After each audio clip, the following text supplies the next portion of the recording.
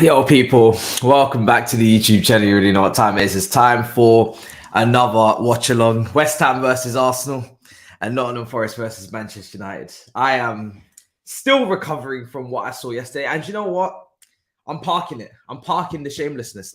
This team has broken me so much that today I actually come in peace, okay? Today I actually come in peace. I'm just here to watch the football, okay? I'm not here to pray on nobody's downfall. I'm genuinely broken. Okay, I'm broken, and I don't expect you two to lose today anyway. You're playing against West Ham and Nottingham Forest. I'm sure you're going to handle business. But what I'm witnessing statistically from my team right now is killing me.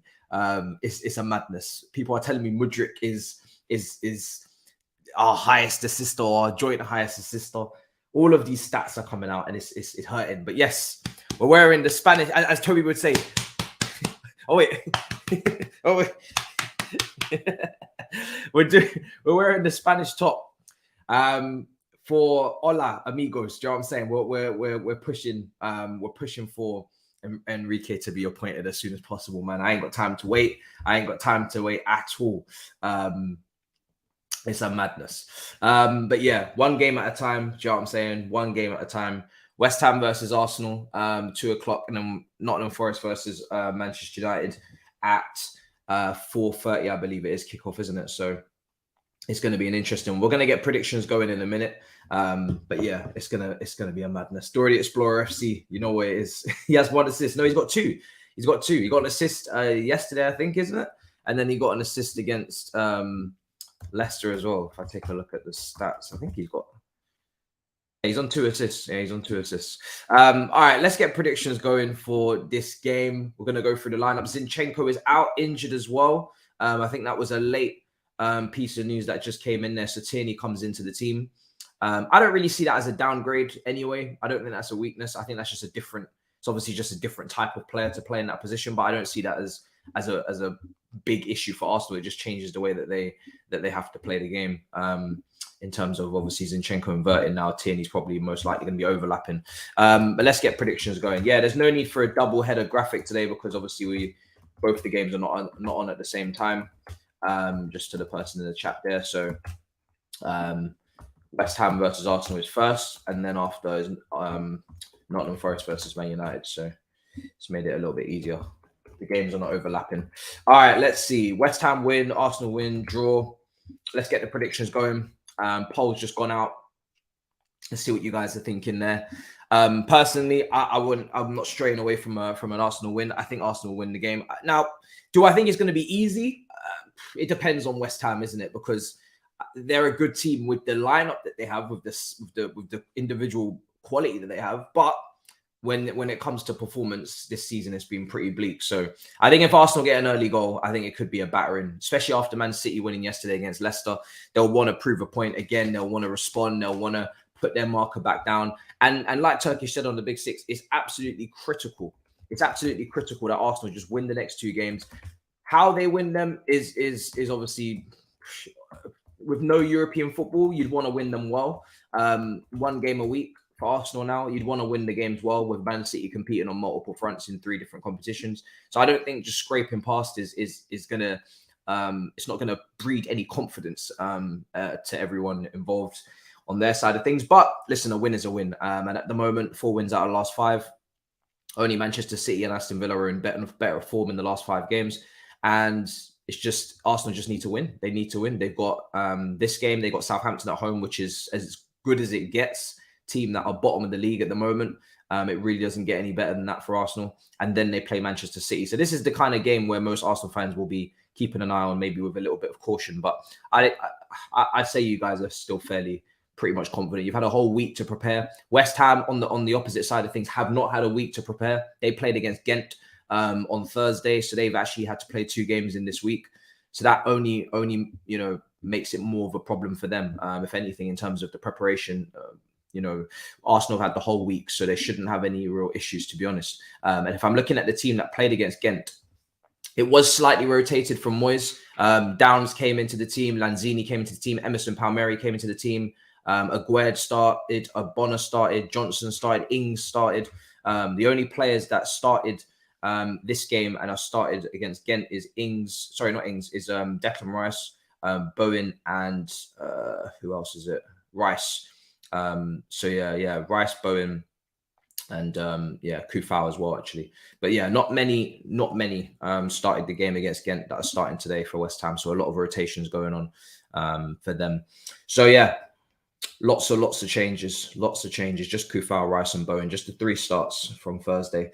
And that is also why I'm more leaning again in Arsenal's favour, is again because of the fact that they've had a whole week, and West Ham have had to kind of juggle a little bit. But most of the West Ham team should be fresh, like I said there. Big up, much appreciated. Yeah, the TikTok is ticking. Yeah, the TikToking. It's a madness, that app. I'm not even running it, to be honest. But yeah, the clips are mine, and then big up my brother who's posting them. But it's a long day. All right, cool. Let's see what's being said. 2-1 to West Ham. That's probably quite optimistic, but fair enough. They were worse than Wenger's last 3 months. Arsenal are playing after a week. They should be fresh. Yeah, only 1 game you're playing per week now. You should be fresh. Shouldn't have any issues. And that game at the Etihad is meant to be the be all and end all. Do you know what I mean? I personally don't think it is. Personally, just because I think Newcastle away is another game that people are overlooking, that Arsenal could drop points, which is why I still have City to win the league. And I think Newcastle away is going to be a proper problem. Like, it's a real tough place to go, and Arsenal fans will know that better than anyone after what happened last season. And I, as a Chelsea fan, we have a terrible record up there. So, Man City, on the other hand, you'd say, Arsenal at home, maybe you can point to the nah, you can't point to the Chelsea game. You can't point to that at all. Let's not be silly. Yeah, Arsenal is definitely their toughest game at home. I'm trying to see where the rest of their games are. They've got us away, and they've actually got us at home. Sorry, so that's a win. Okay, so the hardest game that they have is maybe Brighton away, which has been postponed and will have to be the times will have to be realigned.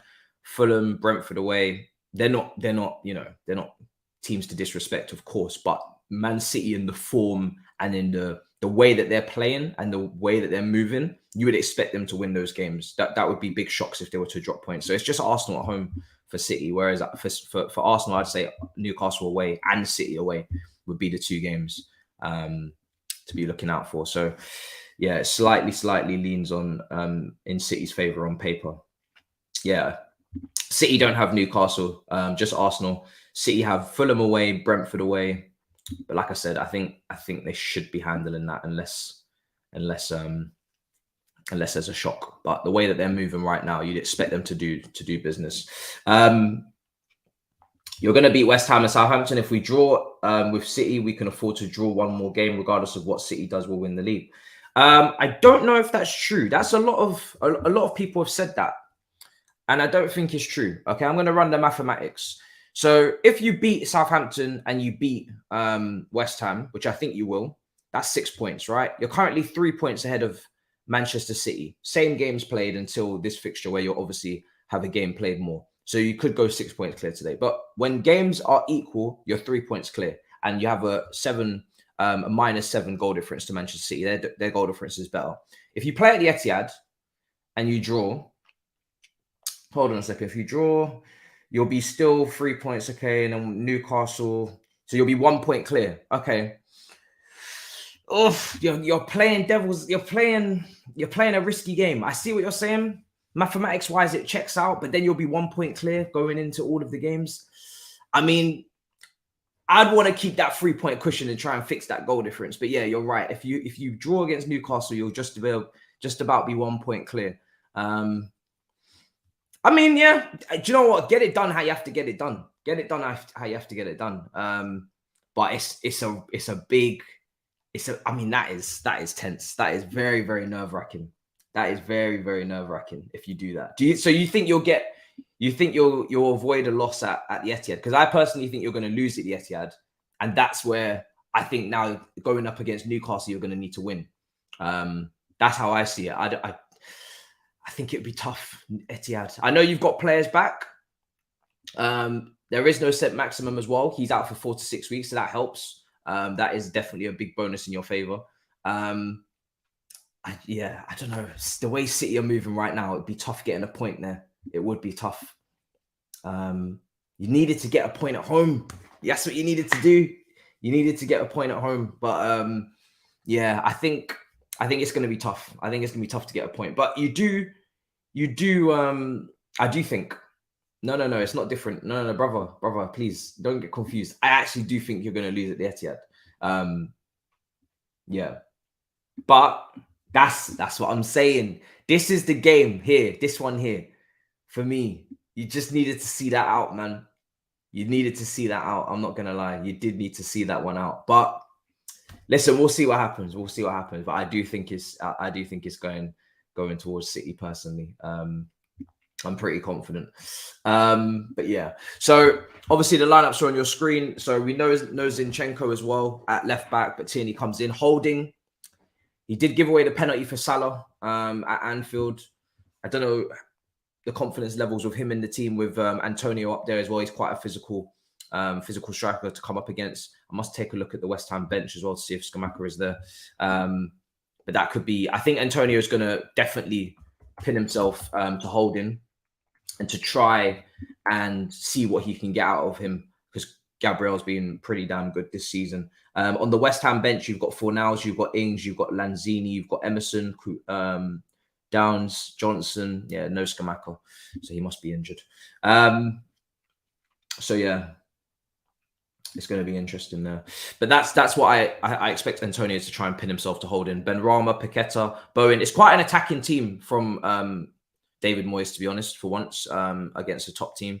Souček, Rice is in that double pivot, and obviously the back four is clear as well. Zuma in that team. For Arsenal, Trossard. Is Trossard unlucky? I think he is. I think he's unlucky, but Jesus has come in and handled business, so you can't really. I mean, this is what it is to have multiple players on form, and it feels so weird seeing Trossard out the team, but you know, it's fair game. It's fair game, and Jesus has been playing really well. Martinelli and Saka, the chemistry is there. So I just feel sorry for Trossard. The guy's been ridiculously good. Real question: if Arsenal end up second, but 16 to 17 points above third, is it a good or bad? Bro, it's a great season, bro. No matter what happens from this point in for Arsenal, it's been a great season. It's that, you know, that's goes without saying. You're massively overachieving. This is a team that finished eighth, and then finished fifth. To go from fifth all the way to Premier League title contenders and going right to the final day, in my opinion, that is a ridiculous achievement, especially with the squad of young players. So obviously, if you were to go digging in the cup competitions, you're going to be disappointed with the Sporting defeat and the defeat against City, maybe in the FA Cup, etc. But if we're just strictly talking about the league, it's been a great season. So, the only thing is going to be, if you don't win it, obviously you're going to be pissed, in terms of disappointment, and do you get a better chance than this, etc. But in terms of actual performance, it's a great performance this season. So yeah, that's how I see it. No trophies equals a failed season. No, I don't look at it like that strictly on trophies. I mean, listen, everybody wants to pick up trophies, but say my team now, if we were still in the FA Cup, were to finish 16th, right? We were to finish 16th and pick up an FA Cup if we were still in the FA Cup, right? Just hypothetical. That would be a failed season. If we were to pick up an FA Cup and finish 16th, it would be a failed season. It's a terrible season. That's how I see it. The league is your bread and butter. Do you know what I mean? Obviously, you want to pick up trophies, but your league performance is very important. If you're dwindling down in 16th, 17th as a top team, and you're just trying to survive relegation, that is a horrendous season. No one is going to paint that any better because the trophy's been lifted in a cup. It's just not going to happen. It's a terrible season. So, no, I think, listen, no trophies at the end of this season. Don't get me wrong. No trophies at the end of this season for Arsenal is going to be a big kick in the teeth, and they're gonna feel that. They're gonna have to hold that. That's going to be painful, because all of this good football could amount to nothing trophy-wise. But in terms of, has it been a great season? It has been a great season. in terms of performance. Let's see. But this is football. This is football. You can have a terrible season and pick up a trophy, and you can have a great season and pick up nothing. That's how it goes. That's how it goes. Liverpool game changes nothing, man. If we beat Liverpool and are 5 points clear, lose to City, and our 2 points draw to Newcastle, will be behind on goal difference. City is the main game. Fair enough. Have you guys completely given up on goal difference then? Because I didn't think you had. How many goals? Is it 7? Okay. Yeah. I mean, with Haaland up front, you probably need to, give it up, actually. You're right. With Haaland up top for City, yeah, there's no point. There's no point trying to get into that conversation. I think City's next game, correct me if I'm wrong, is Arsenal. And Haaland is equaling the record currently. So he'll be able to break the record against Arsenal, right? Let me just go through this properly. So let's see. You guys play Friday against Southampton. When do you play City? Hold on a second. Am I correct or am I bugging? Because if he's got to break the record against you guys, I don't know. Oh shit! yes, because Manchester City next weekend are playing Sheffield United in the FA Cup. You guys play Friday against Southampton. The next time you're going to see City play a Premier League game is going to be on a Wednesday night, which we will be here no matter what. Okay. Against Arsenal at the Etihad on a Wednesday night, 26th of April, 10 days away. Haaland will be looking to break the Premier League record of Salah's 32 goals on the game against Arsenal. So I think you guys should just say that you've conceded a goal already. I think you should just assume that you've conceded a goal. So you're going to need minimum 2 goals or 1 goal to draw that game. You're not keeping a clean sheet against Man City at the Etihad. That goes without saying, especially with Haaland needing 1 goal. You can forget about it. Oh my God, this question. Jesus. Do you know what? No, I wouldn't. No, I wouldn't take relegation for a Champions League. I actually wouldn't. A relegation, a relegation could just go so, you just don't assume that you're coming straight back up, because you actually don't know what's going to happen when you get relegated. You could lose all your players. I don't know financially what the hell's going to, it's not worth it. I love the Champions League, but I have enough confidence that we'll get a Champions League in the future in another time. I don't need to be getting relegated for it. That's just insane. That's actually mad. That's mad. I will finish 17th, 1 point above the drop. Give me the Champions League, but actually being relegated, physically playing in the Championship next season with I don't know who. Because you get relegated, and the next thing you know, you're mid-table next season. You don't get out the Championship, then you're in there for another year. I couldn't take it. All of the trolling, it's not. I wouldn't be. All of the it's too much. Socials, it's too much. It's too much. It's too much. That is something that I can't be dealing with. I can't be dealing with. That's insane. Playing in the Champions League. That's what I'm saying. So let's deep it, right? 40 odd games. How many games in the Championship? 42? Yeah.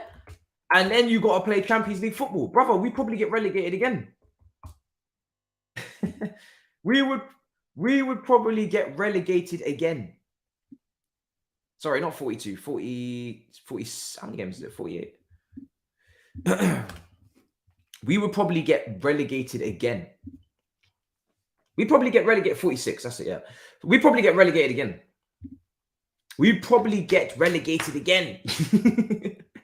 Deep it.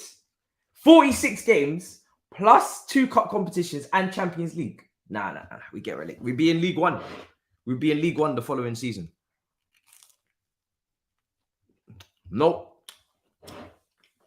We're not getting promoted with that. No, we get relegated again.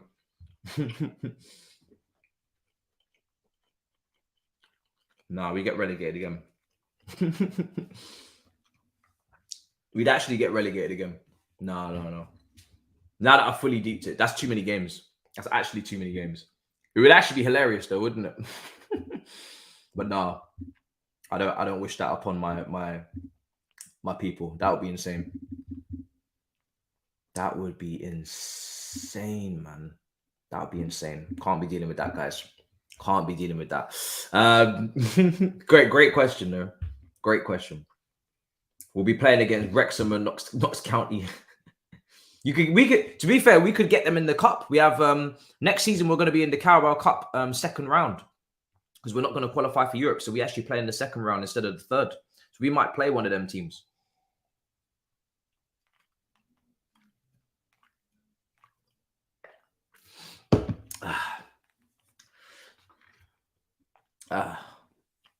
We have like 3 squads, yes, but we're not going to have 3 squads when we go to the Championship. The amount of players that are going to be begging, pleading their agents to find them moves, everybody's going to be leaving.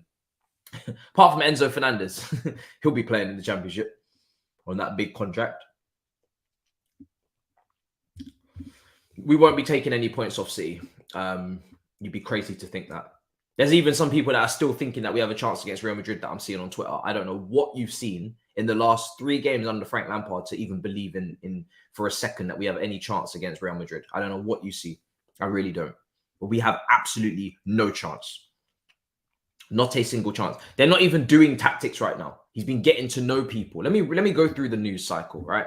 He's been getting to know the players, or at least he's been speaking to them individually. There's not been any tactics. And it's kind of obvious. We've just set up in a shape and vibes from there because there's no plan on how to counter. I see people like Sterling and Felix having to take on 3-4 players and there's just nobody around them to pass to. So that's not very organized, is it? Toni Kroos is set to stay at Real Madrid until 2024. We signed an extension. Man City have a 40 million buyback clause valid until 2024 on Lavia. Going to be interesting to see what happens there as well. But we did have some quotes. Obviously, Chelsea want to keep Levi Colwill as well. Celtic are beating Kilmarnock 4-1. Let's take a look. These quotes as well. What have I risen to? Yeah, since Lampard's return, tactical training sessions have been in short supply. Instead, Lampard spent hours trying to lift the players individually.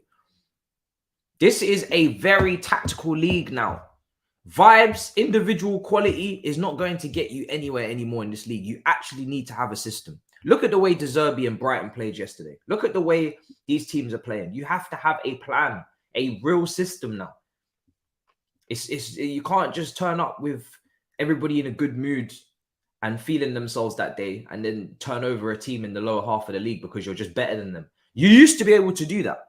Tactics in this league have come a long way, a very long way.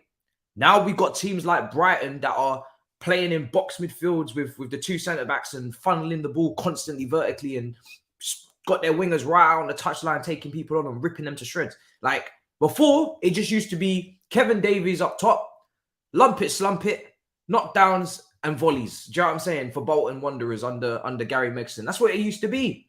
4-4-2. Now it's serious. And Lampard can't keep going, oh, back in my day, back in my day when I was playing for Chelsea, we did this at Stamford Bridge on a return leg. No, brother. We need tactics. No, brother. No. Would love to see an away day at Rotherham, followed by a midweek fixture against Bayern Munich. Oh, Lord, honestly, let me not even get into it, man. Oh. And do you know what Lampard keeps doing, which is he keeps making the same mistake over and over again with his coaching staff. You yourself must know that you're not the most talented manager in the world. You're going off a lot of, legacy in your playing career. You're going off a lot of, being that legend of the game that people look up to, and you're hoping to inspire and motivate, etc. And you've got a brief little idea of what you want to implement, but it's not really fully there. Why not surround yourself with experience? Why bring the likes of Ashley Cole and just like, why not bring the most experienced coaches around you to surround you and make you bulletproof a little bit more? Why stick with the young coaches that the Jody Morrises before and then the Ashley Coles? These people can't help you. They can't help you, bro. When it's all said and done and it's time to make a change and a tactical tweak, these men can't help you. They can't. I don't understand why he keeps doing this. He keeps surrounding himself with people that aren't even barely even qualified as he is. What was the point in sacking Potter if we were going to replace him for Frank, a worse manager? We could have brought Enrique and actually be excited. Well, listen, it still remains that the squad is massive, and it's going to be difficult to implement things with obviously that many players. But I can guarantee things would have been looking a lot better than they are now. In fact, we've actually got worse, as people can see. We've actually got worse. We're now not even creating chances. At least under Potter, we were actually creating some chances. We're not even creating chances now. We're really bad. It doesn't really get any worse, to be honest. It's shocking from back to front. So, and that's not to say that Potter shouldn't have been sacked, because he was horrendous as well. It's just shocking. It really is just shocking how we've downgraded manager from Tuchel to Potter to Lampard. Like, we've literally gone backwards. It's insane. It's absolutely insane. But yeah, for Arsenal, you know what? Today, I'm just looking forward to seeing some good football. If you drop points, of course, I'll be there no matter what. Arsenal away 35, Chelsea 39. Obviously, if away points, sorry. Is that true? I don't think it is, mate. Not this season. There's no way that's true. Obviously, I'll be there no matter what, but I just want to see some good football. After what I watched yesterday, again, yesterday I was more enjoying the performance of Brighton than I was my own team. Brighton played some beautiful football yesterday. It was actually a joy to watch. It was a shame because it was against my team, and that hurt. But Brighton played some beautiful football, man. The way that they get the ball to their wingers just so quickly. We tried to suffocate them in the middle, and they still got through it. They still found their options, and just Matoma's just a wonderful player to watch, man. He's truly brilliant, absolutely brilliant. Oh, sorry, total. I thought you just meant away points in general. Oh, Lord Jesus. Let me go and get that one back up again.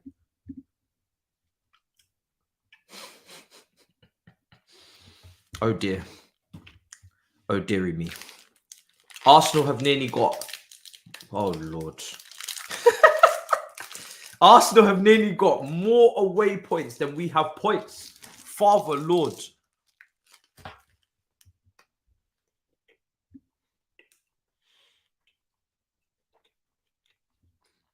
Do you see what I'm saying with the statistics?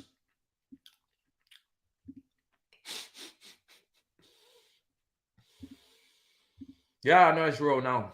Yeah. Now that I understand what you're saying, I know it's real. I don't even need to check. I genuinely don't even need to check. I know that's real. I know that's real. Because Arsenal have barely dropped points this season.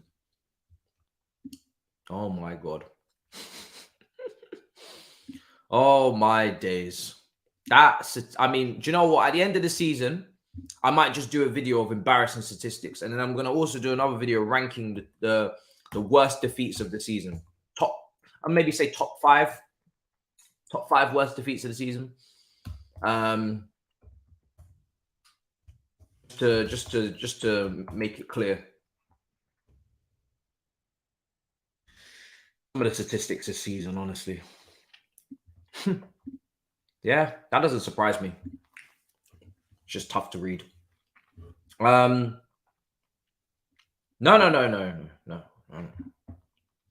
We'll be lucky to get 5 more points, and that's being kind with it, to be honest. We're at Old Trafford next weekend. That's not going to go very well. I can tell you that. At least I said on Big Six we would lose, because at least I need my points. I think I was the only person on Big Six to say that we would lose the game.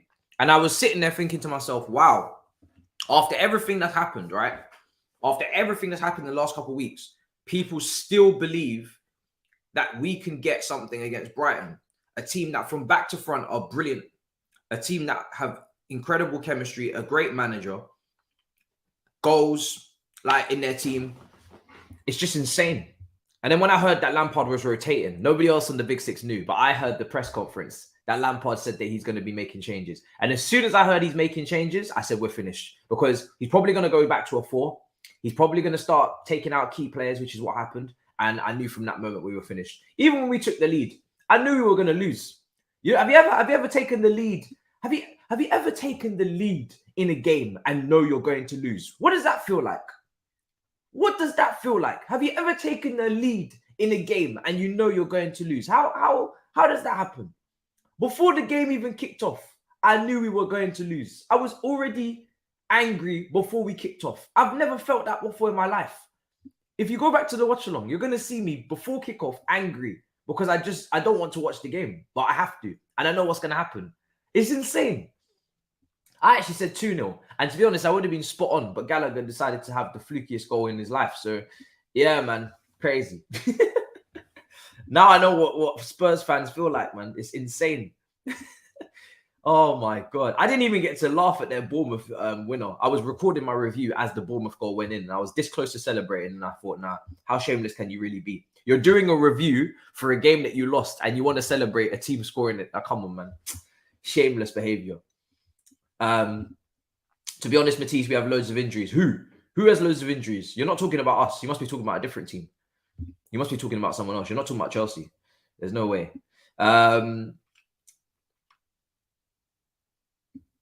They do deserve some happiness, I guess, but then there's, I don't know, man. I just can't bring myself. I can't bring myself for it, man. I'm sorry. I'm sorry. I can't do it. I can't do it. If you want happiness, get like a FA Cup or something, man. Do you know what I mean? I mean, like I said, London's going to be on its side if you lot win. It's going to be on its side.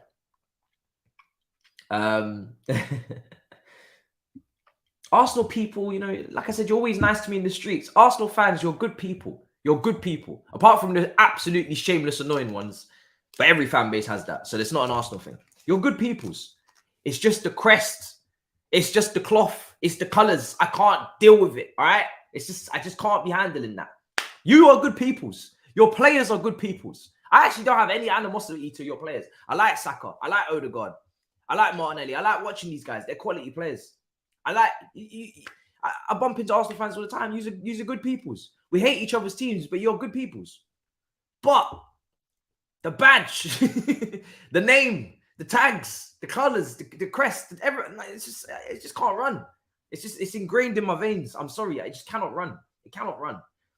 I'm sorry. It has to be this way. Tottenham is a different question. I just hate everybody. Everybody. I hate the fans. I'm joking. But no, seriously, actually, I think I do. I think I do hate the fans. I think when it comes to Tottenham, I was outside the ground with expressions for the preview, and I hate that place. I was just like, yeah, I really don't like Tottenham at all. I hate you lot to the core. People always ask me, do I hate Tottenham or Arsenal more? And it's definitely Tottenham. It's definitely Tottenham. I think we both agree on that. It's not even a conversation. It's I don't know what it is with Tottenham, man. It's just ingrained in you. It's just ingrained in you. Yeah, of course I hate Thabz. Do you not see the way me and Thabz be arguing? Oh, I'm looking forward to London Club's carnage, honestly. Oh my God, it's gonna be mad. Tell Thabz don't go anywhere, okay? Tell him don't go anywhere because this guy, he keeps ducking. He keeps ducking. Don't let him go nowhere. Is this game on BT Sport? Or is it on Sky? Is it on BT? Oh, it's on Sky. Yeah, it's on Sky. There we are. Ah, don't go anywhere. Don't go anywhere. Yeah, do you know what? It's the battle of the bridges. When we play Arsenal, it's not like a whole. It doesn't have that same venom in it. It's just a game of football. Do you know what I mean? We don't like each other, but it's just a game of football. When we play Tottenham, it's a literal fight. It's a battle. It's an absolute fight. Every single ball that is being kicked is a fight for your life against Tottenham. And yeah, man, you feel it. You feel it. It's different. I've gone to the Emirates as an away fan. And yeah, we'll give it to each other, you know, from the stands, but it's not toxic. Tottenham, when you go there as an away fan for Chelsea or even Arsenal, it's toxic. It's like the hatred is so bait. Like the level of hatred is nuts. You can see it in people's faces when they're looking at you and when you're looking at them. I don't know what it is. I feel like Arsenal Chelsea is more of a banter team. We don't like each other, but it's more of a banter team. But with Tottenham, it's actual hatred, like real deep to its core hatred. It's nuts. Are you accepting my challenge to pop the champagne? What do you mean? Pop champagne for who? You. Never. Absolutely never in your life. Never in your life, brother. You could never in your life. And you can see it. You can see it. But yeah, madness. What do we have for West Ham today in terms of threats? I think Arsenal, again, you know, you would probably say on set pieces, Souček, Zuma. We know Arsenal before were conceding quite a few set pieces against Villa and against Sporting in the first leg and Bournemouth. So maybe set pieces is the one thing that West Ham can cling to. But they don't really scream. I mean, Antonio, yeah. Let's say set pieces for West Ham. I think set pieces is where, especially with a David Moyes team. You know, they hardly play the most expansive, beautiful football, do they? So yeah, I think set pieces is what we're going for today. You've got some options, you know, Callagher, you got Zuma, you got Souček, you got Antonio, maybe Rice. Although I don't really see Rice going off. Is Rice really going up for headers like that? I see that shirt. That a sign you want Enrique. Brother, I don't think it's about what I want. It's about what does Enrique want? Does Enrique still want to join us? If Enrique wants to join us, I want Enrique. Because we are not in a position to be talking to the top managers and telling them what we want. And do you fit into our criteria? We are 11th. We are currently being chased down by Wolves and Crystal Palace. So it's not about what I want anymore. I've humbled myself again to another level. It's not about what I want. It's about what can we actually facilitate? What can we actually afford? He is coming with no compensation because he's unattached. That's something Nagelsmann doesn't have. Nagelsmann comes with a compensation to Bayern Munich. We need to save as much money as we can. Enrique comes with respect immediately in that dressing room. I'm taking Enrique 100%. I've gone to the days where I'm like, oh, I want this and selective, bruv. Honestly, if we can get Enrique, we are lucky. We are blessed. We are blessed because we're horrendous. I'm taking him tomorrow. If we can confirm that Enrique is the manager for the summer tomorrow, I don't need him to come in right now. The season's finished. If he comes in now, you can treat it as a preseason to get to know the players, or he can come in the summer and actually have the actual preseason. Whatever. There's pros and cons to both.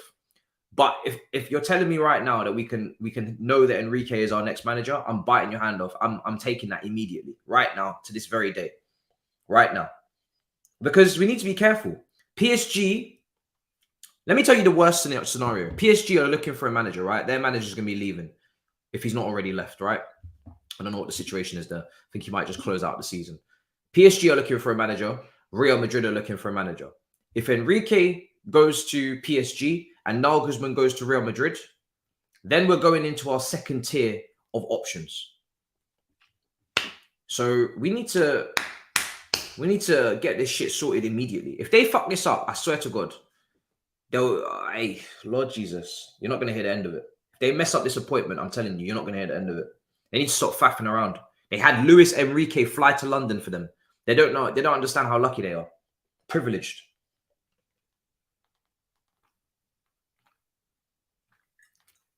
You're privileged that you can mess up this much and Enrique still come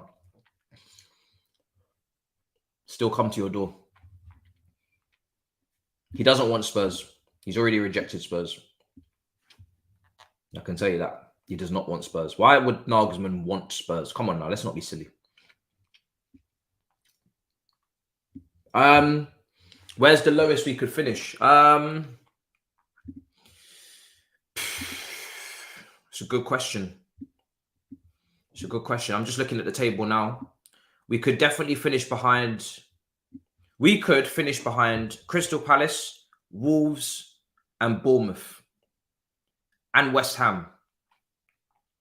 West Ham have a couple of games in hand. They have 2 games in hand over us. West Ham are currently 9 points behind us with 2 games in hand.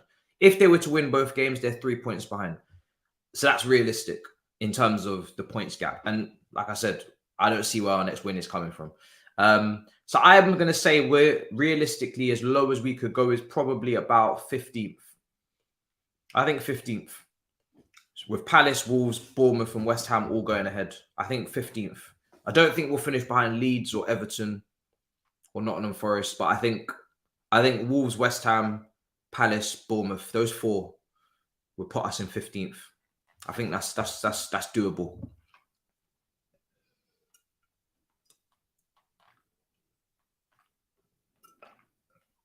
What a disgrace.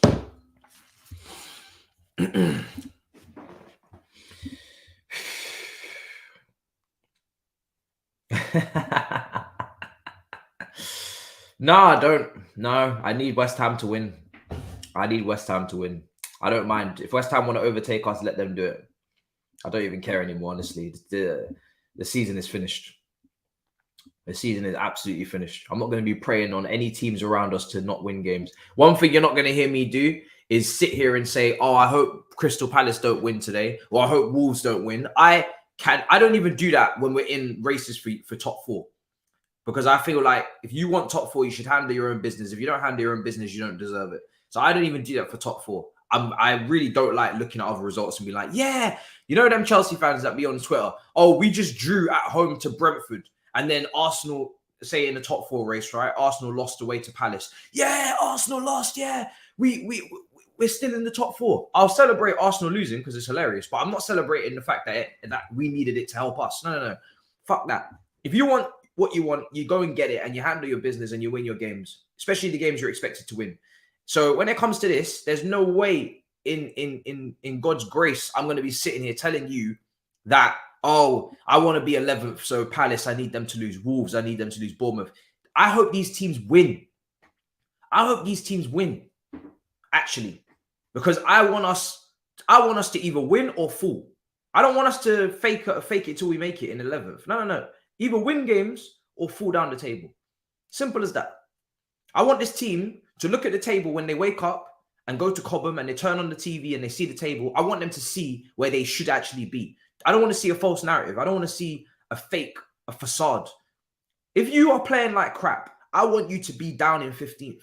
I want you to see the table. I want your wife and your kids to see the table when dad's at work. I want them to see that Chelsea are 15th and you are responsible. You are partly responsible for it. I want them to know that that's where you ought to be.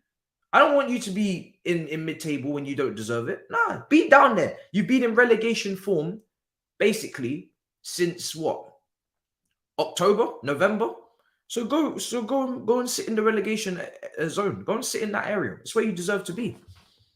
And it will completely dust off the fact of management is all about understanding, getting the club, understanding what it means to be Chelsea. I want people to understand that is not good enough. That is not enough to be Chelsea manager. You need to actually have tactics. You need to have your UEFA Pro license. You need to have an idea and a clue of what you're doing, how to implement a pressing trigger. You need to be able to, how you're going to build up play, how you're going to create chances. What system are you going to play? What combinations are you looking to make? What is your strategy? You need to know these things. So it just completely washes that away. It washes that silly narrative that people that get it can lead football clubs to the top. People that know what they're doing can lead football clubs to the top. Not people who get it. People who know what they're doing. People who have their stripes, earn their badges. And with Lampard, he should be getting his pro license and he should be going to get a championship job or go and learn under a top coach and go and be an assistant. That's what he needs to do. So I'm more than happy. If we don't win games, we don't deserve to be 11th. We deserve to keep falling, as far as I'm concerned. Funnily enough, all of the three teams behind us have won their last two games. Crystal Palace, Wolves, Bournemouth have all won their last two games. They've all won their last two games. So they're building up some nice form. They're building up some nice form. This is why I don't like legends managing the club, because it skews people and it stops people from criticizing clear and obvious decisions that are wrong. And it makes them instead look for other things when it's staring at you in the face at times, We can talk about Felix being a bit lazy on the goal for the long shot and, James giving the ball away. 100% we can. But we can also talk about the fact that before Felix gives the ball away, he's the only person within how many yards? Nobody to pass to. We could talk about the fact that from the second half, we had no game plan on how to try and win the game. We were 1-1 and we did not have any idea or clue how we were going to go on and try and win the game. We just went defensive.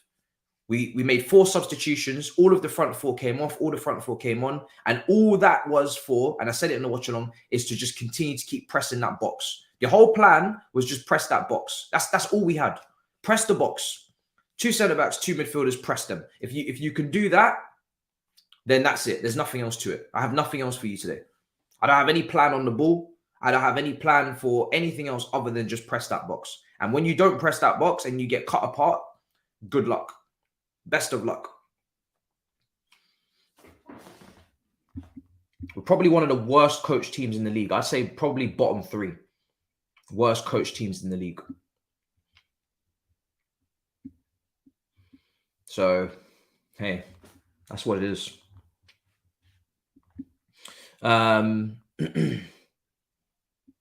Every single player has been horrendous recently. Let's see. Man United are going down to the wire in the title race. West Ham should put up a fight today because they need to win. They're on 30 points. They're in the relegation battle.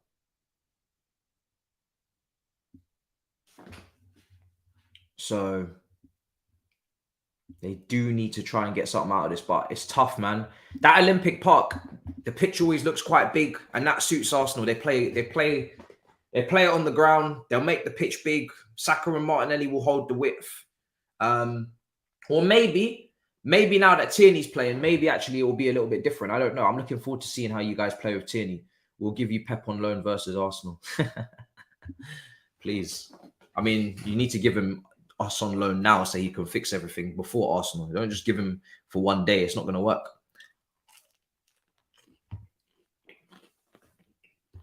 No, he's not. No, he's not. Just a one-time thing.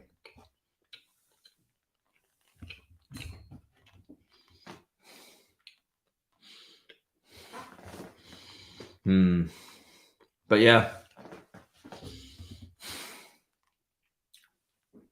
we'll see. Fullbacks are in for a rough ride. I think Tierney, White. Let's see how it goes.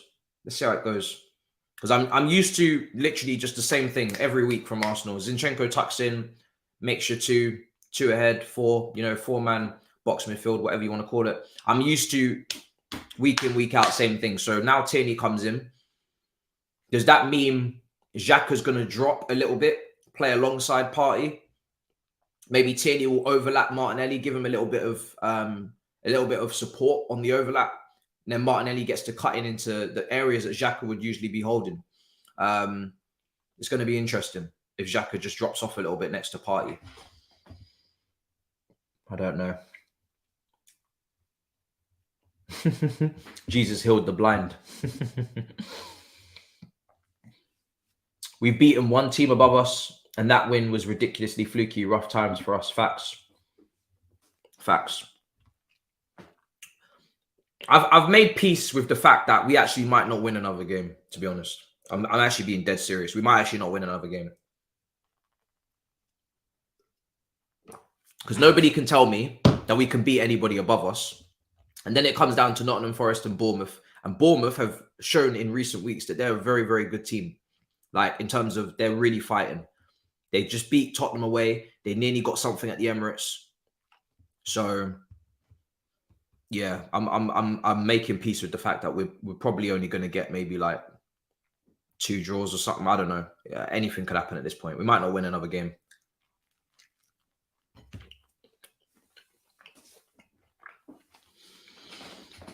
It wouldn't surprise me if we didn't. If we win a game, I'll be shocked. I'm not even exaggerating. I'm not even exaggerating. I wish I was, but I'm really not. The only good thing is that on Tuesday, when we get knocked out of the Champions League to Real Madrid, we're going to have 1 game a week. And then maybe that will give Lampard more time to try and put things in place because he won't have to midweek games. But that's about it.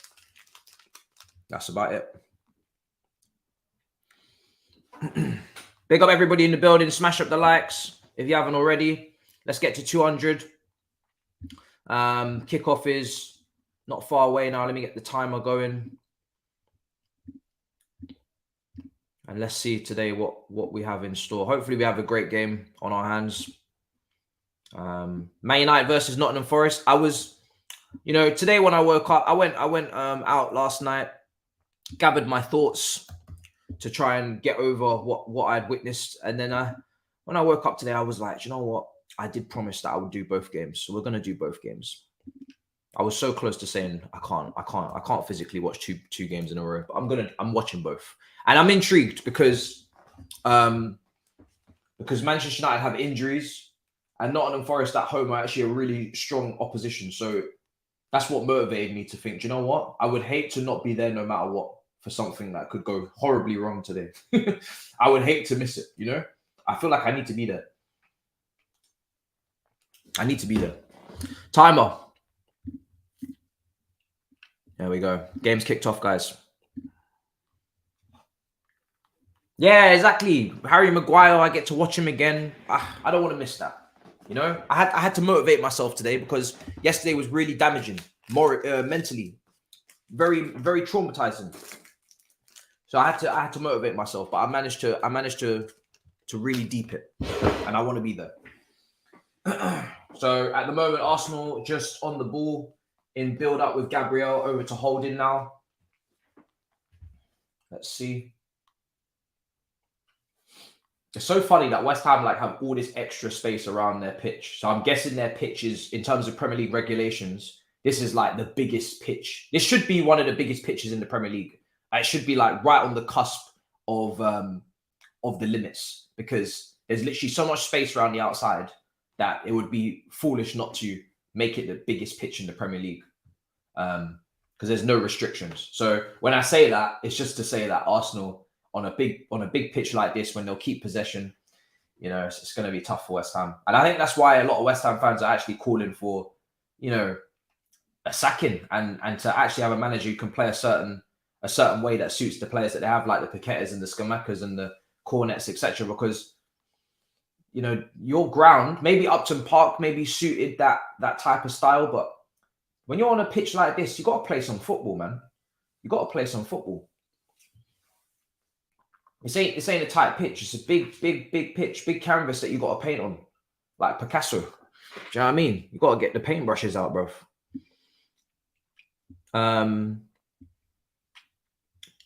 Yeah. So in terms of tomorrow, who do Liverpool play tomorrow? They play Leeds away. Okay, cool. So tomorrow is going to be a lot. It's going to be a lot. Here we go. Oh, Ben White. Oof. Oh, okay. West Ham putting up something there. Free kick though for Arsenal. I think I don't know. I want to watch Leeds versus Liverpool, but at the same time, we do have two shows to do as well. We have to do them both live because, of course, we have the Real Madrid game on Tuesday. So it's a bit of a madness tomorrow. I can't lie, guys. It's a bit of a madness. We'll see. West Ham starting aggressively, yeah. They're quite aggressive from the get-go, to be fair to them. See if it lasts. Putting in the shift. Oh, here we go. Here's Martinelli. Martinelli going to size up a cross ball in. Back post. Oh, just wide. Just wide of the post from Gabriel. Just wide. Just wide of the post.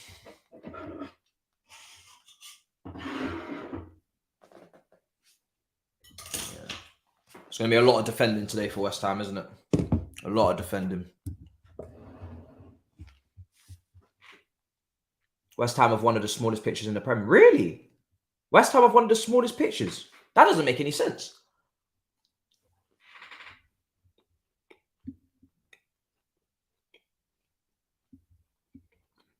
That's really strange.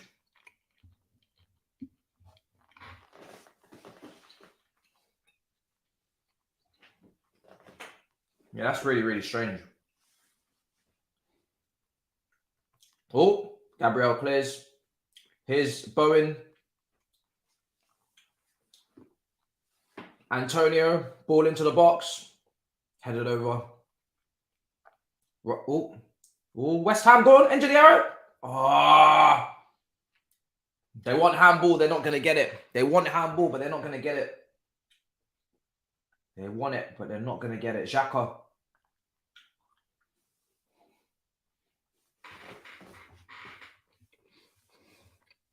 Can't be one of the smallest. Yeah, I don't think that's true. I don't think that's true. That can't be. That can't be. It doesn't make any sense.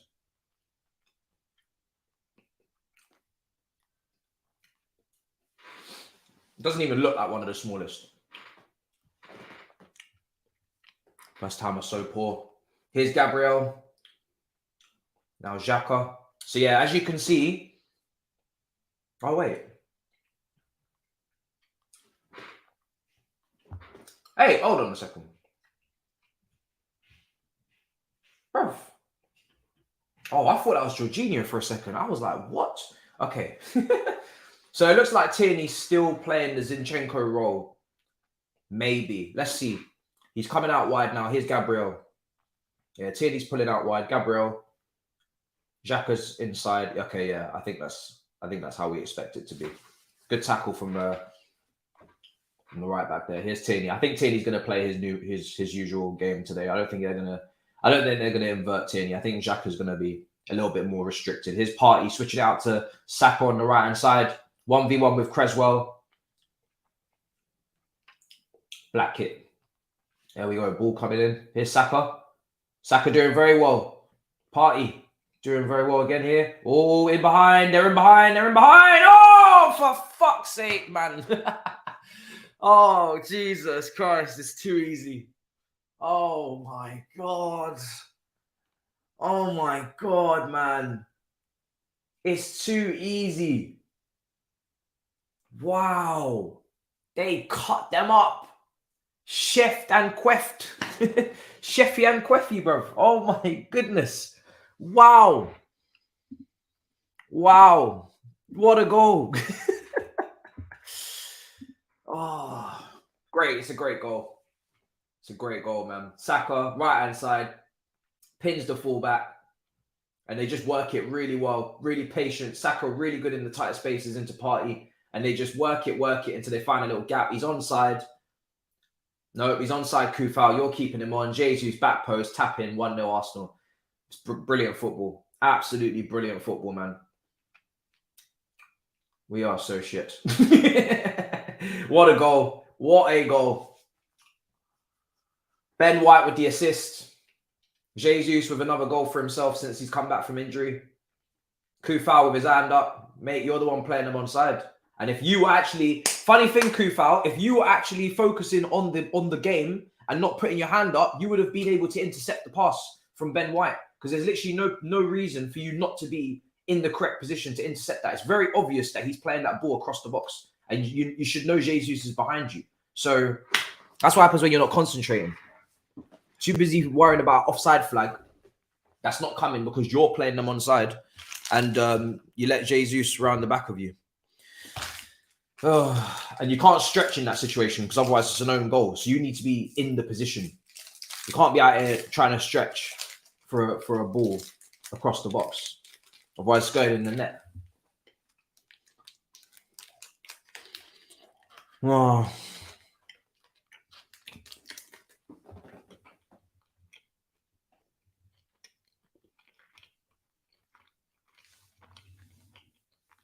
Really? Okay.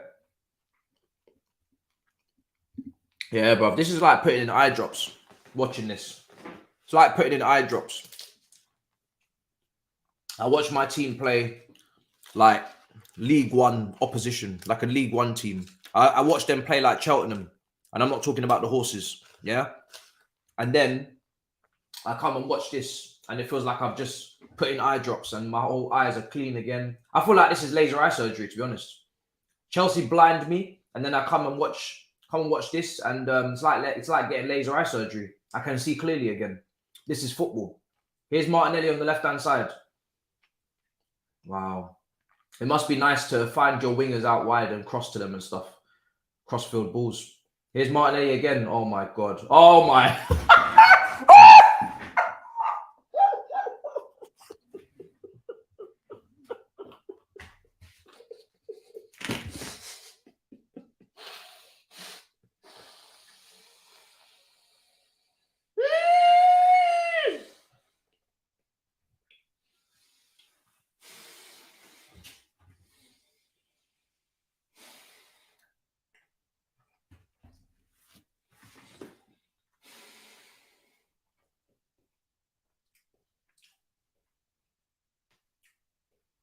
Yeah, I think I owe Arteta an apology. You know, I think I owe Arteta an apology. I can't lie. I think I owe him an apology. I'm sorry.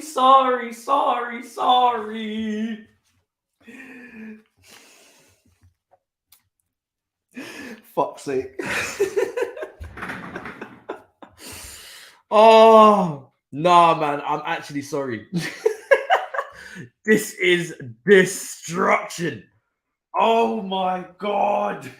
Oh my God. This is ridiculous. Nah. Tell my mother I'm sorry. Yo, tell Mikel I'm sorry. Fam, this is insane. Nah, these lot are taking the piss. Oh my God. Wow. That game at the Etihad is going to be one of the games of the season. I can't wait. I actually can't wait for that game in 10 days' time, because they're going to beat Southampton and you're obviously going to win this game. So that game at the Etihad is going to be unbelievable, man. I actually can't wait. Oh my God. Nearly found Jesus in behind again. I actually cannot wait for that game. That game is going to be unbelievable. Oh my God. What a game. What a game. What a game. We will be there no matter what. My coverage will start an hour before kickoff. I will be here. I can't wait for that game. That is going to be one of the games of the season, man. Wow. What a game that's going to be. Somebody said, this is me right now on Twitter, and they got a picture of Mark Goldbridge behind the chair. Yo. Nah, you're taking the piss. Oh my God, man. Wow, you guys are really good. Yeah, you guys are really good, man. I'm not gonna lie. You guys are really good at football, man. Shit. God damn. Wow. It's not even been 10 minutes. West Ham. It's not even been 10 minutes. I'm actually, no, I can't believe this.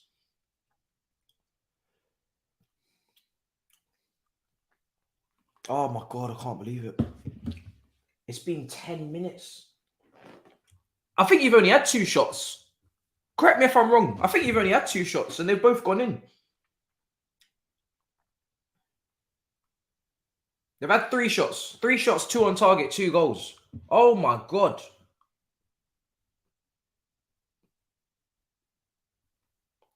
I don't give a shit if Chelsea play the same day as City and Arsenal. I'm watching that game. Brother, I'm watching that game. That's a double watch along. Don't worry. Chelsea are not getting my full attention when that game goes down. That game is elite level shit. I'm gonna be there. That's like me eating McDonald's willingly eating a McDonald's, yeah.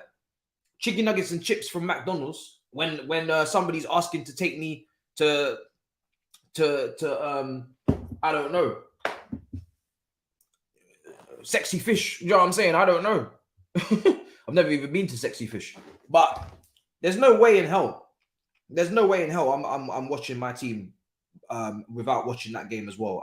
My team will have to be on the back burner. Who are we playing, bro? I don't even bro.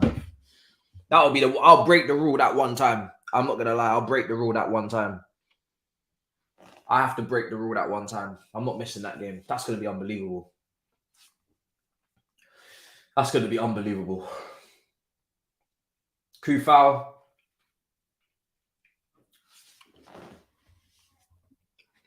No, that's insane, that game. Let me take a look. Premier League fixtures. It's a Wednesday. Why would we be playing on a Wednesday? Do we have a game in hand?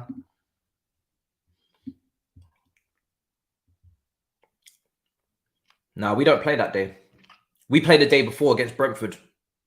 Oh, wait, no, we do. Oh, we do play that day. Fuck. Oh, everybody plays that day. Well, a lot of people play that day. That's fine. That's fine. We play 7:45. They kick off at 8 o'clock. Double watch along. It's a double. We play Brentford at home. Who wants to really see that anyway? Double watch along, man. Double. Double. Double, double, double. Yeah, everybody's playing midweek. That's a double. There's no way I'm missing that game. We're probably not even live. Man's going to have to probably go to some New Zealand TV station to find our game, man. It's long. I'm watching that game. That game's going to be insane. That game is going to be insane, bro. We are going to be there.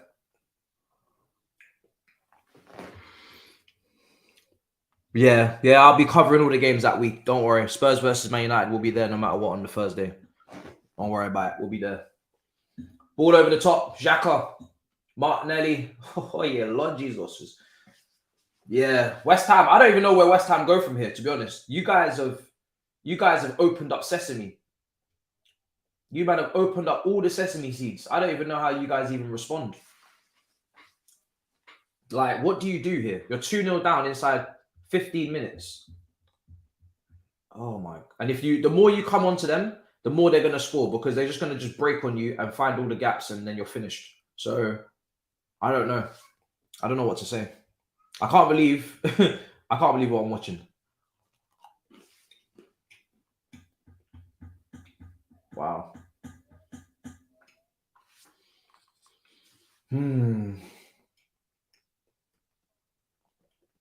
Wow. Well, I didn't do anything stupid, and I did predict Arsenal to win the game, so at least I got it correct.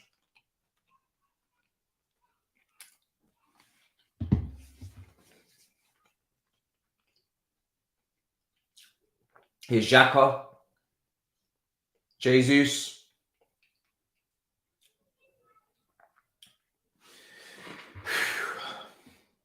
Party out wide. We need to get Enrique in immediately. These Spanish coaches. We need somebody from El España, guys. Okay? There's 2 Spanish coaches at the top of the Premier League right now. Ditch the German philosophy. We need a Spanish coach. We need some positional play. No, I'm on Enrique. El España! Guys, El España. Money, I can't believe, guys. El España. Guys, I'm on it. I'm on it, man. Bring me Enrique immediately, bro. Please. Bring me Enrique, bro. We need a Spanish manager. We need a Spanish manager. Nah, bring me Enrique. Bring me Enrique now.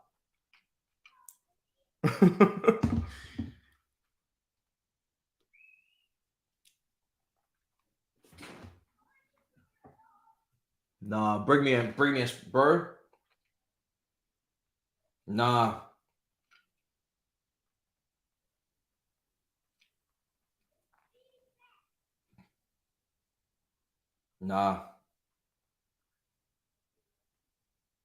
Nah, bring me Enrique, guys. I understood. I understand.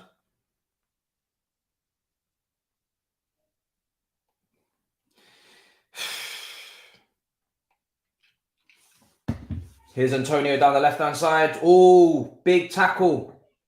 Big tackle. That's a good bit of defending, you know. Holding, well done. Well done. Well done. Because we all know he's the weak point in the Arsenal defense. But he made a... Oh, did he get the ball? Did he get the ball?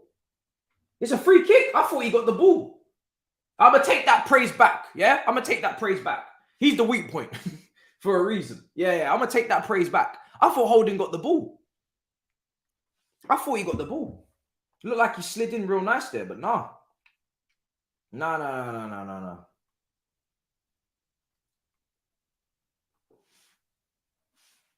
18 minutes gone.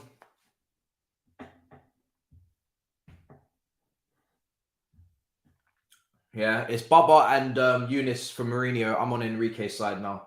I've realized with Poch, we're not going to be able to win the fight. So there's no point fighting. We need to pick a side now. We need to pick somebody serious. That's actually like realistic. Enrique, I'm on Team Enrique. I'm actually on Team Enrique. I'm gonna do a video. I'll put it out tomorrow. I'm on Team Enrique. I've had to join alliance with Enrique now. I've had enough. I've actually had enough. I've actually had enough.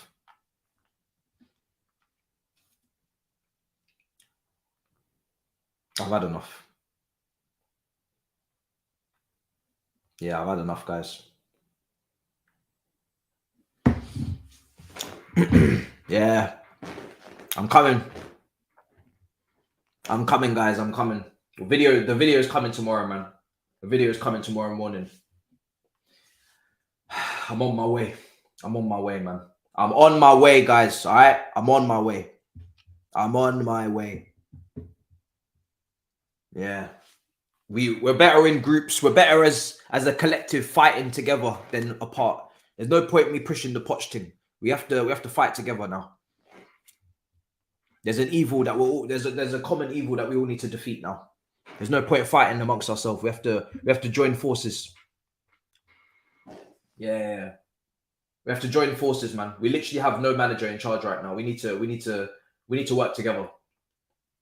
It's time to join forces, man. We need to work as a unit, guys. No. We're not dealing with them Hansi Flick's names now. He's staying with Germany, man. Time to get realistic. You're either on Nagelsmann or you're Enrique, bro. That's it. Let's just get this done, guys. Let's just get this done. Let's get this done, man. We need a new manager. We don't have time to debate anymore. The Flick, Mourinho, Simeone debates, they were fun, but we don't have time. We don't have time, guys. We need to rally up the troops now. Pick between the two favorites, man. We need to move. We move at sunset. We move at sunset, boys. Here's Odegaard party. Oh my God, Odegaard. Oh my God. Oh my days. Did you see what Odegaard just did? What is wrong with this man? He's possessed. Did you see what Odegaard just did? Nah, man. The levels of IQ are ridiculous. The levels of IQ are ridiculous.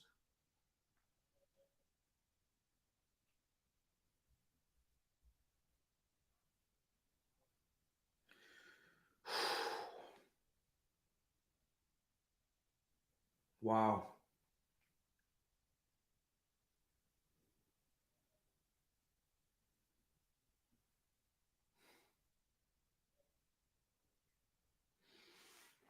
Yeah, the Spanish are taking over. 22 minutes gone.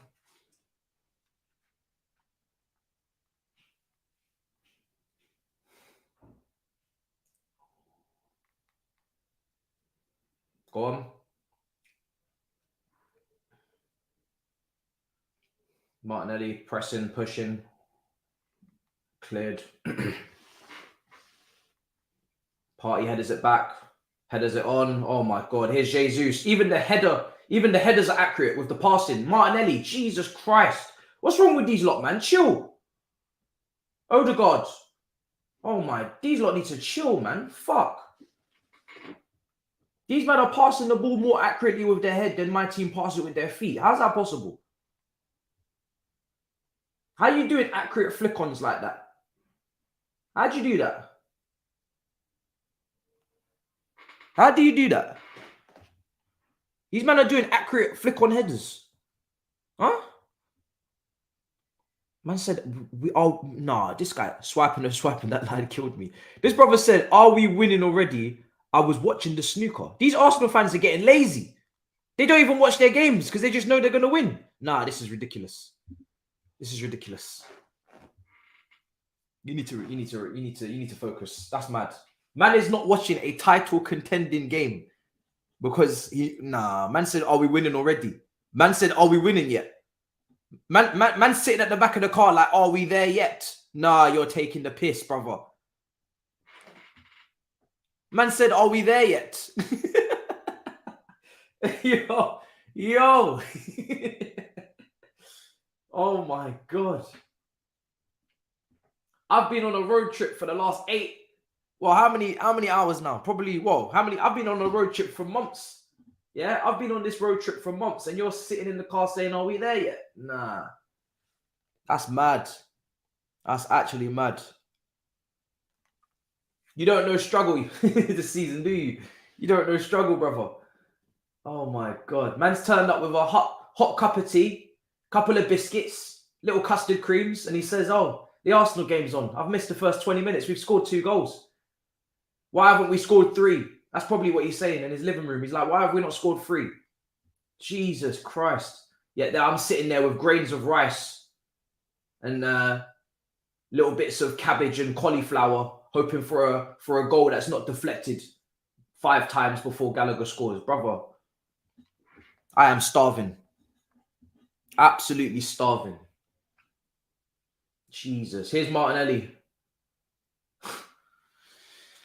Hey.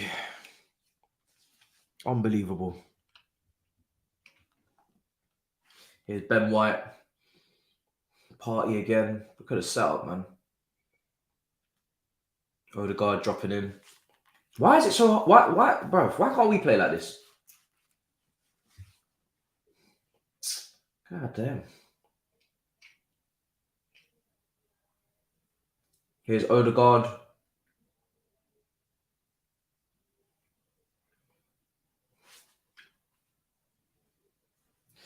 Oh, my eyes are burning in anger. Can't believe West Ham have come and done this. They're not even competing. They cannot compete. They actually cannot compete.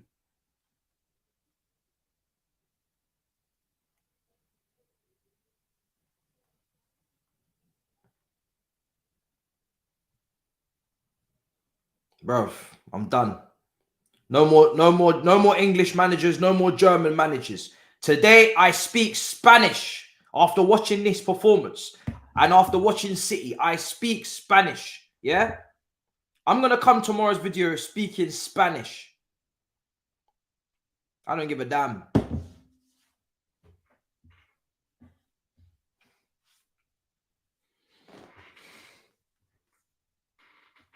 This is insane. Look, Arsenal fans saying I'm going to bed. This is boring. Mad. Man said his team haven't scored in 12 minutes. He's bored. That's how I used to feel. I remember when we won the league under Ancelotti, and there was times where 20 minutes gone, we hadn't scored a goal. I thought, bro, what kind of suffering is this? We're 5-0 up and we haven't scored in the last 20 minutes. What kind of foolishness is this? I get it. I actually get it. I actually remember how I used to think when we were slapping teams 7-8-0, and you actually used to get so spoiled. It's impossible not to get spoiled when your team is playing that well. Like, if you're not 3-0 up at half-time, you're complaining. You're like, yo, we're slacking today. We've missed 3 chances. Why are we only 3-0 up? I'm telling you, it actually gets like that. I think Arsenal will reach the magical 40-point mark before Chelsea. 40 points ahead of Chelsea, currently 37. No, you're taking the piss, brother. Wait, are you going to go 40 points clear of us in this game, or is it the next game? Do you know what? The fact that I just said that, I should really go and vomit, to be honest. I should really go and vomit. Bro, hold on a second. I need to calculate this. We actually need to calculate. Oh my God. If they win today, these men are 37 points clear of us. 37 points clear of us. They're going to get, oh my God. He's right, you know. Oh my God, he's not even fucking around. Everything he just said is actually facts. They're going to go 40 points clear of us before we hit brother on. I have to tweet. They're going to go 40 points clear of us before we even hit 40 points. Oh my goodness. Oh my goodness. We need to talk about this.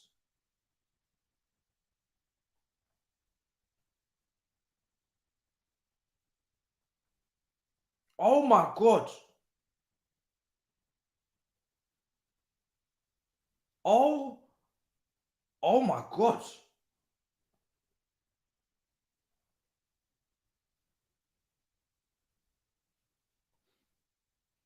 Do you know how much of a violation that is? Hey! Blood clot. Nah, Twitter needs to know. Honestly, they need to know. I actually can't breathe.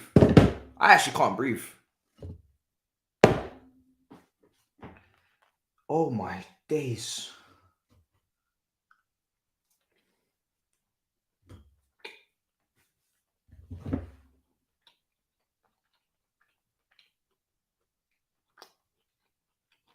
Do you know how mad that is?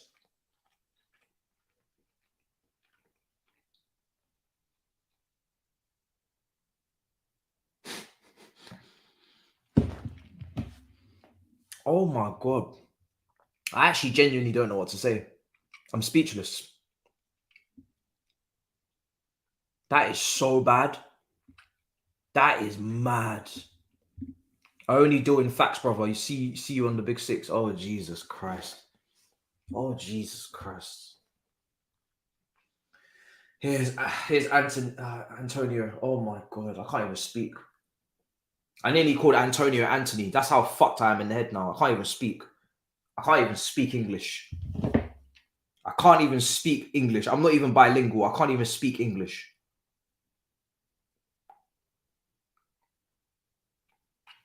Oh my Lord. That is a madness.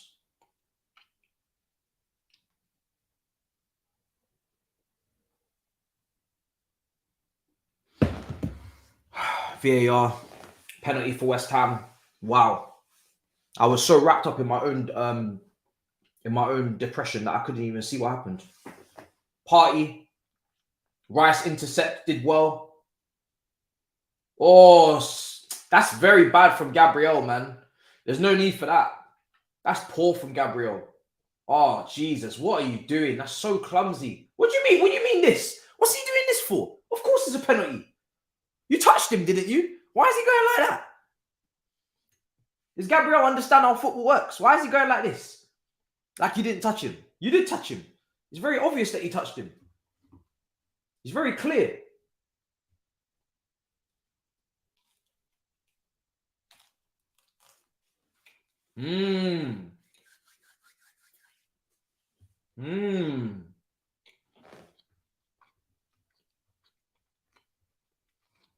Do you have a red card?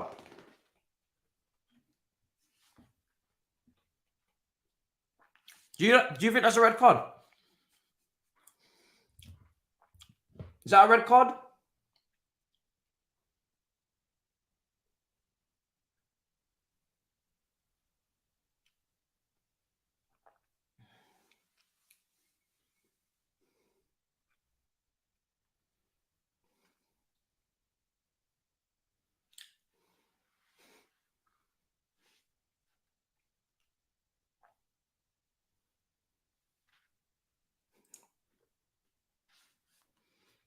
$32 minutes. Is it a red? He's not sending him off. No, he's not sending him off. Penalty. He's put it in. All right. Come on, boys. Vámonos. Vámonos, guys. Vámonos. Let's go. Wow. Now we might have a game. I think that's just probably going to wake up Arsenal into anger. But yeah, might have a game now because the game is finished. Ben Rama puts it in. 2-1. The Hammers are back in.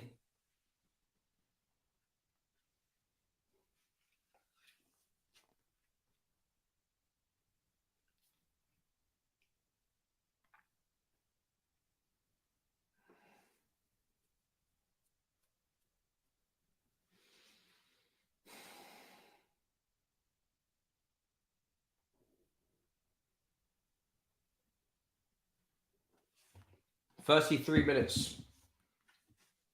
33 minutes gone. Vámonos. Here's Ramsdale playing it into Xhaka. Round the corner for Tierney. Gonna play it over the top. Martinelli's gonna chase. Hooked around the corner. Martinelli slipped though.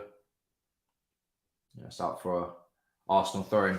I think that's all that's gonna do is just wake Arsenal up because it was too easy. First 10 minutes to be 2-0 up. It was just way too easy. I think that's just gonna wake them up and make them go again. Here's Xhaka, Tierney. Especially after what happened at Anfield where they dropped the 2-goal lead. They won't want to do that again. Go on. Oh, you take it too far. He's going to get a free kick. Well done. Well done. Ben Rama again. He's got another person booked. Yeah. Bro, what's Party doing, bro? Trying to contact somebody. Who's he trying to contact from? Man said he's trying to contact somebody from another planet, fam. What's going on? Focus on Earth.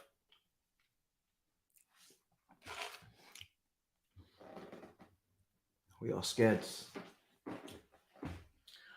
Wow. I mean, there's no way, surely, you lot are gonna fumble a second 2-goal lead in 2 weekends. There's just no way. That would be mad. At the Anfield, it's understandable. At the Olympic Park, not so understandable. Not so understandable. 35 minutes gone. Ball in. Oh! Tipped over the bar by Ramsdale. That was close. It was very close. So close. So close, guys. So close. Damn. A lot of West Ham bodies going up for that. We did speak about set pieces, and it's Antonio there who headers that down into the ground. It is tipped over the bar by Ramsdale. But there was a lot of bodies going in for that. Set pieces is where Arsenal need to be careful. Because West Ham they got Rice, they got Antonio, they got Zuma, they got I think maybe Kufau is actually quite tall as well, isn't he? Ball in. Header. Ooh! Ooh, okay. Damn.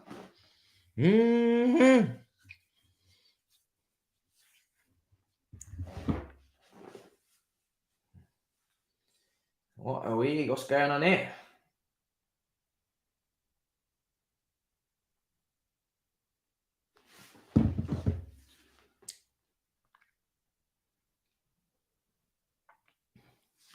"36 minutes gone. Ball comes into the box. Ooh, and cleared.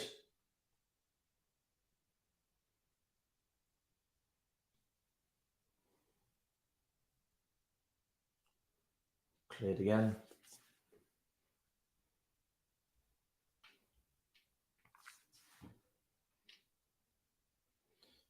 It's going to dink it out wide. Lovely clip out wide.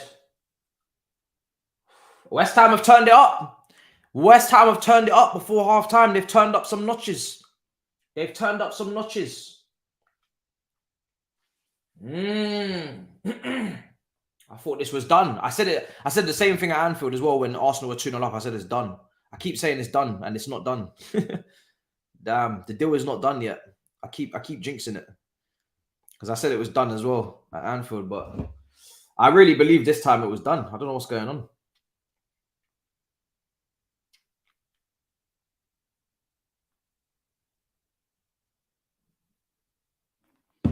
"37 minutes gone.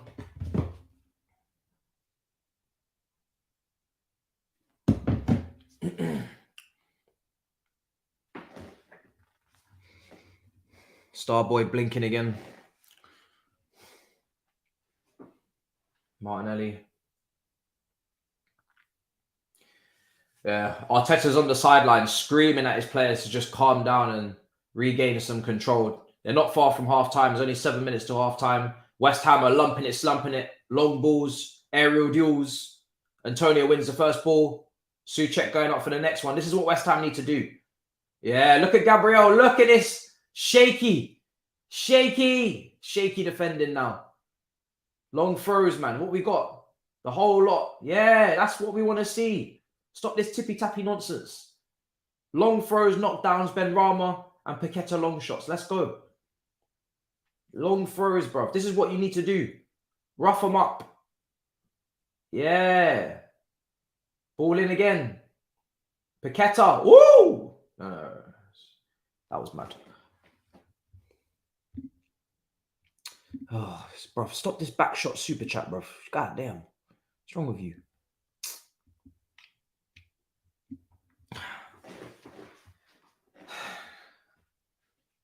You're a nasty boy, you know.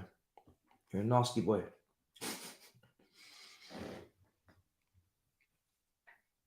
He needs to be stopped. It's right. He does need to be stopped. I don't like this pattern of behavior that I'm seeing from him in recent watch-alongs. He needs to stop it right now.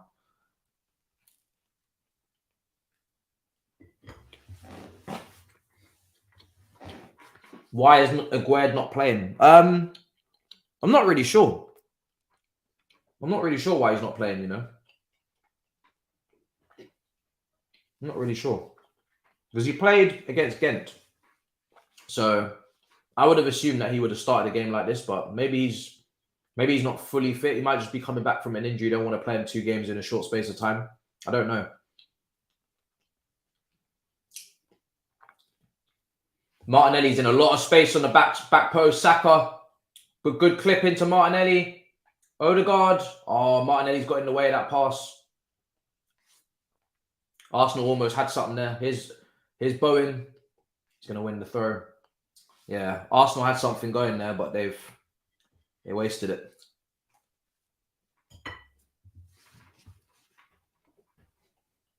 Here's Partey.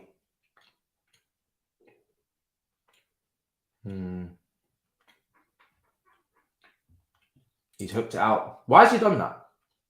Why did Partey do that? Somebody injured?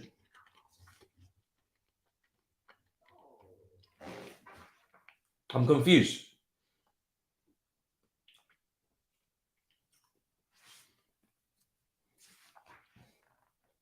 I'm so confused. Jesus. Okay. Here's Paqueta. Referee, what's going on here? Stop and start. Free kick.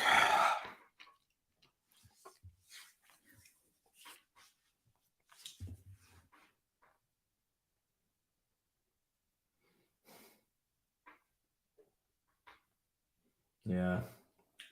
Arsenal back in possession. They just need to get to half-time, Arsenal, because West Ham they're moving.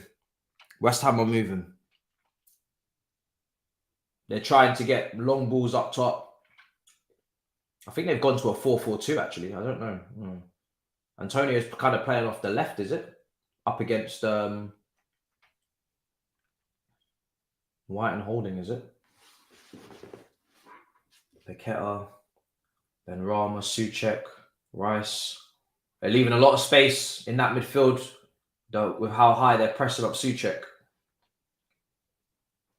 They must trust him to get back quickly into position because that's a bit of a gamble. Here's Ben White. Now Saka. Now Partey into Odegaard. Odegaard's going to switch it out to Martinelli. Sorry, Jesus is actually out on this flank. Tierney doing really, really well. Tierney again, ball in, cleared away. Out for a throw.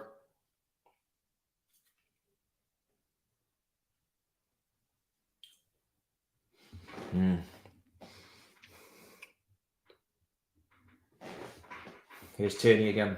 Throw in now. Arsenal definitely just want to get to half-time. If West Ham, I hope they don't lose their momentum at half-time, man. But that's what could happen. They've really turned things around in the last 10 minutes. They're really, really good. They've kind of gone back to the West Ham, well, the David Moyes way, if anything.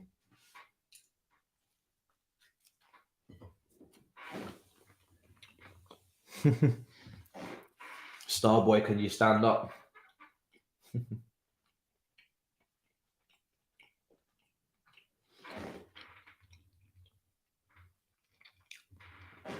Bro, Felix, Kai. Well, I'll take Kai out of that. I think Felix would do very well in the Arsenal team.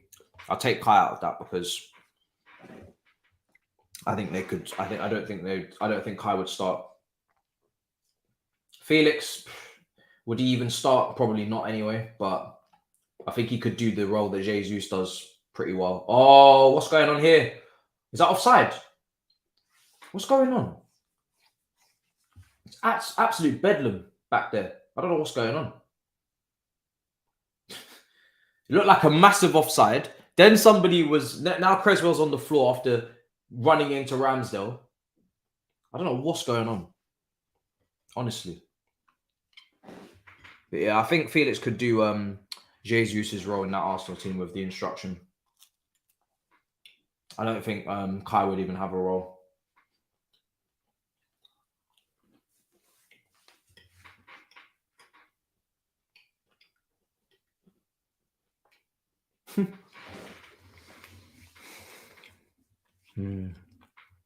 I don't know what West Ham are doing.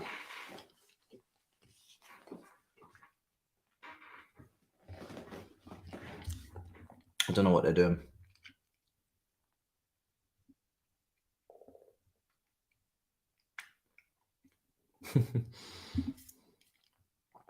It's a madness. Big up everybody in the building. Smash up the likes if you haven't already.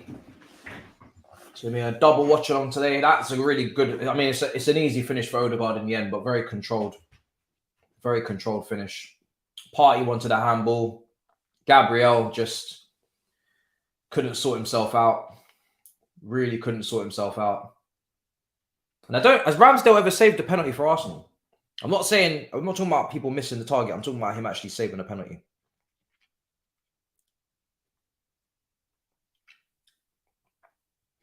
You know what? I need to delete that tweet because that's not going to do anything good for me.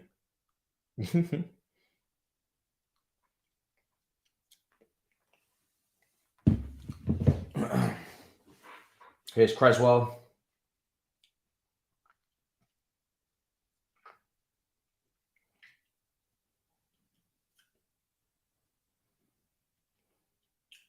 Oh, here we go.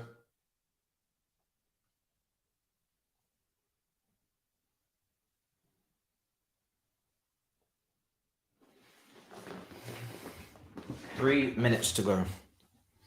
You must.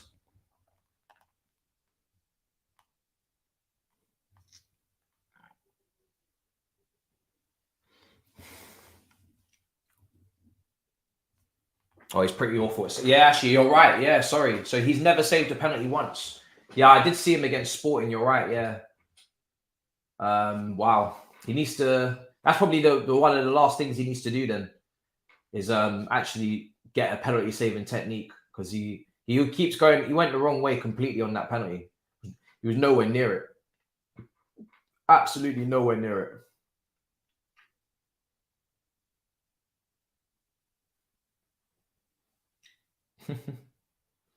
It's a fun goalkeeper to watch. Very animated.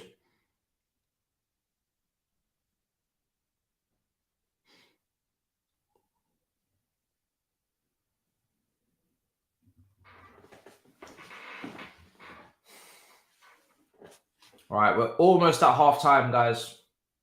I think it's just going to come to a close. Jesus now. Back heel for Saka. I think he's gone out of play, is it?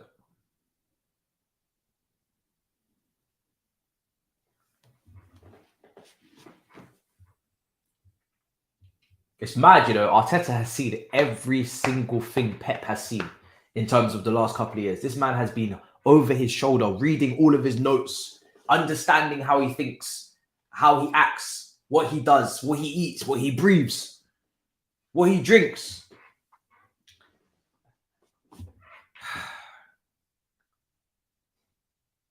Can't get a better teacher than that. Here's Saka.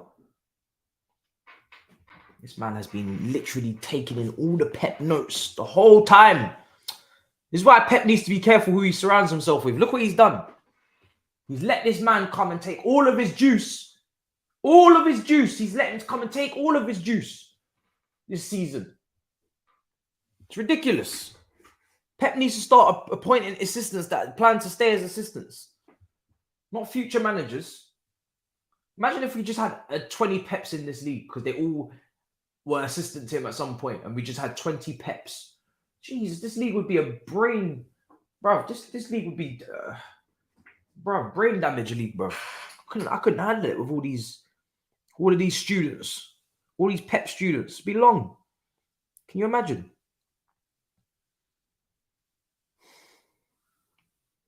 It would be a madness. Half time. Half time, guys. Wow, that's a weird half. Very, very strange half.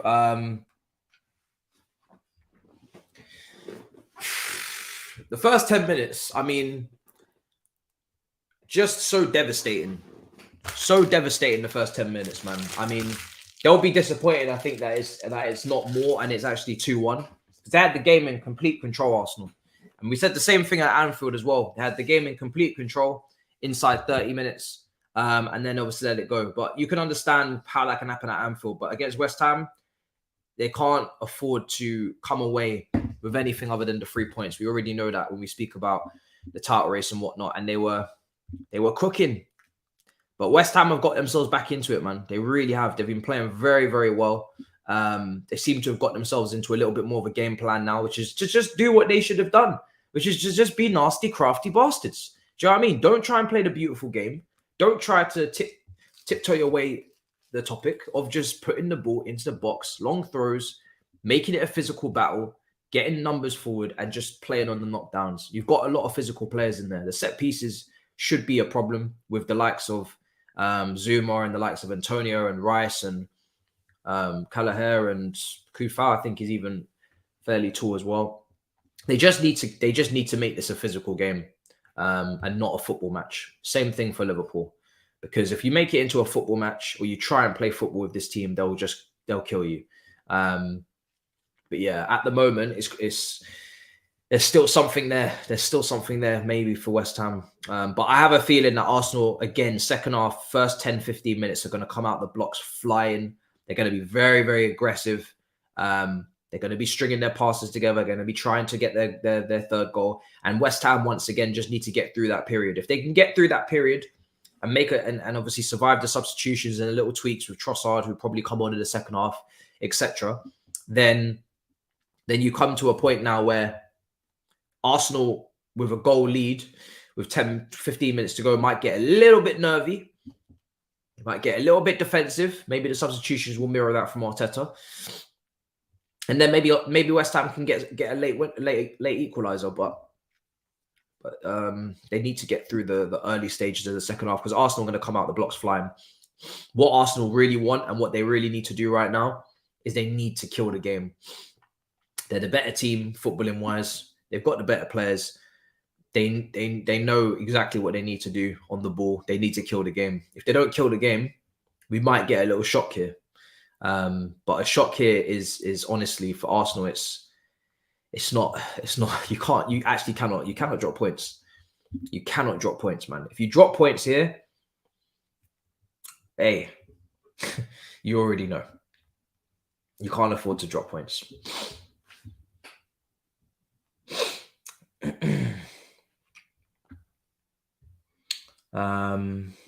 Let's see what's going on in the chat. Sub Bowen off.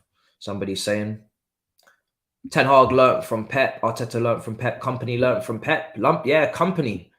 I mean, Vincent Company, did he play? How much did he play under Pep? How many years? I'm not sure. But yeah, they're playing some beautiful football at Burnley. Haven't been able to watch too much of it, but I'll be looking forward to seeing it. Are you happy with yourselves, Liverpool fans? You've ruined Arsenal's mentality. I wouldn't say that just yet. I wouldn't say that yet. Well, let's see if this game ends in an Arsenal win.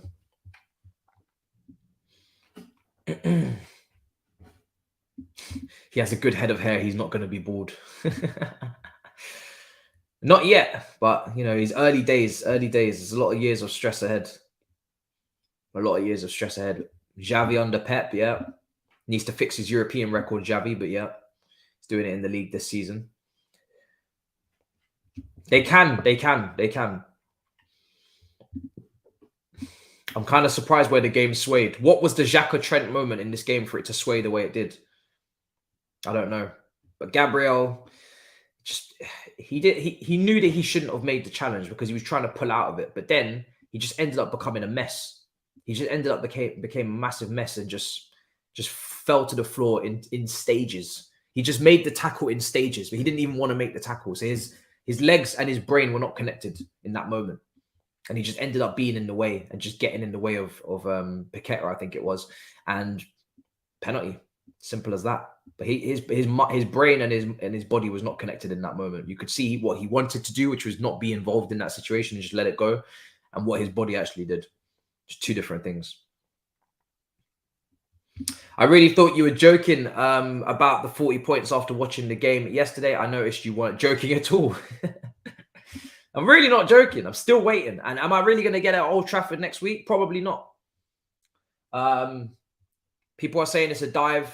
I'm going to watch it again. I think Gabriel was a bit clumsy. He did make contact, so we're just looking back at the goals. Obviously, Gabriel Jesus with the first goal in 7 minutes. Party of a great switcher play out to Saka. It was really good play from Arsenal. Very patient in their play. They found their little combination. Saka just squared up the defender.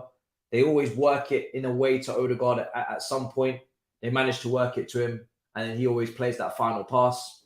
And then after that, it's just across the box. And then really inch-perfect pass from Ben White as well, in between Kufau and Fabianski. But then second goal, just a bit of Martinelli magic. Tries with the cross the first time, gets a second bite at the cherry. People are not tight enough to him. Gets the ball in. Odegaard, back post. No one's tracking him. Simple finish. So Odegaard with a goal and an assist in the first half. He died before Gabby even touched him. Well, let's take a look. Because I'm not going to lie. If I think it's not a penalty, I'll say. But let's take a look. I'll give you my opinion. I'm just waiting for them to show me the goal again. Oh, sorry. Man United versus Chelsea is postponed because of the FA Cup. Okay, sorry. So who? Yeah, we're not playing at all next weekend. Oh, my bad. Yeah, of course. Because I know Man City are playing Sheffield United. So Brighton versus Man United. So when are we? Oh, yes, of course. It's postponed. So who do we play next? Brentford at home on Wednesday. That's the next game. Oh, shit. Okay. Yeah. Well, at least we get a weekend off, guys. At least we get a weekend off. How you doing? Can't be asked for my Chelsea, brother. I'm actually delighted. I've just found out that we're not playing next weekend. I forgot that Man United playing the FA Cups. That's great. That's brilliant. We get a break. Rice handball. That's fantastic. We get a break. No Chelsea next weekend. Woo! Come on. Talk about it. Got a whole ass break. Don't have to watch this mad team do stupidness. Yeah, boy. Man, do you know what? Yeah, my whole weekend is going to be calm now. I don't have no stress next weekend. I just get to watch everybody else's teams play, and that's it. No stress. No stress. Let's see what people are saying in the quotes for the Enrique. Enrique ball is the truth. Enrique in. Everyone's seeing the light finally.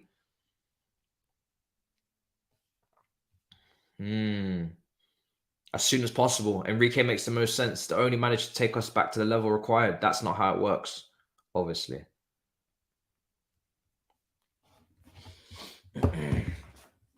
Are you watching City? So, yes. So, what's going to happen is because Chelsea played Brentford at 7:45 and City versus Arsenal kick off at 8, I'm just going to do a double watch along. So, I'm going to watch both. But to be honest, we play like crap and your game's going to be incredible. So, I'm going to be watching City versus Arsenal and I'm going to be watching Chelsea. But I'll have Chelsea on because just contractually on this channel, I must watch the Chelsea games with myself. I made that contract with myself. Contractually, I must watch it, but I will have your game on as well. So I'm going to do a double.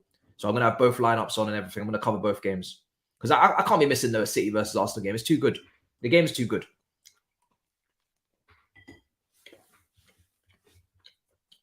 I remember I missed the last one, but I still had it on. But Chelsea were playing Dortmund, and I watched that away from home. We lost.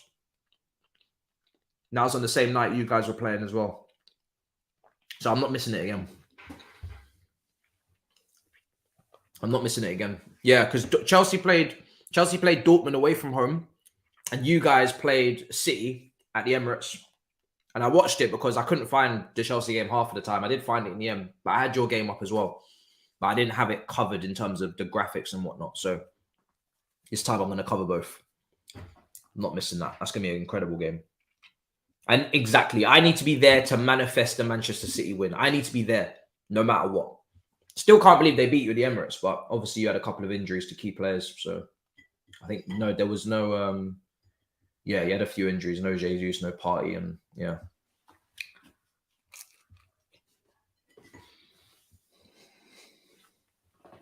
Mm-hmm. Yeah.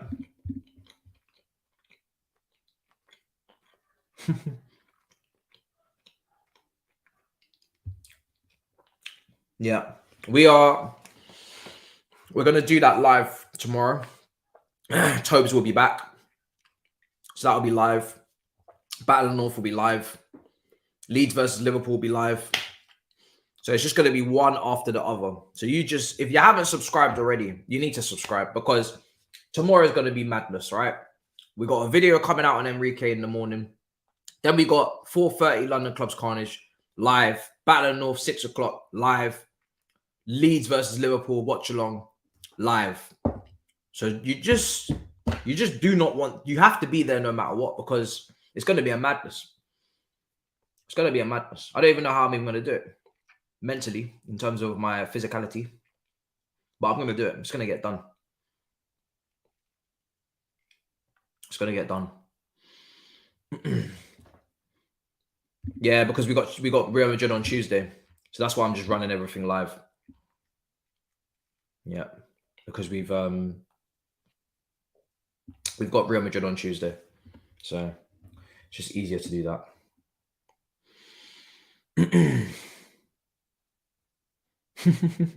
Not this week. Maybe a summer thing. Maybe a summer thing. The Bellingham news still needs to be addressed. Still needs to be addressed. Oh, it's a madness.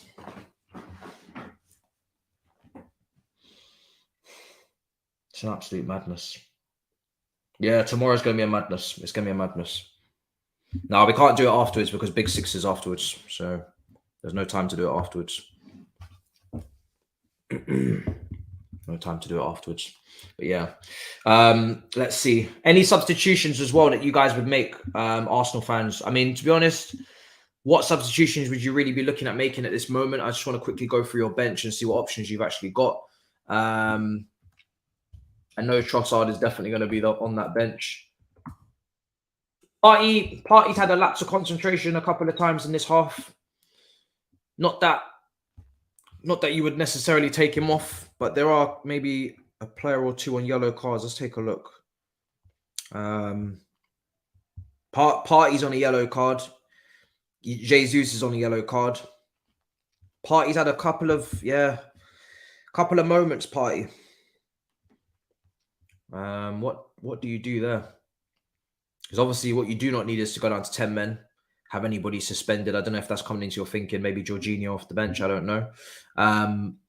You have Jorginho on the bench.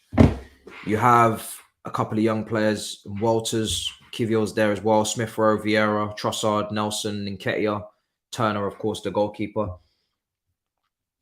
What do you do with Party? Is he good to go? Jorginho for Xhaka.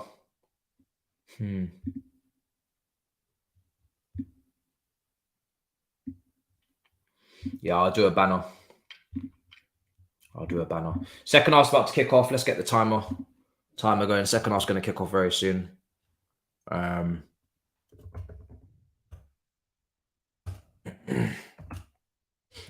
Yeah, I'm not sure because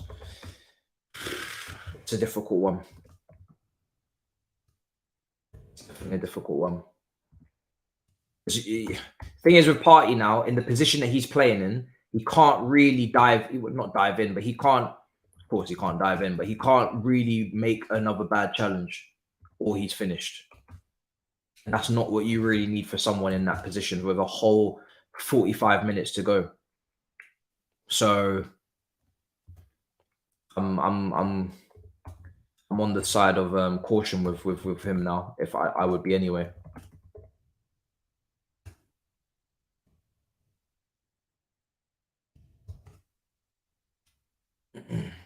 I mean, the Battle of the North will just roll into the Liverpool Leeds watch-along, of course. So, but yeah, I'll just say 7:15. We pray.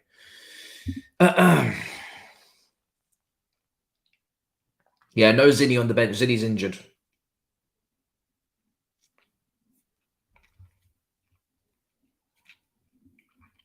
Yeah, Zinni's injured.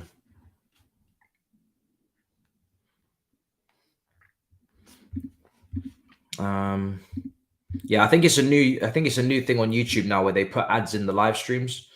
I don't know if it happens on everyone's channel, but it's definitely now on mine. But I do have the option to stop them sometimes, so I'll stop if they come up too often. I'll stop it. Don't worry, not a problem. Turner for Ramsdale. Some of you guys are just obviously trying to make substitutions on Arsenal's downfall. Oh my days. Saka off. Saka's been underwhelming. A lot of people are saying Saka off for Trossard. Okay. I wasn't expecting that. Saka off for Trossard. He may be tired. He has been playing lots of games, man. He's playing a lot of games. I'm fully in, bro. I'm fully in. I'm tired. I need an appointment immediately. I need an appointment immediately. Trossard for Saka. A lot of people are saying that. All right, second half's kicked off. Let me get the timer up. Second half's kicked off. I'm actually quite surprised to hear saying that. Corner just came in from West Ham, overhit. Let's get the timer up. That's mad. Didn't expect to hear that. Corner for West Ham as well. Creswell's going to put the ball in. Headed away. More set pieces, the better for West Ham. That's how I see it. The more set pieces, the better. They need set pieces.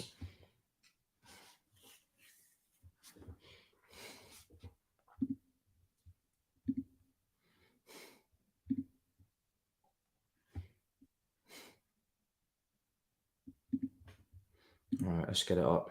Timer's up on the screen. Yeah, I don't really feel like Saka needs to come off just yet. But if he is tired, and if you're noticing that he's tired, then that's fair enough because you need him for other games as well. Maybe you could actually rest him against Southampton at home. You don't really need to start him in that game. I know you need to win every game, but you could if you think Saka needs an actual rest. A London derby is probably not ideal, but I think Southampton at home is a good opportunity for you lot to rest Saka and just play Trossard and play Trossard and play Jesus and play Martinelli as your front three and give Saka a rest.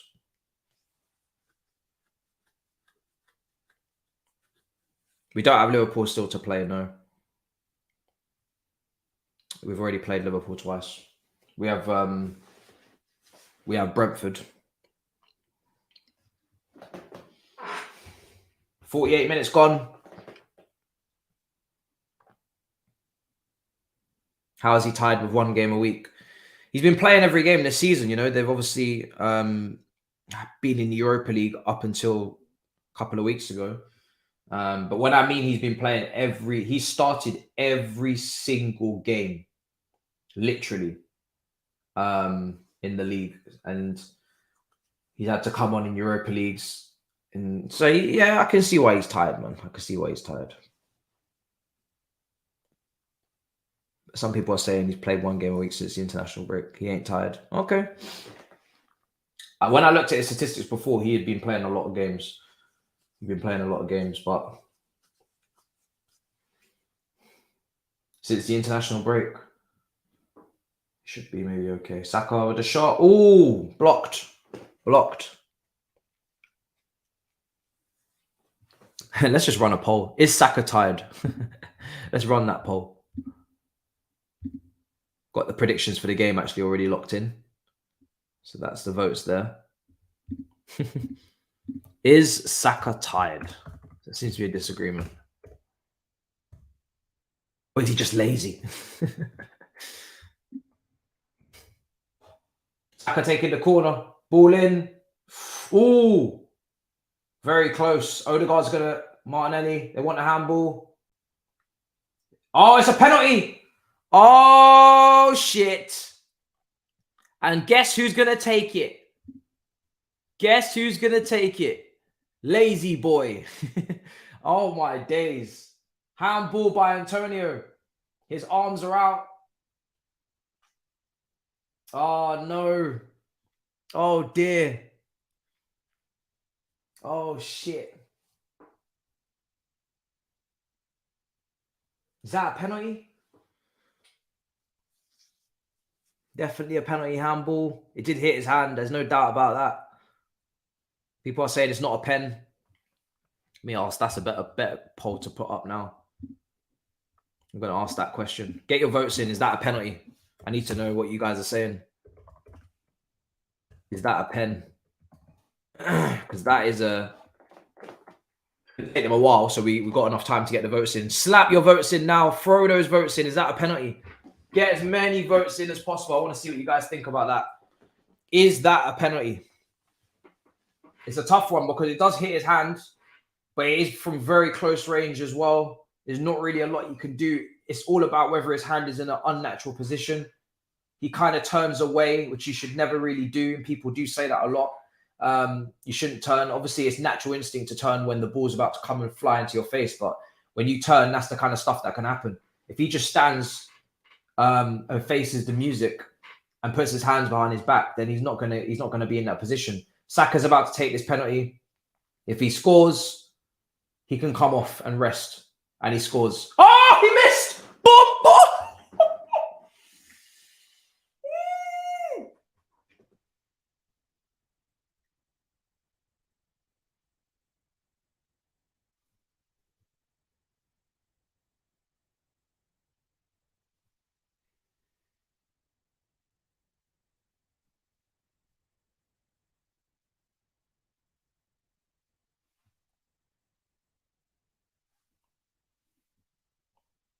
Oh, shit. Bomba. He's tired, bro. Yo, he's tired, guys. He's tired. He is exhausted. Get him off. He's tired. Oh, my God. Oh, my day. Oh, my God, man. That answers that question, bro. He's tired, bro. He's tired. He's tired, bro. Get him off. He's exhausted. He's absolutely exhausted. Oh, my God. I can't believe he's missed a target. Do you know when Saka misses a penalty? As much as I laugh because it's Arsenal, I do feel sorry for him. You could just see it in his eyes. It's like his whole world just crumbled when he missed that penalty. And it happens every time he misses a penalty. Every time he misses a penalty, the camera pans to him and you look into his eyes and you just see pain. You just see nothing but pain. And it actually hurts. I don't like seeing him make that face because I don't like it at all. They need to stop doing that. When he misses a penalty, just pan to the crowd or something. Don't pan to him. I don't want to see the pain in his eyes. It's quite heartbreaking, I must say. Wow. Very Salah. It was Salah inspired. They're calling him Mohamed Saka in the comments. Oh my days, bro. Oh my God. They're calling him Mohamed Saka, bro. Ball's gonna come in on church day as well, you know how very well spoken our Saka is, bro. On a day of church, on a Sunday. Oh shit! Oh my days! No, this can't happen. No, this can't be happening. No. Oh my days. Do you know the script writers are just going like this right now? This is just absolutely wonderful. The script writers. Where's my paper, fam? Where's my nerd notepad, bro? Oh my days. The script writers are insane. Let me just write on a red card. Shit. This script is slapping right now. God damn. Look at the state of it. Oh my God. Oh my God. Is he onside? He's onside. Bowen, volley into the ground. You have to take your penalties. Saka. The defending. Ramsdale off the post and in, is it? Oh, he gets a hand to it. Oh, that is just disgusting, isn't it? You hate to see things like that happening. Oh, no. Why couldn't somebody else have missed a penalty like Xhaka? Then the fans could have just told him to fuck off. Oh, God. Why did it have to happen to Bukayo? Oh. You know they're going to be using that meme on Twitter with the top boy. They'll be like, I can't find my son. Have you seen my son, Bukayo? Yo, just take him off, man. This is actually ridiculous. This is unruly. Take him off. I don't want to see this, brother. I don't want to see him like this, brother. It's not nice. Take him off. Oh, my God. Oh, Jesus. What is happening at the Olympic Park? What is happening at the Olympic Park, brothers? Oh, my. Arsenal thrown away another 2-goal lead. Oh. They've thrown away another 2-goal lead. Oh, my days, brother. The pressure. The pressure is insane, bro. Look what Man City are doing, man. They're out here squeezing this Arsenal team. They're squeezing them.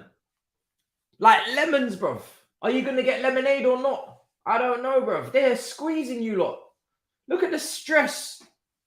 Oh, my God. Oh, my days. What was this Watchalong called? Sacrificial. This is the Sacrificial Sunday Watchalong. Have you seen the title? It's the Sacrificial Sunday Watchalong, which means you have to sacrifice something.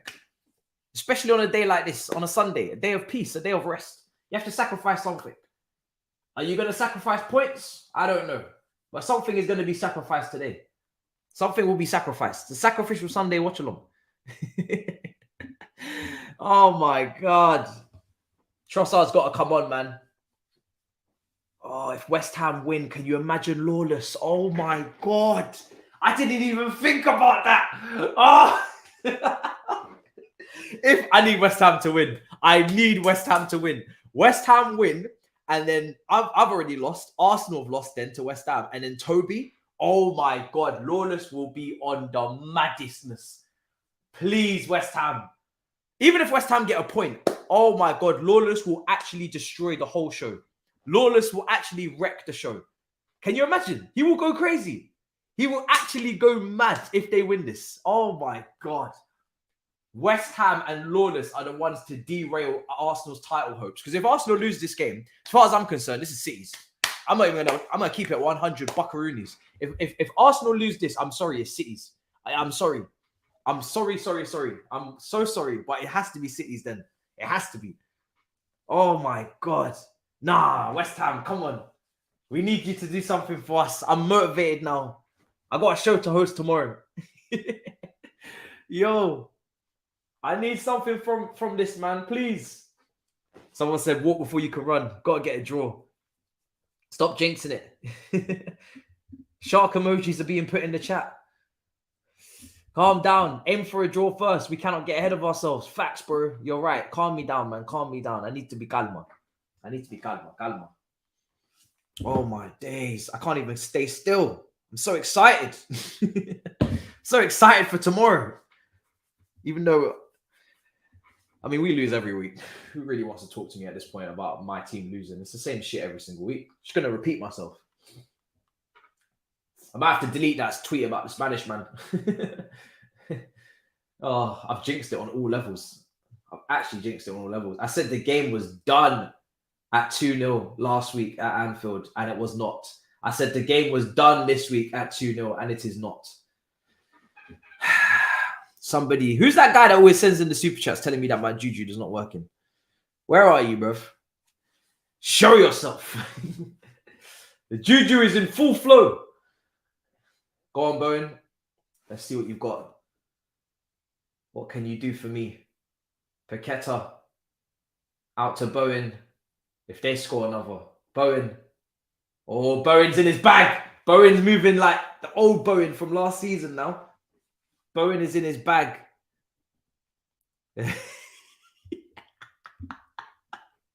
Yo!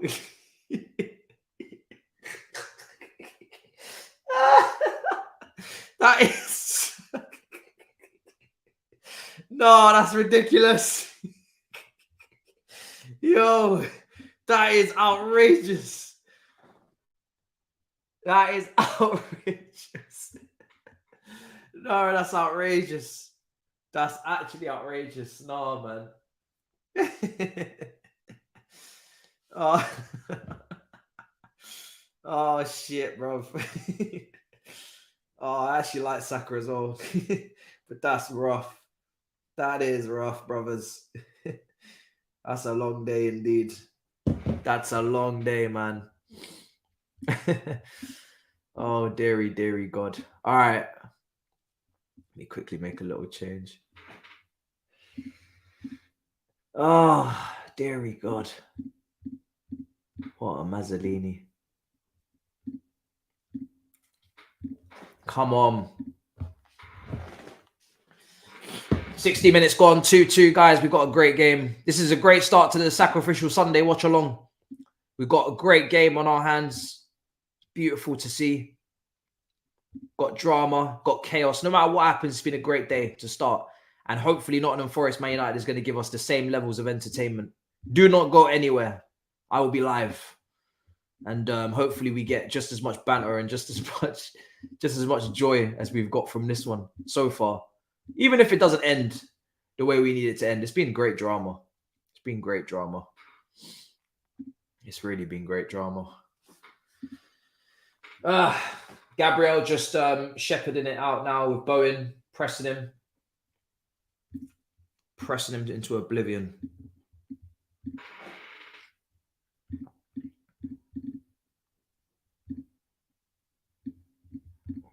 What do we have here? 61 minutes gone.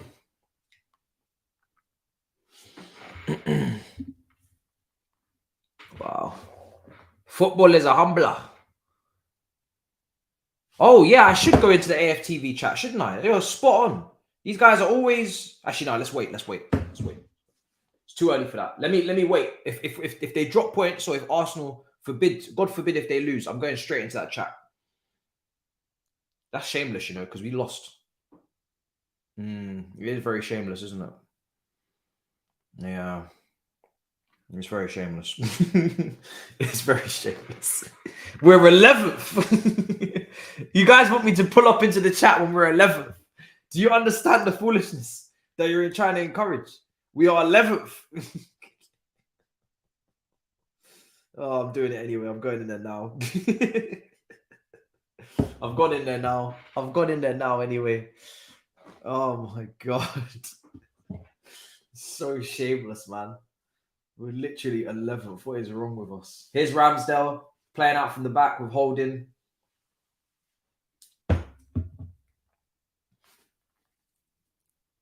People are saying that Saka needs to come off. Come on, West Ham, man. You need to strike while the iron's hot. Oh, my days. Strike while the iron is hot, guys. Come on. More than you believe. More than you can believe, guys. Come on. More than you can believe, guys. Here's Saka. Saka on the right-hand side. I'd laugh if Saka got the winner, honestly. Here's Tierney. Martinelli on the left. Oh, he's got a little skill, has he? Oh, he's got some skills. I like Martinelli, I'm not going to lie. I'm sticking with the fact that I think he's better than Rashford. I'm running with it. I don't care. He's going to be better than Rashford anyway. Like, potential-wise, he's only 21. Rashford's like 20, 25. But, yeah. I don't know. It's tough. It's tough because when Rashford's playing at his best, he is actually devastating. Oh! It's all across the box. Saka! Oh, they've taken too long. Oh, my days. They've taken too long. How have they not scored from there? How have they not scored from there? What an opportunity that is. Look at this. Jesus, great. Look at that. Fantastic from Jesus. Ball across the box. Nobody there. How could nobody be on the end of it? Saka. Oh, my days. How could nobody be on the end of that? It's a tap-in. It's a tap-in. It's mad. Martinelli's going to take the corner now. It's actually mad. Ball's going to come in. Swinging it in. Headed away. Oh, careful. Oh, here come West Ham on the break. Antonio. Well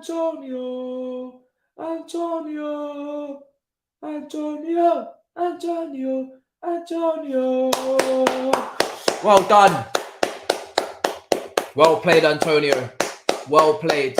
That song is for you now. That song is not for Conte anymore. All right, that song is for Antonio. Antonio, the real Antonio. The real Antonio is getting that song now. He gets the song. I'm surprised West Ham fans. Do West Ham fans sing that song in that way for him? They should do. Be ultimate troll sesh if they did. Tap the badge, yeah. Actually, no, it's the way he did it was this one. He tapped the sponsor instead of the badge, and then he was like, oh shit. Oh, Jesus. Jorginho's coming on. Trossard's coming on. 2 substitutions.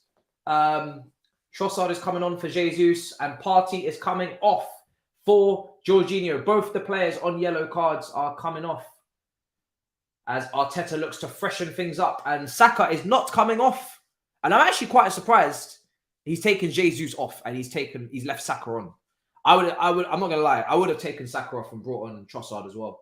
Because I think Jesus is playing well. He just literally just set up a chance. So I'm a little bit surprised. I'm a little bit surprised with that one. But anyway, not my problem. So, yeah, 2 changes have been made. Still 2-2. Insanity. Lineups are coming out on the United Nottingham Forest one in about 4 minutes. I'll get them written up, and then after this game, they'll be on your screen for the second game of the day on this scintillating, sacrificial Sunday watch-along. I don't know why he's taken off Jesus. That is a bit strange. But anyway, specialist penalty takers on. Yes, Jorginho. Here's Jorginho.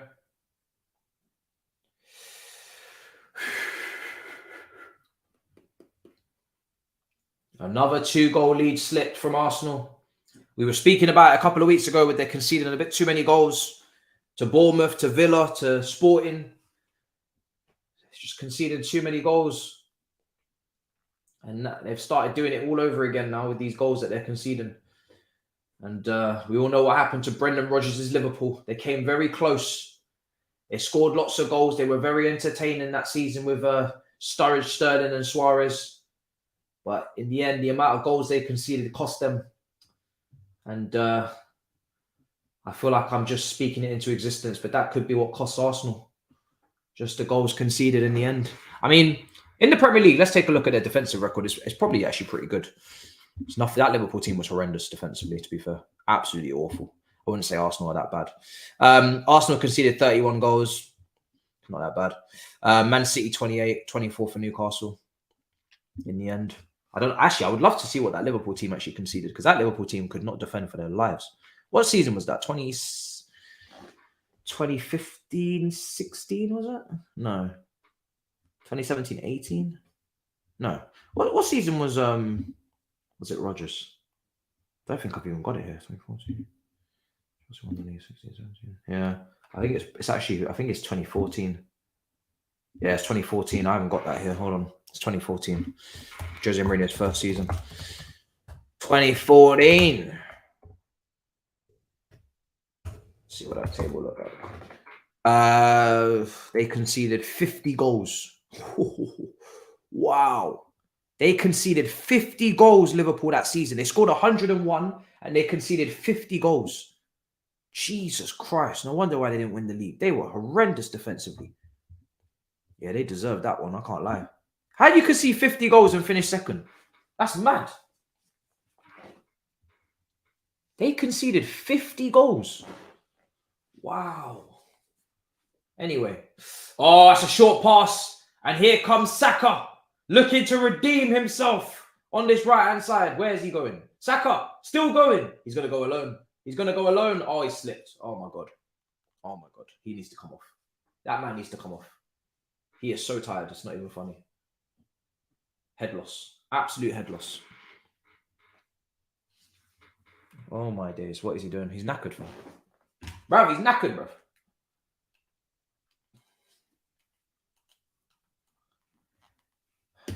Saka.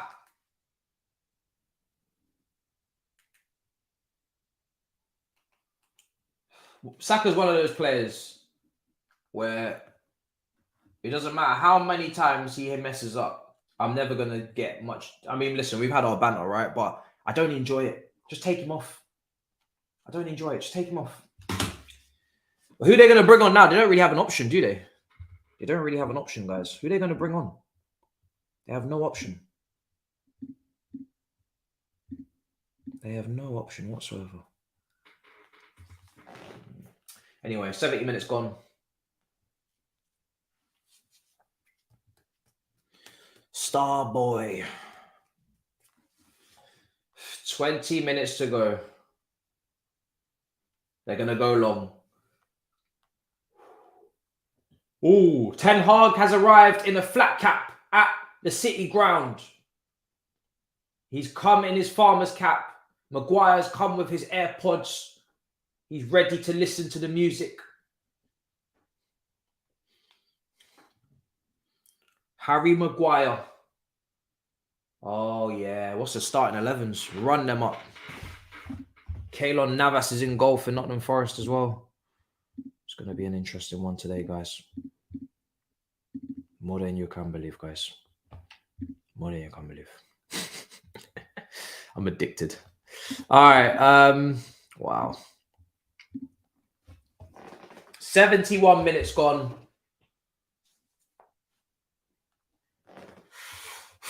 Maguire. Fancy meeting you here, my friend. I look forward to seeing you later on at the City ground.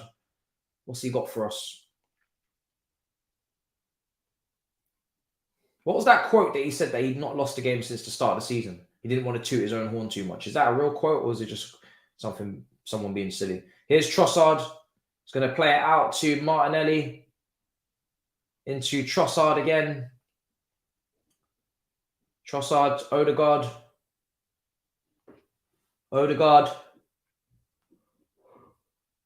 It just goes to show you guys really need to get some depth for Saka because clearly Arteta doesn't want to disturb the balance on the right-hand side with having a left footer cutting inside and all of the triangles and options that creates. He doesn't want to change it to a right footer. You need to get a left-footed winger to come in the summer. So Nicolas Pepe is not the answer. Here's Odegaard out to Gabriel. Now, Xhaka. Into Ben White. Saka. Inside. Odegaard. Odegaard again. Gabriel. Odegaard wants it back. He's really trying to force the issue now. Odegaard, look at him. He's really trying to force it. Couldn't quite get through. Odegaard's trying to take responsibility, to be fair to him. Gabriel. Gabriel.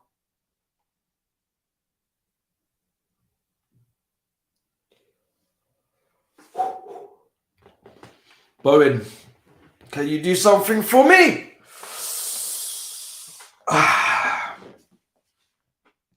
Marquinhos was meant to be that. Yeah, I don't know what's happened to Marquinhos. He's not been involved at all. I've seen him in a couple of Europa League group stage games, but that's about it. So yeah, I don't really know what's happened there, to be honest. Can you do something for me, boys? Come on, guys. Come on, guys. We need to be a potato. Let's get the likes up to 500. Let's do it. We're not far away. Big up everybody in the building. It's been a great game. It's been a great game. It's exactly what I needed. Entertainment value, top 10 stuff right here. Loads of goals, loads of drama. It's what you need after watching your team get spanked the day before. And I think Nottingham Forest versus Man United is actually going to be a good game as well. I hope so. With all of the injuries, I just think it kind of creates the element of unknown. Some mistakes maybe can be made. Should be good. Oh, he's gone out on loan. Sorry, did he go out on loan in January? I must have missed that. He went to Norwich. Okay, fair enough. As you know, my transfer window was awfully busy, so I didn't see anybody else's stuff at all. My transfer window was ridiculously busy. I didn't have a clue what was going on with any of your other clubs, but I'm not going to lie to you at all. We were signing players every couple of days. I don't know what happened. United are shit. Exactly. They may be shit, and that is why it will be a good game.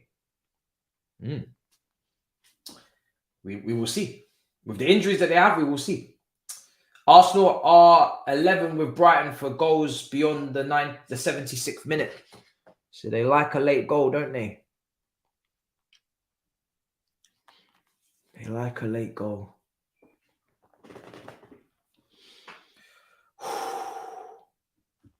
Here's Saka. Oh, Trossard. Oh, he's giving it away. Cleared. 15 minutes to go. 15 minutes to go. No, not necessarily, bro. Not necessarily. Brentford can easily come to our place and get a point. Thomas Frank has them very, very well organised. Ivan Toney's a great striker. There's no reason to think we can win that. We could easily drop points there. And then Nottingham Forest, they'll be fighting for their lives. Relegation battle. Again, they could easily. I mean, they have a terrible away record. So if there's any game that I'm saying that we could win, is maybe Nottingham Forest at home. But I wouldn't place any bets. I would not place any bets. Keep your money. Keep your money safe. Don't bet on us. Support someone else. Sam Kerr scored. At least the Chelsea women are doing their job.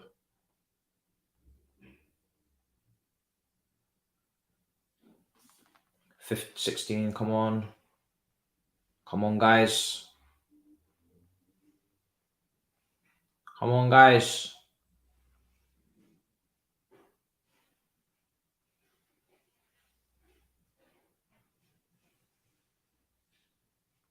Oh.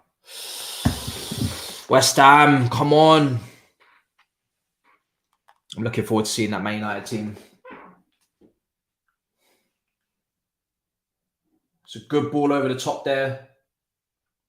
It's 2v1 Bowen, and he's always going to go to his left foot. Everybody knows it. So Tierney just shows him to his left foot and blocks, does well. Do you know what? Who am I to be greedy? You know, if West Ham can get a draw here, it's absolutely fantastic. Let's not be silly. You know, it's everybody knows it's a must-win. We were talking about Arsenal can afford to draw to City and Newcastle. Well, not anymore. If you don't win this, you need to win. You need to win one of them games. You need to win. You need to take a draw against City regardless, but then you need to beat Newcastle. Unless City obviously don't win all their games, but it doesn't look like they plan on doing anything other than that. Yeah, don't be greedy. Facts.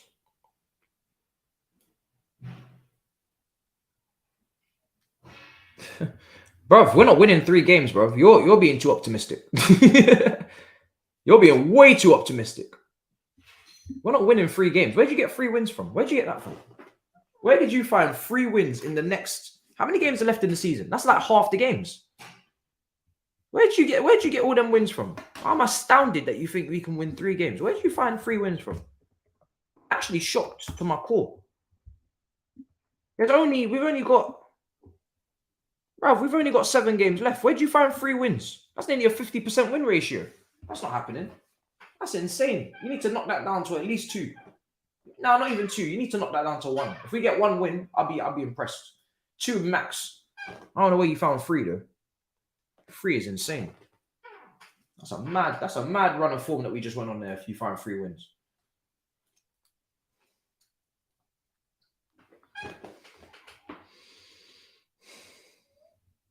Chelsea can take points from Arsenal. No, they can't. I'm not going to lie. They're not taking shit from Arsenal. They're really not. I'm not even going to lie. I'd love them to do it, but I don't see it happening at all. They're not taking nothing from that game. I'm dreading it. Do you know what? Yeah, we don't have the capacity. We don't have the capacity at all. We do not have the capacity to take points off of Arsenal at the Emirates. Nah, we don't have the capacity. We do not have the capacity. We don't have the capacity. Here's Martinelli. You're thinking about the old Chelsea, unfortunately. You're thinking about the old Chelsea. The old Chelsea, I'd be saying, yeah, 100% we can go and take points off of any team, even the best team in the league, but not this season. Not this season. I wish we could. Listen, if we could take 1 point, I'd be very happy. I hope we do, but I'm not. All I'm saying, I don't expect it. Here's Trossard. He tried to find Martinelli. Maybe he should have took the shot, Trossard. It was on his left foot. Space had opened up. Maybe he should have just took the shot. Maybe he should have just taken the shot.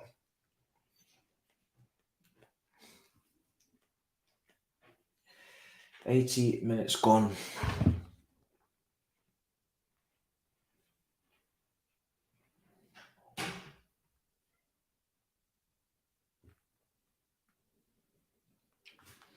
$10 minutes. Play out wide. Ooh. Here's Ben Rama. Ball in. Antonio! Fuck! Oh, what a chance. Why? Oh, what a chance for Antonio. What a chance. And he's hit the bar. Oh my days, just get it on target. I think he's offside. Oh, he's got to wake up, man. Come on. You're right in front of goal. Oh, fucking hell, man. He was off. I think he was offside, yeah. But he's offside because he's too tired to get back onside. He's walking back he's walked into an offside position. Well, he's trying to walk into an onside position, but he didn't walk quickly enough. Holding into Ben White now, right side. Now Jorginho. Can Arsenal find another late winner like they did against Bournemouth, like they did against Aston Villa? Can they find a late winner? It's a big final 8 minutes in the title race. There's no walking away from it. There's no dressing it up as anything other than a massive last 8 minutes or so for Arsenal in this title race. They need to find a goal. They cannot afford to be dropping points at West Ham. With Man City away still to come, Newcastle away still to come, the mighty Chelsea at home still to come. Here's Odegaard, switches play. Oh, he's lost it. He's lost it.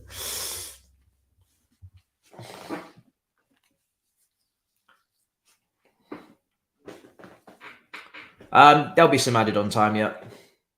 There'll be some added on time. Here's Martinelli. Are they going to risk? They have to risk to win it, to lose it. Like, I know it sounds insane, but they need to risk losing it to win it. They need to risk it.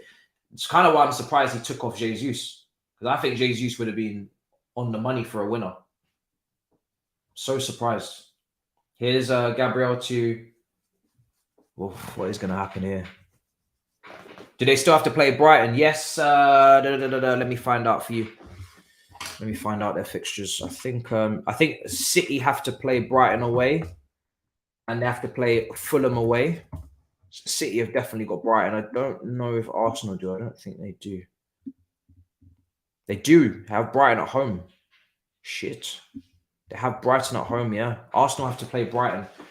City and Arsenal have to play Brighton. Brighton at home. Brighton at home. Brighton at home for Arsenal. Yeah. That is true. That's actually not a game to look over too much. You know, still a very good team you're coming up against.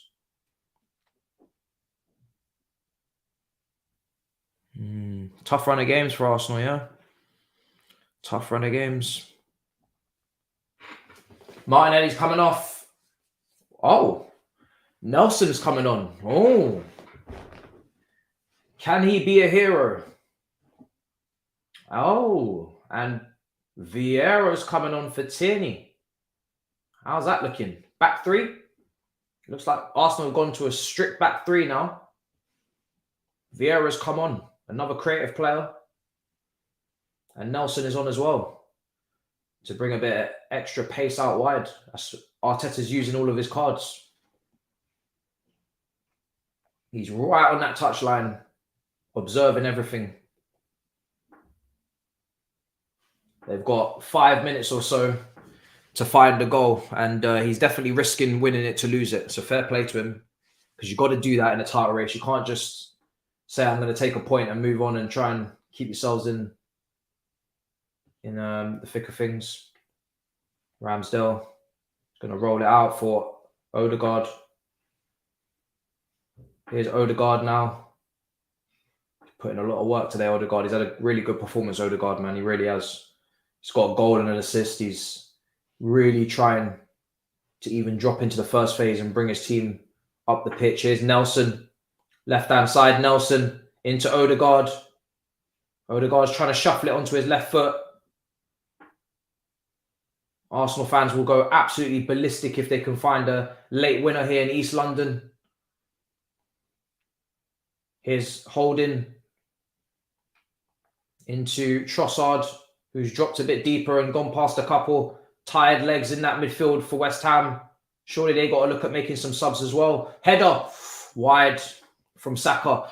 I don't know. West Ham made any changes? I don't know what's going on.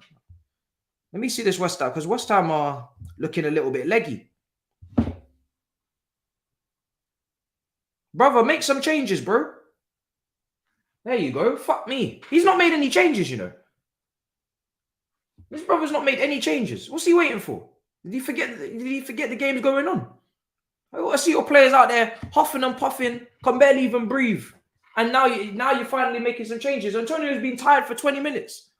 Antonio's literally been gasping for air like a fish out of water for the last 20 minutes, and now you're taking him off. Jesus Christ. Look how tired he is. He can't even move. Can't even come off the pitch. I want to get my brother a stretcher to carry him off the pitch. David Moyes is trying to kill his players. Oh my God. This guy is crazy. So now Flynn Downs and Maxwell Cornet is coming on for West Ham. Double substitution.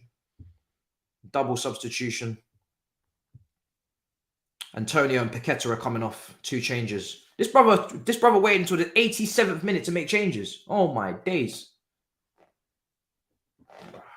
And where's Ings? You can't bring on Ings, no?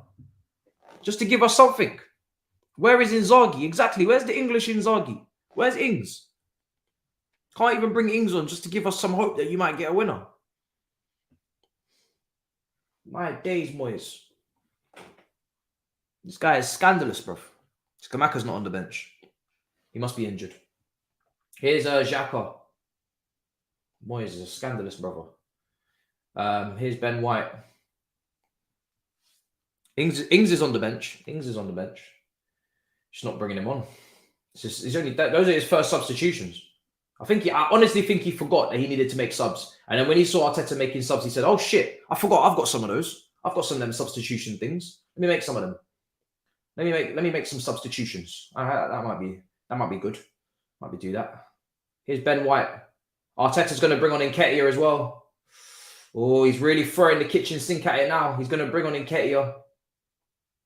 Oh, Trossard, a little bit of skill. Trossard's going to be playing in a deeper position because I think Nketiah is going to be in the box now. There's nobody in the box at the moment for Arsenal. Nobody in the penalty box. Here's Odegaard. Trossard wants to drop deep and get involved. Xhaka, flick round the corner. Cleared. Have we got a counter? Cornet on the counter, maybe. They really need to get Nketiah on, man. They have no striker up there, really. Running out of time, Arteta. You're running out of time, brother. Jorginho, Odegaard is going to switch it out to Nelson on the left-hand side. Kufal comes out to him. Xhaka. Nelson again. Arsenal keeping the ball in play. Arteta wants his substitution to come on. They're playing against him. They're playing against Arteta. He wants to get his sub on. Odegaard, free kick. There you go.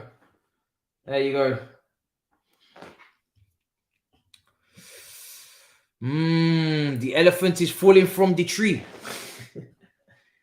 elephant is falling slowly. It's taken a long time, I swear. Odegaard's coming off. Woo! Odegaard not happy. You can see in his facial expression, he does not want to come off at all. But he's coming off. Odegaard coming off. That's a big move, you know. I'm a bit surprised. I feel like Odegaard is absolutely crucial to getting back in this game. But I guess there's nobody else to take off, is there? Maybe Xhaka? Is Xhaka still on? Has Xhaka come off already? Well, he's got Vieira there, to be fair. He's got Vieira. Vieira's going to have to do what Odegaard was doing. West Ham hold. West Ham hold. Hold the line. We're almost there, boys. 5 minutes of injury time. Fabio Vieira is going to take it. He's been put a lot of responsibility. He's been put on his shoulders now. Odegaard coming off header from the free kick saved by Fabianski. A lot of responsibility. Is Xhaka still on? Because if Xhaka's still on and Odegaard's gone off, I don't get that one. Surely he's taken off Xhaka by now. Xhaka must have gone off, isn't it? Sorry, hold on. Xhaka must have gone off. He hasn't. He's still got Xhaka out there. He's taken Odegaard off. Shit. I guess maybe some balance. You need just so you don't lose the game. Just so you don't lose the game.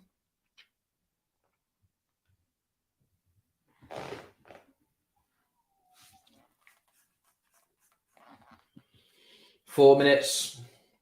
Gabriel.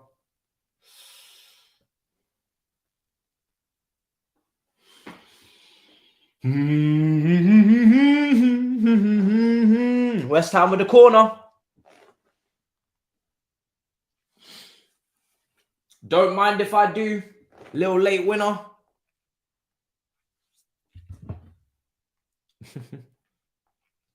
You want me to...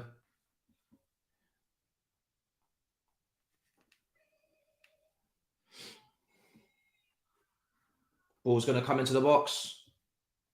Head around. There's nothing but silence in that AFTV. Pure silence. You know what, bro? I think I'll take the draw.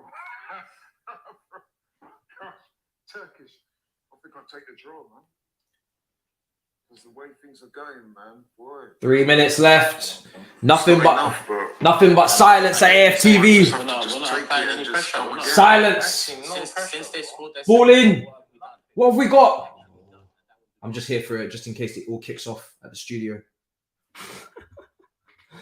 Oh my God. 2.5 minutes to go. Yeah, but how many of them do you get in a season? I think we've already used up our jail cards this season. Arsenal, you got 2 minutes, brothers. You've got 2 minutes. 2 minutes to find a winner. Or I'm telling you right now, the Sharks are swimming. The Sharks are swimming.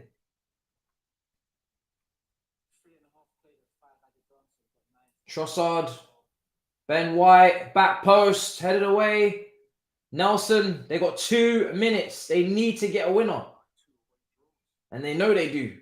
Because I'm telling you, you can't drop points in this title race straight into the goalkeeper's arms. Fabianski said, no, calma, we're taking the point. And I like to see that maturity from you, brother. Oh, I think unless they might carve out one more opportunity. But it's looking like Arsenal are going to drop points at West Ham here.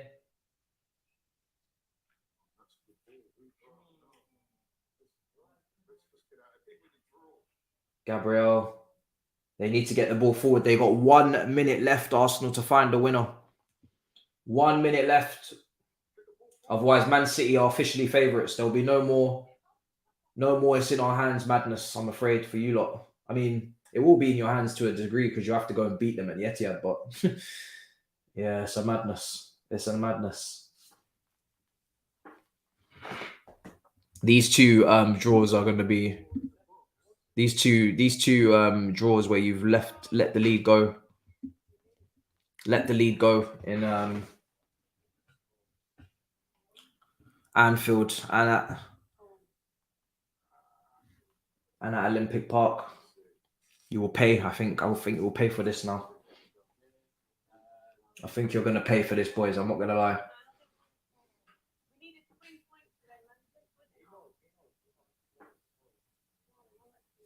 I think you're going to pay for this, guys.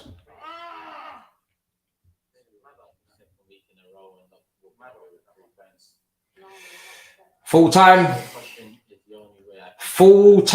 at Olympic Park. 2-2 between West Ham and Arsenal.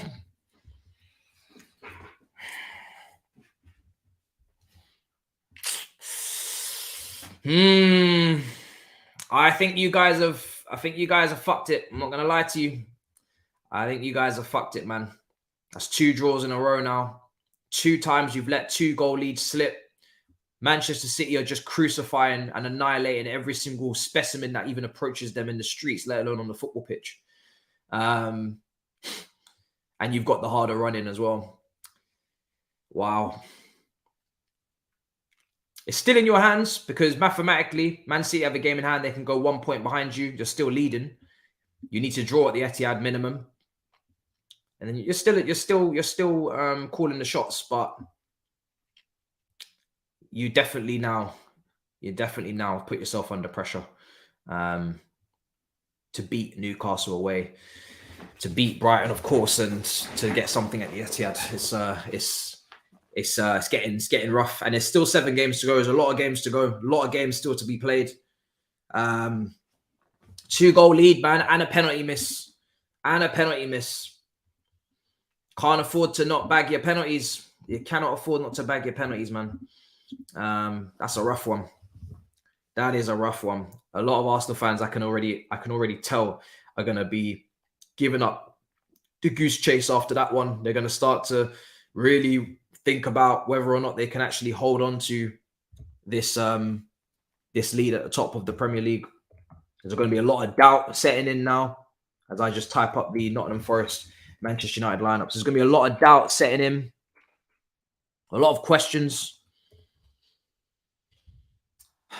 Should Saka have come off earlier? Was he too tired to take that penalty, etc., etc.? But I think we all know what happens next.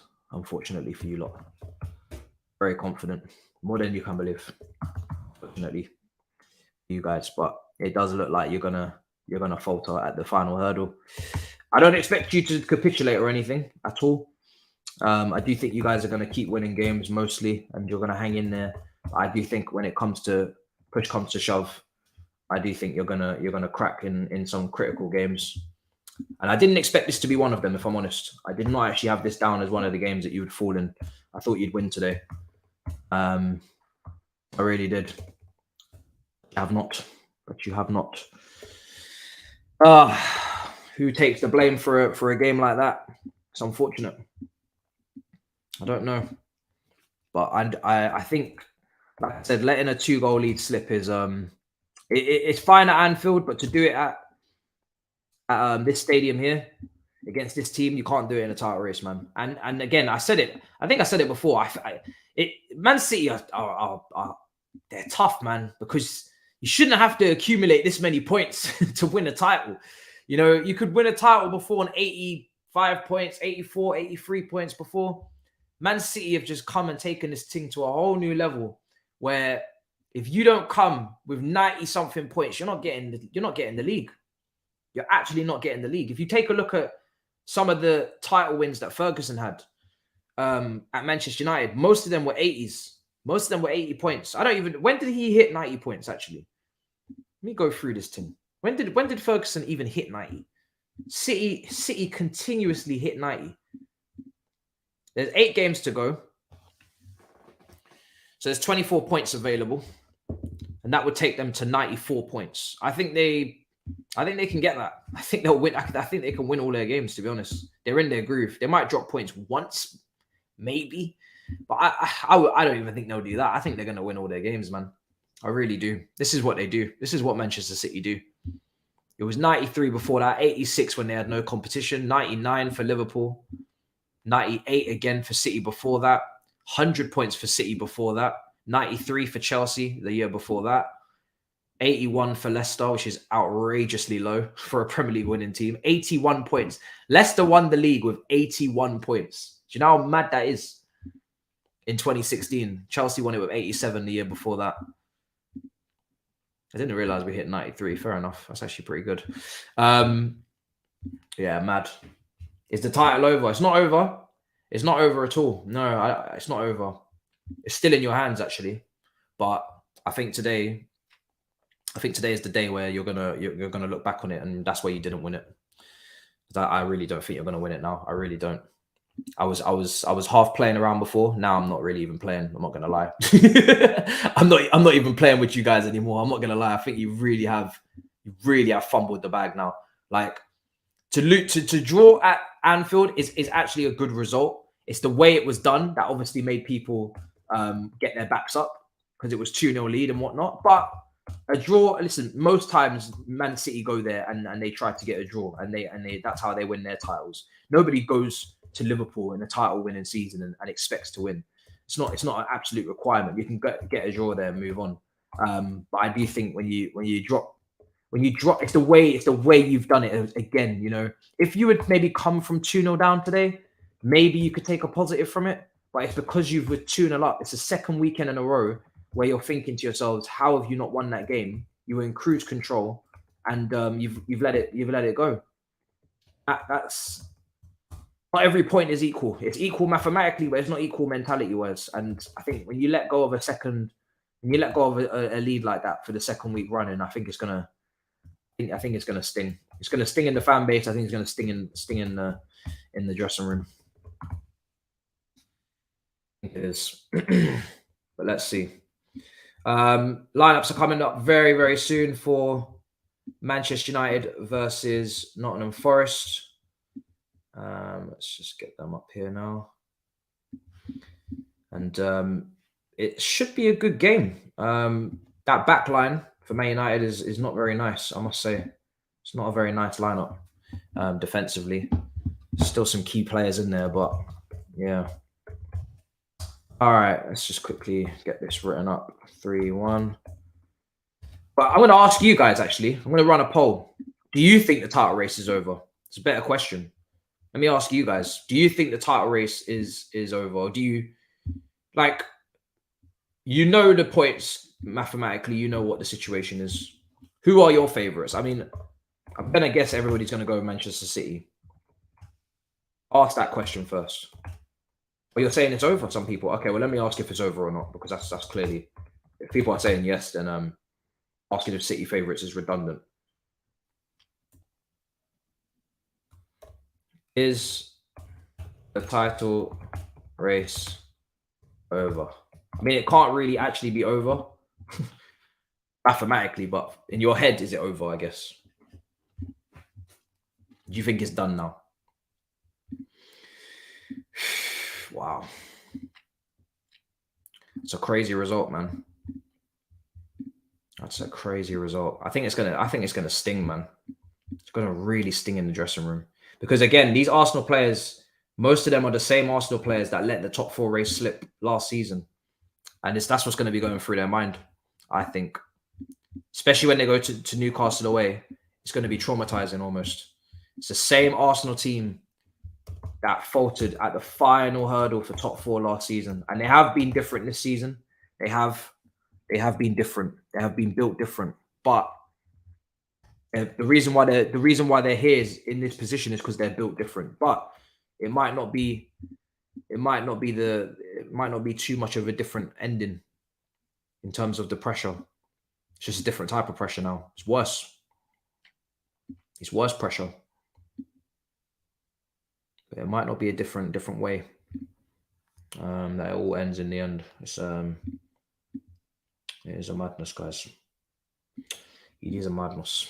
All right, let's get the lineups up on the screen for Manchester United versus Nottingham Forest. I think Man United might be playing in their white strip or light blue strip. I'm not sure. We'll see. Let's get this up. Actually, let me quickly do one thing just to make sure it's absolutely crystal clear. I don't know, man. I don't know, guys. I think you may be In big trouble. In big trouble, guys. I think you may be in big trouble. Let's see. Thickness. There we go. So it's absolutely legible. All right, cool, perfect. Let's get it up on the screen. Nottingham Forest versus Manchester United is up next on this sacrificial Sunday. Arsenal have sacrificed some points for our Sunday watch along. Are Manchester United also going to sacrifice something today? We'll see. But I'm here. I'm here for the sacrificials. The sacrificing. I am here for the sacrificing. It's a mad penalty miss, man. It's a mad penalty miss, I must say. Man City for the league. I want to see Robbie now. I'll be seeing Robbie on tomorrow.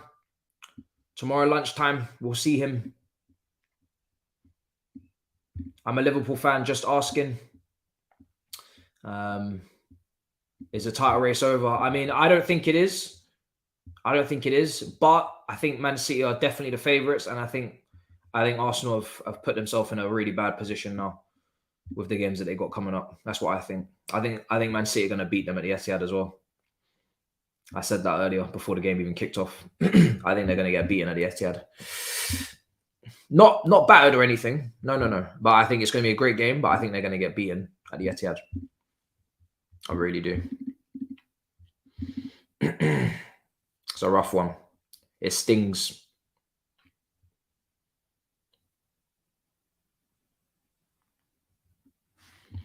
Christopher Vell and Lawrence Stewart are understood to believe Julian Nagelsmann would suit Chelsea well. Stewart himself and Paul Winstanley are completing a thorough process before handling its final recommendation to Todd Boehly and Egbali.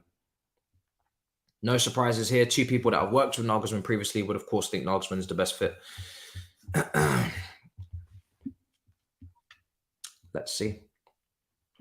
I don't really care at this point. Just get someone in. I prefer Enrique personally, but I'm not surprised that people that have worked with these managers, this manager is going to go for him. So the Premier League table.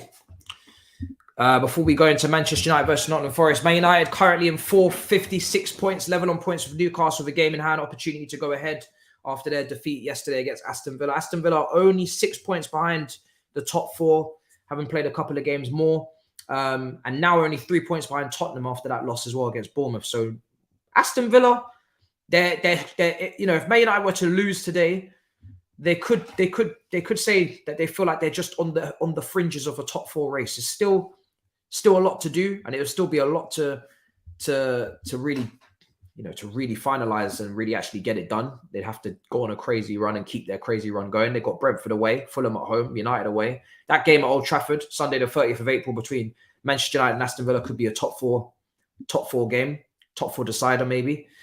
Aston Villa are also at home to Tottenham on the 13th of May. They also play Liverpool away, and they play Brighton at home. Aston Villa have to play everybody around them. It's actually mad. This season is going to end in a crazy way, man. They have to play everybody around them. Aston Villa. They got Brentford, Fulham, United, Tottenham, and Brighton, and Liverpool. Jesus, wow, it's tough fixtures. Tough fixtures, man. But at least it's all in their control. To be fair, maybe you'd prefer it like that. It's all in their control, Aston Villa. If they want to finish top four, they have the opportunity to beat everybody around them and cut points, completely cut points.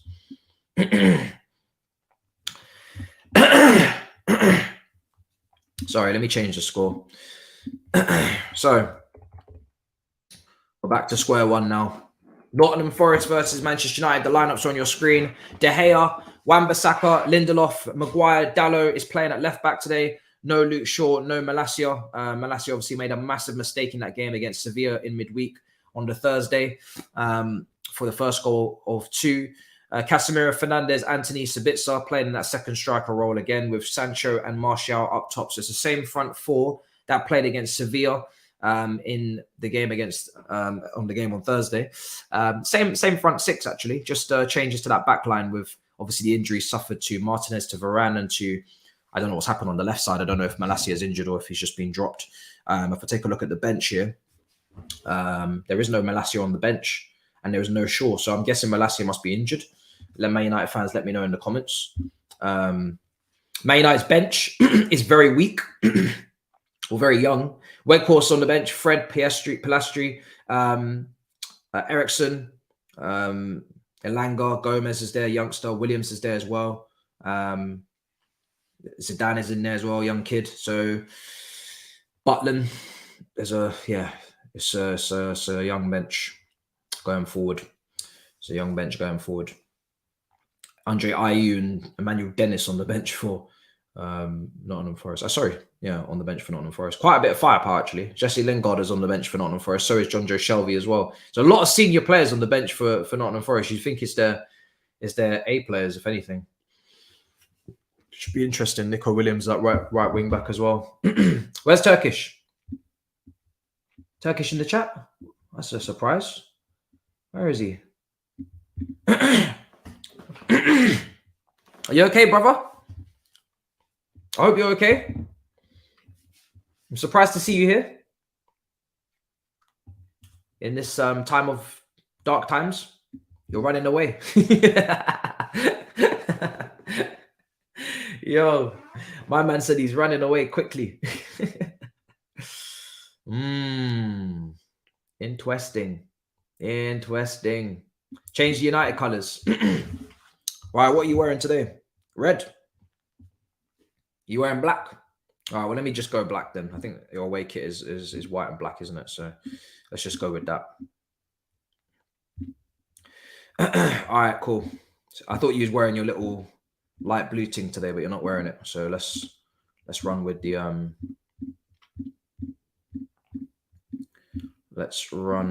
black until further notice. The formation as well. Got to get that changed. So you guys are rolling out in the white and black today. Is that what it is? Yeah.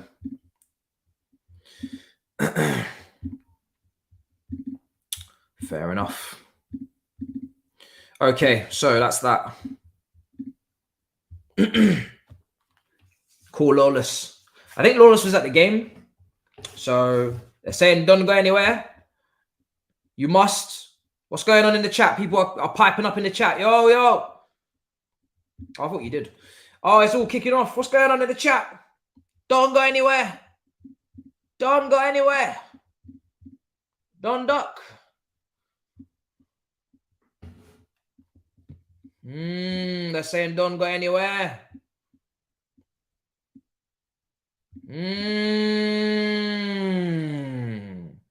MSN hype. Fry the bet. Oh, fry that big fish. Don't go anywhere. Yo, bigger fish to fry hype.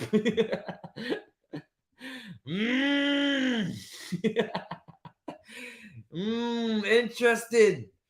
You guys are reminding me. Bigger fish to fry. MSN come outside. Interesting stuffs. What is going on? Yo, you were told. Pick up the phone. Oh my God, the chat are hilarious.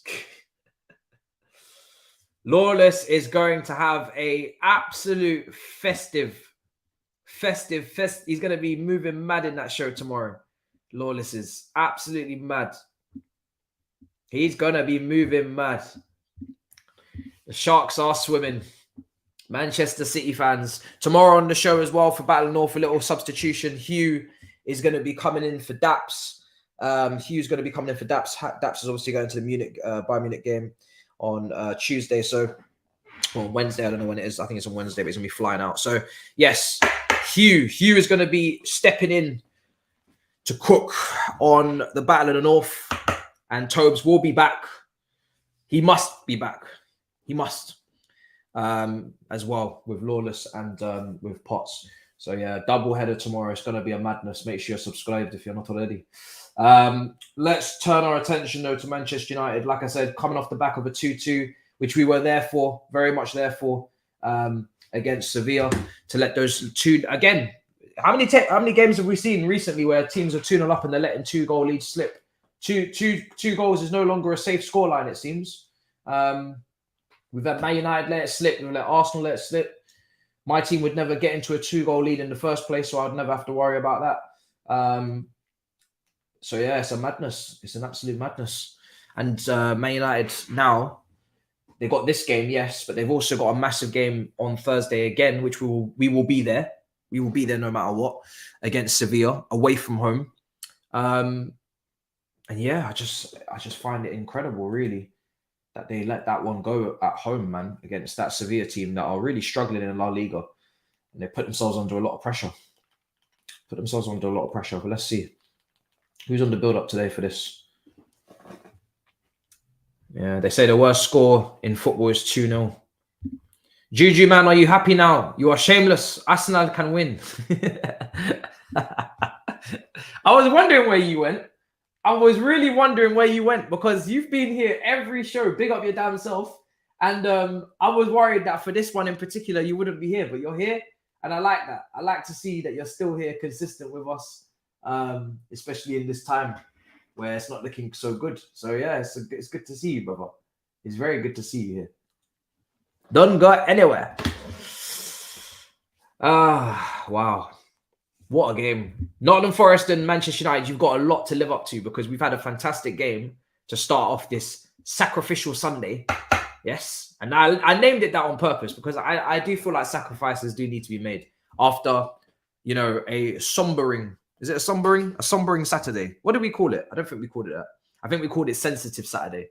I called it a sensitive Saturday watch-along yesterday because I knew I was going to be in my feelings because Brighton obviously have robbed us blind for so much money, whether it's players or managers, and then they went and beat us. But this is a sacrificial Sunday. It's a sacrificial Sunday, and it's time to put some things on the table. It's time to put some things on the table. It's time to sacrifice some things, whether it's points, performances. Just put something on the table, man. Put something on the table, guys. What has Jamie just said in this chat?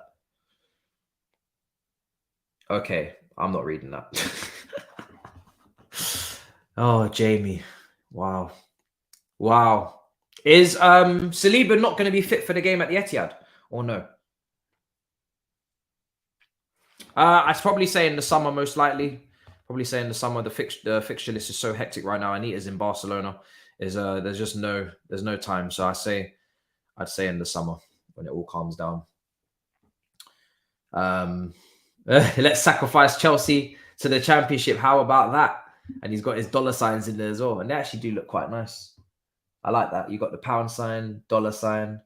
That's actually quite a good way to spell Chelsea. Well done. I like that. Oh, they're saying sacrifice. No, you can't say that. I have to change the title now. You can't say that. No, you can't do that. That's outrageous. That's outrageous. No, we can't do that. No, guys. Oh, shit. Oh, sorry, it was euro and a dollar, not a pound sign. Oh, you can't call it a sacrifice Sunday. That's mad. That's crazy. Oh, Jesus. Oh, dear.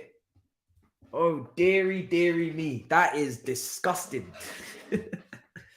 Oh, my God. I was slow to that one. Sacrifice. Oh, if I get an opportunity to change it, I will. I don't know if YouTube will let me do it while I'm live, to be honest. Let me see. I'm trying to figure out how I'm going to spell it because I still want to call it a sacrificial Sunday. Sacra.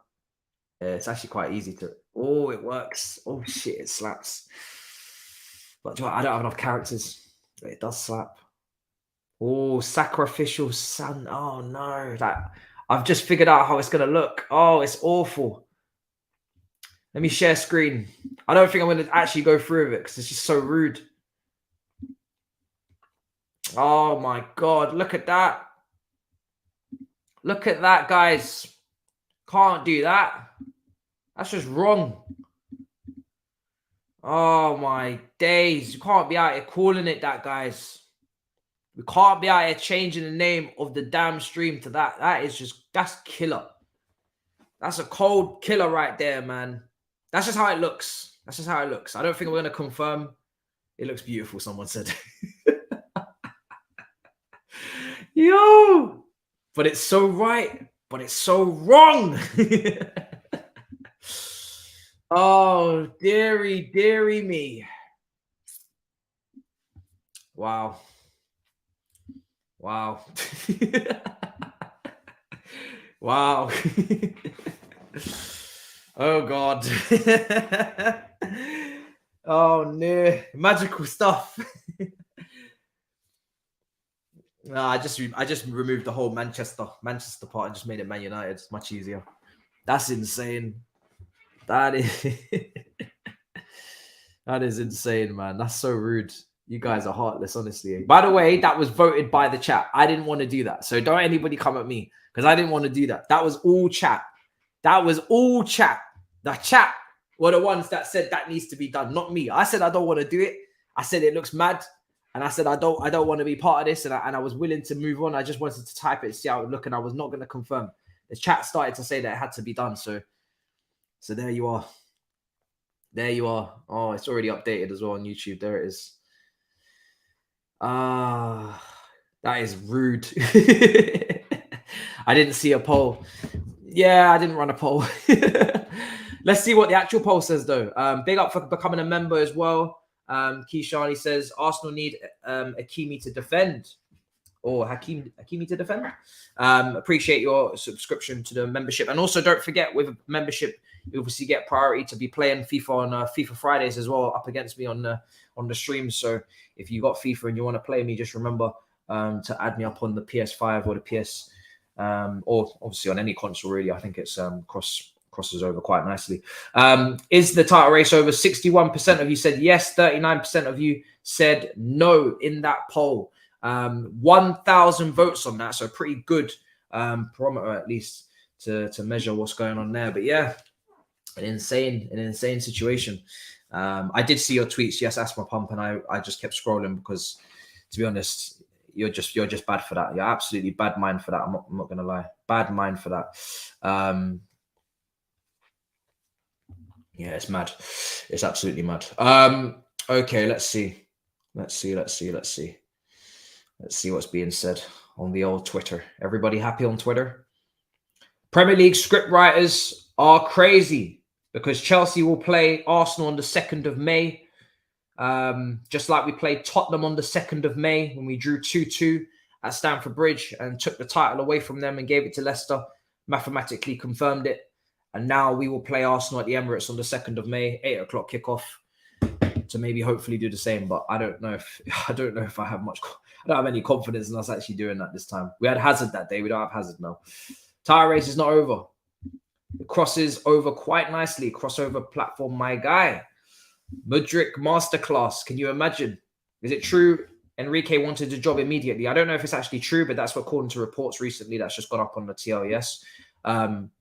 I wouldn't be surprised if Enrique wanted a job immediately purely because he did actually fly over to London, to have the interview and have the whole presentation and meeting and whatnot. So I think he would have taken the job immediately. Yeah, I do think he would have taken it immediately. I don't think he would have said wait to the summer. I think Nagelsmann, who's just come out of a job with Bayern Munich, is saying wait to the summer because maybe he's looking at other options as well. I think he might be looking at maybe Real Madrid, maybe PSG, etc.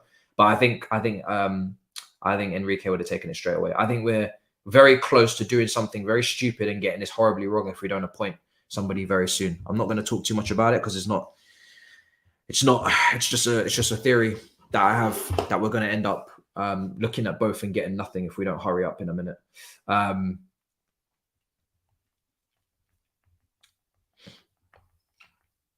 Somebody is accusing me of tweeting on the Big Six account. I can confirm I have done nothing of the sort. I have done nothing of the sort. The big blue shark smells blood and it's getting closer. That's definitely Hugh. Hugh definitely tweeted that, not me. I did not tweet that.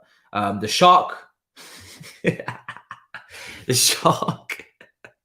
Yo. Someone said in the comments, that's the shark. That is disrespectful. That is actually disrespectful.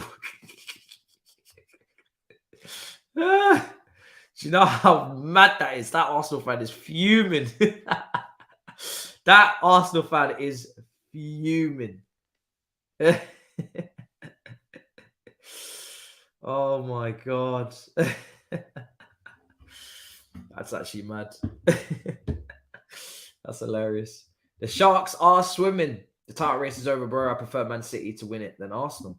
United, man. Well, listen, Man United fans, I'm sure you're here gathering around us right now. I know you prefer Arsenal to win it, surely, because Man City are on course for a treble. So I want to ask that question in the poll. Can Manchester City, or will Manchester City do the treble? I just want to get a percentage. Will Man City do the treble? Because that is, I mean, they have Sheffield United in the FA Cup. I'm assuming that they're going to go through to the final. Then they've obviously got return leg against Bayern Munich. I'm assuming they're in the semi-final. So they're in the semi-finals of the Champions League. They're basically in the final of the FA Cup. Sabitzer is injured. We'll be making that change, not to worry. Who comes in for Sabitzer, guys? Who comes in for Sabitzer? I'm going to take a guess, actually, and say it's probably going to be McTominay, is it? Let's take a look at Twitter. I think McTominay's going to come in for him, isn't he? That's a big blow. And again, McTominay's played up front many a time. Is it McTominay that comes in?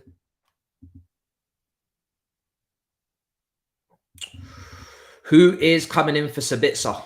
Let me know. Is it in the chat now? Ericsson. Oh, okay, Ericsson. That's a good one. Yeah, that's fine. So Ericsson comes in for Sabitzer. Is that confirmed? Yeah. Before I make that change. Okay. Fair enough. But yeah, get the poll going. I mean, listen, if City win the treble, wow, Pep really is goated, man. He really is going to be goated, isn't he? If he wins the treble, bring it back to Manchester. Brighton and Real Madrid will stop them. Okay, so you think Brighton will stop them in the FA Cup final, and Real Madrid will stop them in the Champions League? I'd love that. I would love that. Real Madrid will stop Manchester City. Hopefully, yes. Hopefully. We can only hope. I don't want Man City to win the treble. I do not want to see that. I don't even want them to win the Champions League, let alone the treble. 56% are saying they will. 45%. Now 55, but 45% are saying no. 55, yes. Keep smashing up them likes. Keep smashing up them likes. If you're just joining for Nottingham Forest versus Manchester United, keep smashing up them likes. Let's see if we can hit 600. We're really climbing up. We're climbing up. Double decker watch along today. Very much looking forward to this second match. Hopefully it is just as good as the first. It's been a great watch along so far, man. Lots of banter, lots of fun, lots of drama, lots of intensity, lots of more than you can believe. And to be honest, with Man United's backline, which we haven't spoken about enough, Lindelof, Maguire, even Dalot. Can we speak about Dalot playing left back? How do Man United fans feel about that? Because Dalot defensively is a little bit suspect, or quite suspect. And then playing him at left back now, would it not have been better to go Dalot on the right and Wan-Bissaka on the... Nah, I don't even know. I mean, Wan-Bissaka doesn't go forward anyway, does he? But would it not have been better to maybe go Wan-Bissaka on the left to defend, as just a pure defender, just stay back, and Dalot on the right on his stronger side, so he can go forward? Dalot on that side going forward as well is going to probably look to cut in maybe, because he's not left-footed, and Sancho is also cutting in on the left wing as well.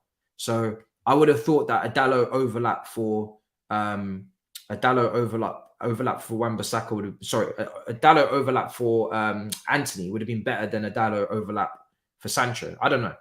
But then also you got Dalot next to Maguire, which is a great point. He played left back in Italy. Okay, so he's played both sides. Okay, fair enough. Malacia seems to be injured. He's not on the bench. Shaw's not on the bench. We knew he was injured. Ten Hag said we have Cancelo at home. But that, yeah, Maguire and Lindelof today, we'll be keeping close eyes on that one, because Maguire comes on against Sevilla for a brief moment and gets an own goal in the final stages of the game. I don't know how he did that.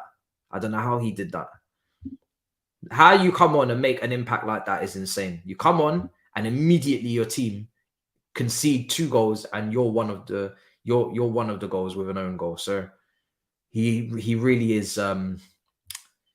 He really does take up everybody's attention as always. Oh my God, mad, absolutely mad. Okay, so let's see what we're cooking with, guys. Game's not far from starting, only 1 minute away from starting. We've got the timer ready to go. Let's get the timer ready to go. And all we're trying to see again is some more goals, more entertainment on this sacrificial Sunday watch along.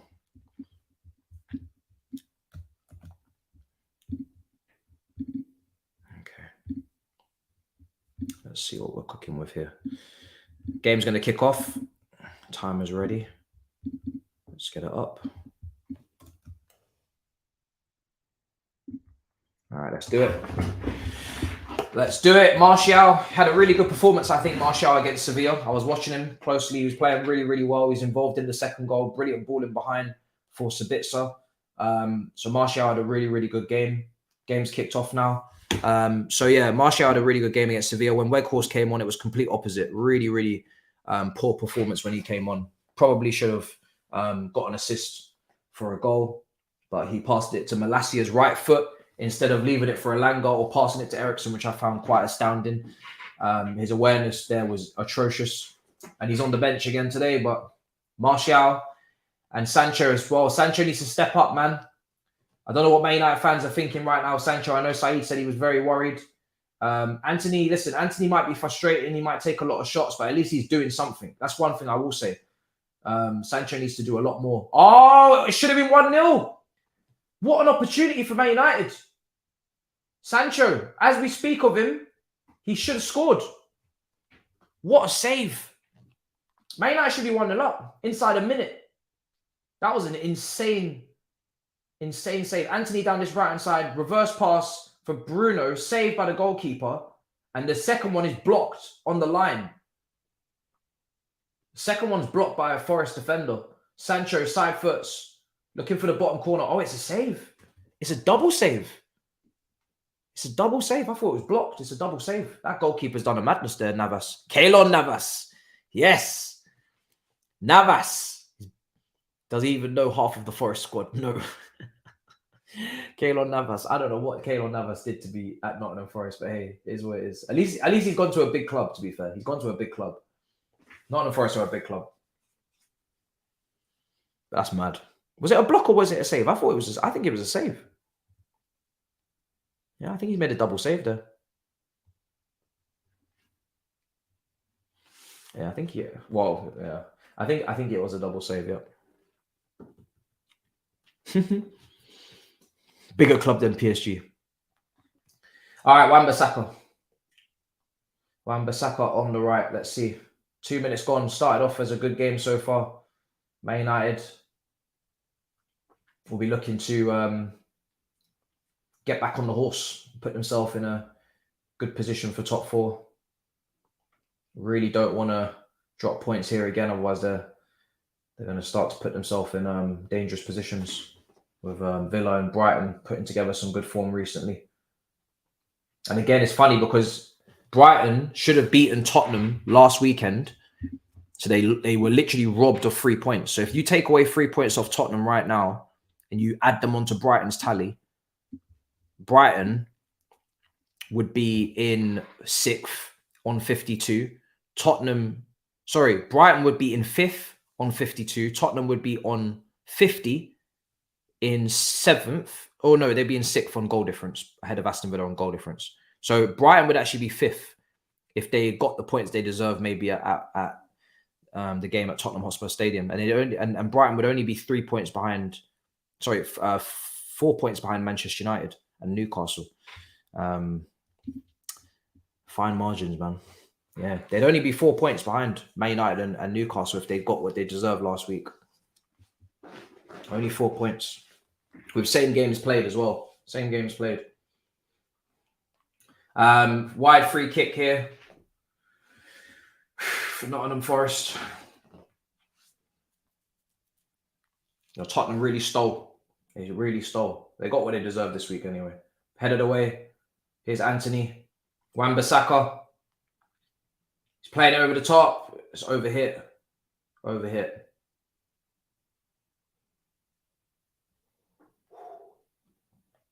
Overhit. Maguire. Maguire yellow card already. It's gonna be a good day, isn't it, with Maguire? How can that man be on the yellow card already? Where's the brain? Where's the brain cells at? To be getting booked that early is crazy.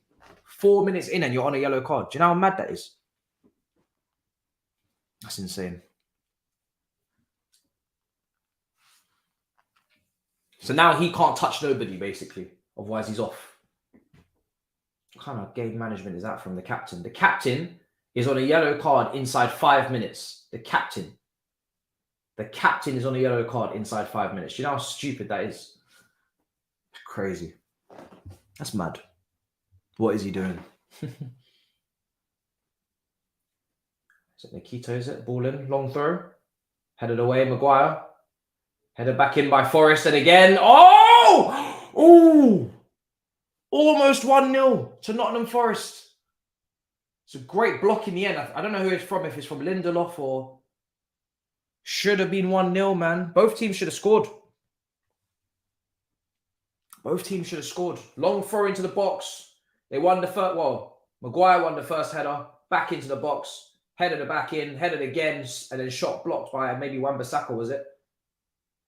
Yeah, shot blocked by Wan-Bissaka. It's a really important block. Could have been 1-0 to both of these teams inside the first 6 minutes or so. Mad. Is he the unluckiest player in the world? Or is he just dumb? I think he's just very clunky. He's not the smartest, I don't think. But he hasn't got any pace and he's very clunky, so he's always going to be prone to errors. He's a low block defender, headers and whatnot, you know, clear your lines and whatnot, but he's not. He shouldn't ever be playing in a high line. Ball in, that's a brilliant ball. Oh, Sancho, he's let it run across him. Didn't fancy his angles. And that's fair enough with Dallo, who skies it into the crowd. It's a brilliant ball across the box for Sancho. He just couldn't. Navas was out quick, to be fair. He closed down all the angles, did really well. Because it's a really good ball in. But yeah, Navas is out. And Sancho just lets it run across him.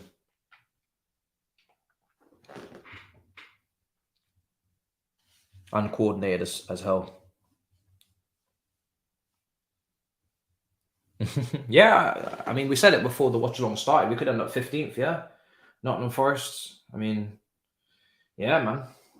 Everyone behind us is in form. I said it. The three teams currently behind us have all won their last 2 games. Palace, Wolves, and... was it Palace, Wolves, and... who else was it? Bournemouth. All 3 of them have won their last 2 games. They've all won their last 2 games. And now West Ham have taken a point against Arsenal. Something that I don't think we will be able to do. They got a game in hand. So they could go... They're currently 8 points. They're currently 8 points behind us. They could go 5 if they win their game in hand. So, yeah. Ball into the box. Headed away. Oh, that is a great piece of defending from Felipe. What a piece of defending that is. It's such a difficult ball to deal with. You've seen that go in the back of the net so many times with own goals. Look at that. Ball in. Facing his own goal. Headers that over the bar. Quality. Yeah, he's done brilliantly there, man. Felipe. Done really, really well. Nearly headed that into the top corner. It's great defending. Yeah, it's really good defending.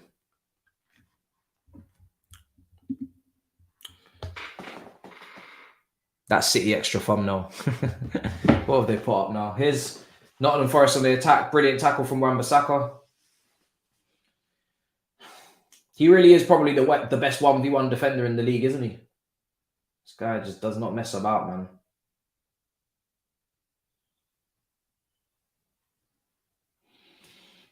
I think he does his homework as well, big time on each winger he's coming up against. Like properly does his homework. He doesn't play about.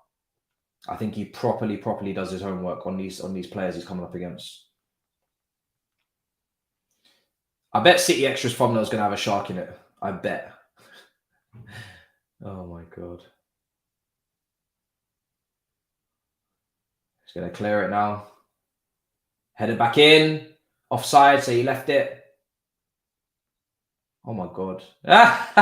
They've used Don Robbie. That's hilarious. What a thumbnail. What a thumbnail. Wow, that is fantastic. What a thumbnail that is. That's brilliant. That's fantastic. Are you forgetting about Ake? 9 minutes gone.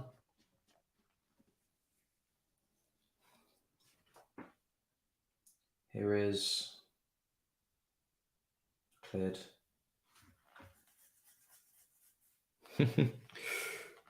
Oh god. 10 minutes. 10 minutes gone. Somebody's gone down. Who's that? Is that Johnson who's gone down? He's blocked the path there. Maguire has fallen to the floor. I think it's Johnson, isn't it? Yeah, he wears number 20. He's gone down to Maguire, Ericsson there. So I'm guessing, yeah, Ericsson will play alongside Casemiro. Fernandez will be in the 10, higher up the pitch, I assume. Although it would have been Sabitzer playing up there. It's a bit of a tweak.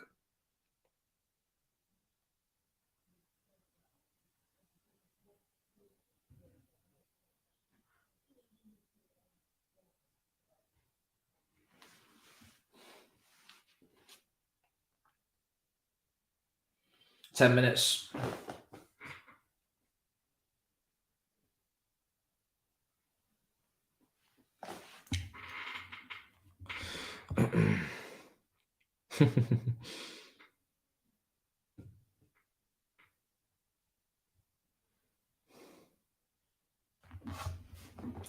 $11 minutes. Let's see. Come on, let's get this game going again.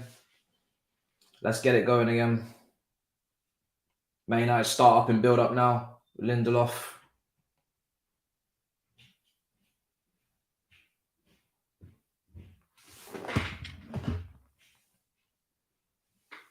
Awareness. He's going to switch it out wide. Here's Dalot into Lindelof, Maguire. Don't know what Lindelof is really doing, but has Lindelof come in and played as some sort of midfielder in build-up? What's going on? Don't tell me now we've gone from inverting fullbacks to centre-backs going into midfield. That was started by the great Jose Mourinho when he played Zuma in midfield against Tottenham in the semi-final of the FA Cup. Don't you forget it. If Lindelof starts playing as a centre-mid, we have Jose Mourinho to thank. Although we didn't do it for build-up reasons. We did it for absolute negativity madness in that midfield. We still managed to win. We put our second string that day. I remember it well. 12 minutes. Let's go. Yeah, Lindelof is coming out. Wan-Bissaka. Is that? He's lofted it forward. Here we go. Right hand side. Loads of Man United attackers in this move here. Here's Anthony. Slips. Gets it in. Across to Ericsson now. Martial. He's doing really well, Martial, to hold up that play, man. He's linking up the play really, really well, Martial there. Here they come again. Wan-Bissaka. Anthony. Anthony to Ericsson. Over to Dalot. Back again for Man United. Maguire's trying to step up. Over to Martial. Bruno Fernandes now. Oh, such a stray pass to play. Harry Maguire. Concentration levels are low, brother. What are you doing? Lindelof in DM. That's what it looked like. Yeah, Lindelof kind of in the DM position for a second.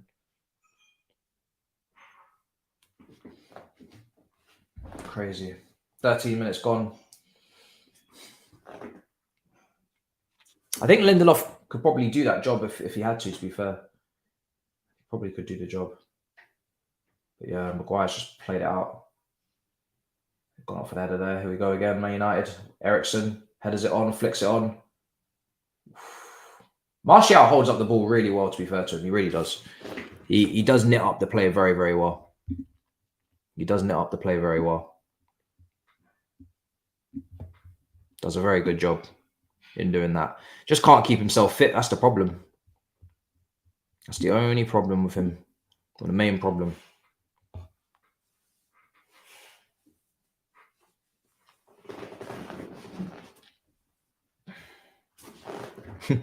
I would put Casemiro at centre-back. Lindelof in DM. Even Badiashile is better than Maguire. Of course he is. What do you mean even Badiashile? Badiashile has been brilliant since he's come to the Prem. Of course he's better than him.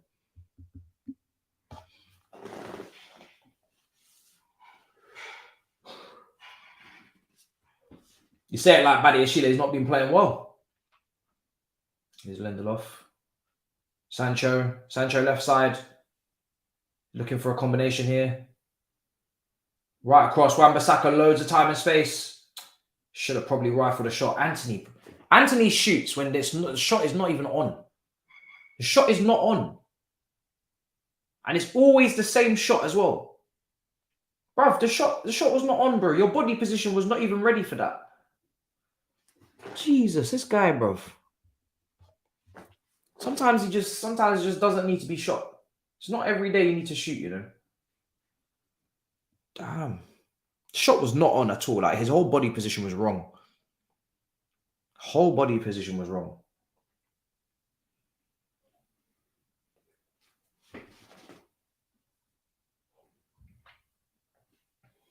I wonder what his shots per game statistic is. How many shots do you think Anthony has per game? I'd love to know.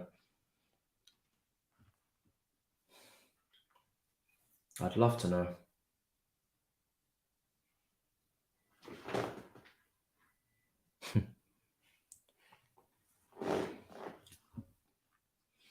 Free kick again, just inside Forrester's half.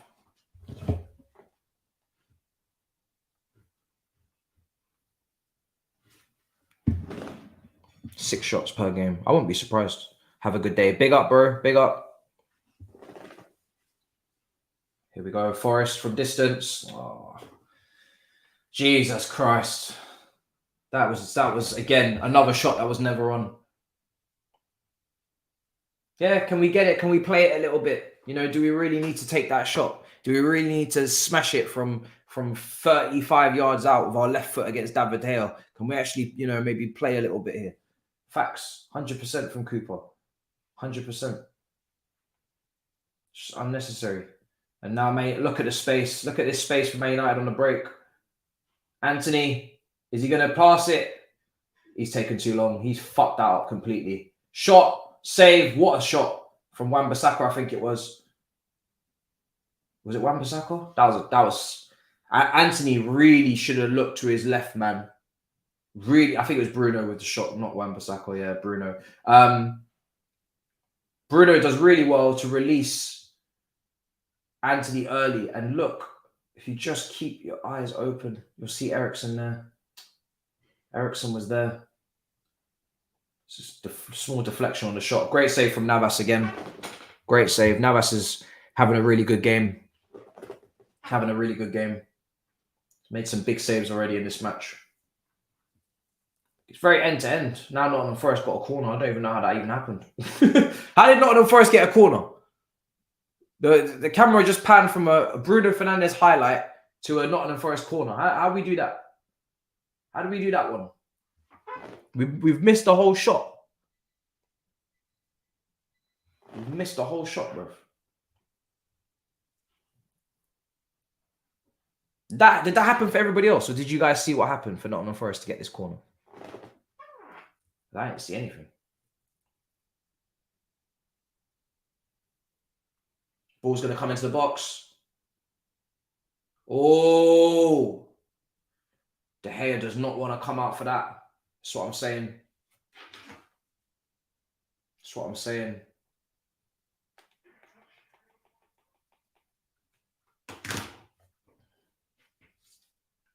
Look, crowd of bodies. They don't even let him come out. Let him breathe.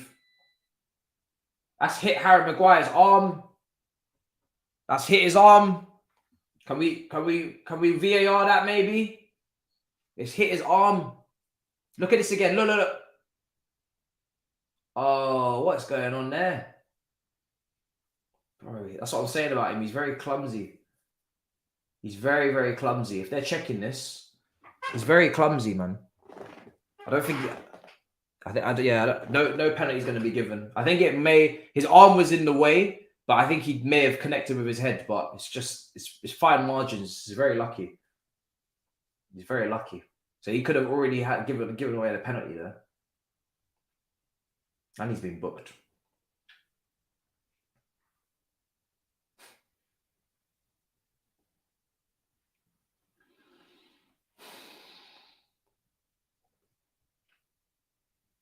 Maguire clears. Who sit forward? Sancho making the chase. Free kick, I think, for the free kick.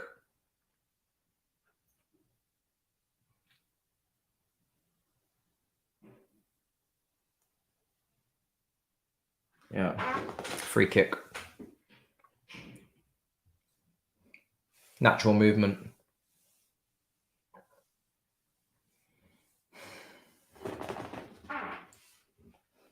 "20 minutes gone, chest out to left hand side. Oh, a good interception from Wan-Bissaka again. Eriksen switching it out to Bruno Fernandes, and he's got Dallo out overlapping. Sancho, he gets it to. Now Bruno. Now Dallo again, back to Bruno. Is he onside? Ball in. Oh! That was right across the box. Wow. How is nobody on the end of that? That is a mad chance. And he's onside as well. He's onside. What a chance. Brilliant ball across the box from Bruno. Navas just I don't even know if Navas lets that go or if he just doesn't want to touch it. Maybe he's got a shout from his defenders to just let that go. There's nobody around the back. That was close. That was close. It's been a great game, man. Both teams have had chances. Someone's got to put the ball in the back of the net. Oh, here we go, Bruno. Here's the reverse ball for Martial. Ball in, cleared. He's offside. Offside. Martial's such a mysterious player, isn't he? He's got all the talent for why they put that Ballon d'Or clause in the contract. I still think that was a bit maybe over the top, but he's got all the talent. Doesn't get anywhere near the France team. He's always injured.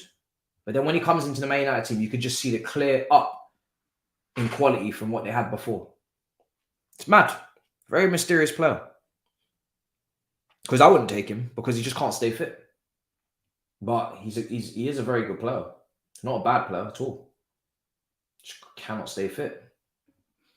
And then when he went to Sevilla, he had a really tough loan out there in Spain as well. So I don't really know what's going on.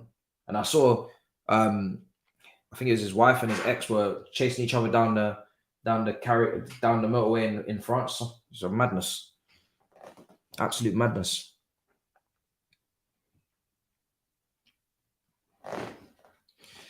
Sancho or Mudryk, who's biggest con?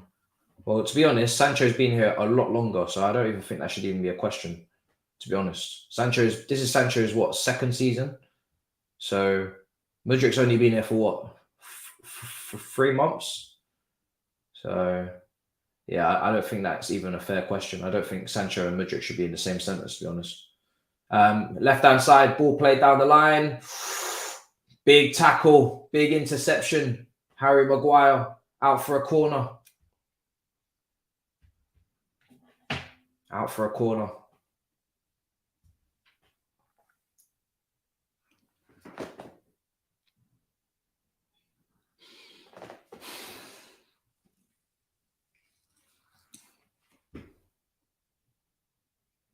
Felipe, come on, let's get something from this set piece.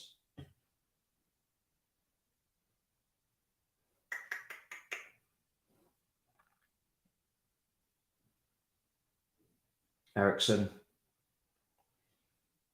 Felipe's being Marked by Wan-Bissaka there. Right on top of De Gea again. Right on top of him. Ball's going to come into the box. In swinging. Oh! I thought I was going towards goal, but it's been headed over. And Man United back in possession.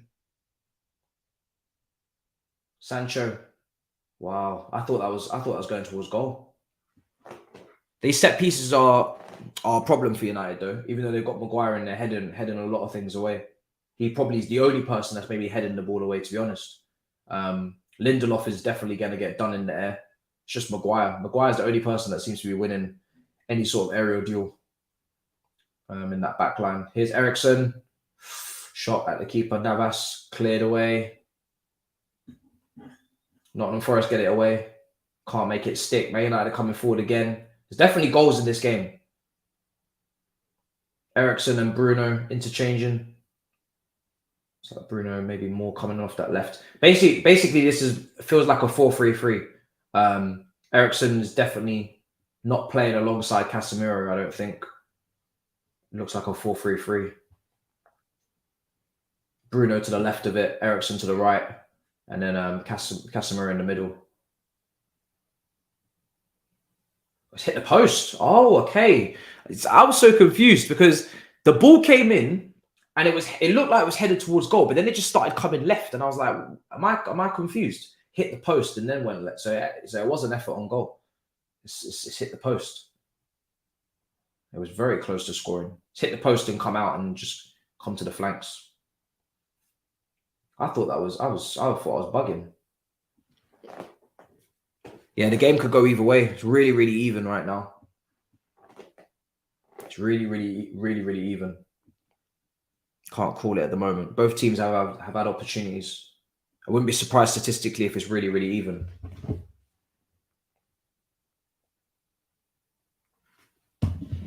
Sancho turns.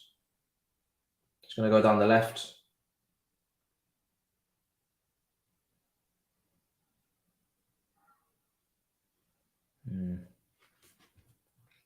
Here's a throw in.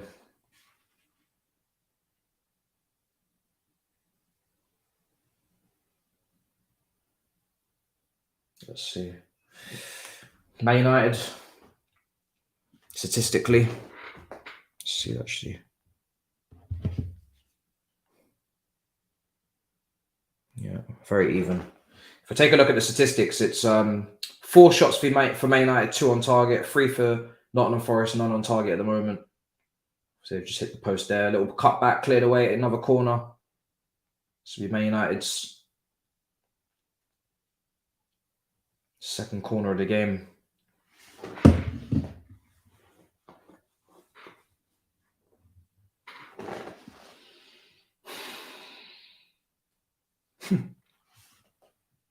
The pressure at Manchester United is different level from Leicester, with all due respect. Ball's going to come in from Bruno. Ooh. Bruno again is going to deliver. Ball's going to come in. Didn't really hit any of his targets. Whoa! Felipe versus Anthony. Anthony's a bit of a shithouse, I'm telling you. The way he was scrapping as well with Acuna against Sevilla on the right-hand side on Thursday was brilliant. The scraps were fantastic. Brilliant scraps on Thursday on that right side between those two. Fantastic. Obviously, Brazilian versus Argentine as well, which obviously doesn't help. But yeah, mad. Here's Anthony. It's not a good enough delivery, man. It's not a good enough delivery. Anthony, right side. What can they find? Wan-Bissaka blocked out for a corner again. Maybe it's not.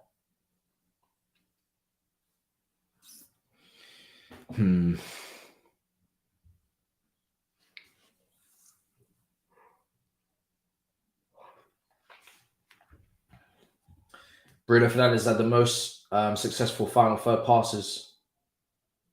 I think maybe Eriksen was up there with him as well, maybe. Madness. Smash up the likes. We're not far from 600. Big up in the building. A madness. An absolute madness today. See what you guys are saying in the chat. I think it's just stopped a little bit.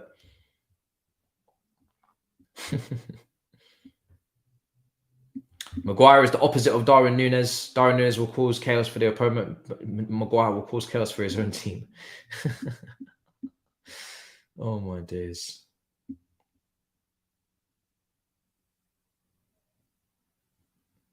Oh, he's definitely good enough for the Premier League, Maguire, 100%. He just needs to go to a team that suits him a little bit more. You know, he needs to go to a team that play a bit deeper. I mean, Man United don't play a high line anyway, but that's, you know, but I think they will start to try and maybe do that next season. I think he needs to go to even like a back three team that play a bit deeper. I think Maguire in Serie A would slap. I'm not even going to lie. Harry Maguire in Serie A would slap. Slower league, back threes, more defensive team. I think he would slap. Yeah, I think he would do well. I don't think he needs to go down to a relegation fodder in this league. I think he just needs to do like a Chris Smalling and go to like a Roma or somebody in Serie A.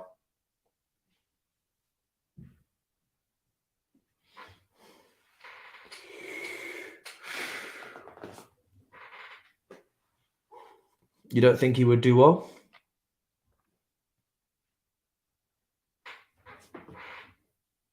Hmm. 30 minutes. Corner again for Nottingham Forest. Every time they put it in, they always stick it right on De Gea. They got Felipe standing right in front of him. He has no chance. Oof, over the top. You can see the tactic is literally to put it right on De Gea.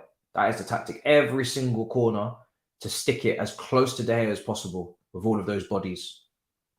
That is the plan.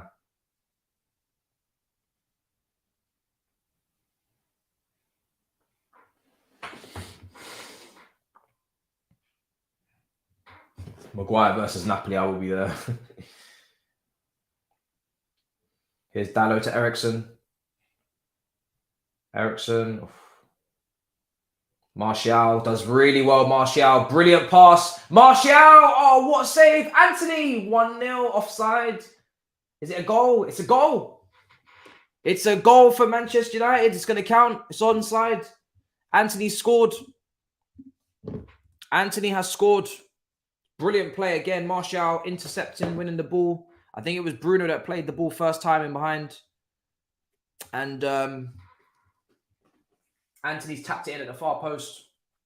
See that again. Eriksen into Martial. Doesn't quite stick. Goes. Miscommunication. Gets the ball back.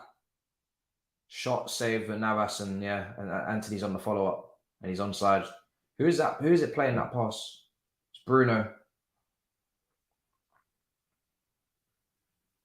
Yeah, it's Bruno who plays the pass. Yeah. Bad. Oh. Golazo. Take that.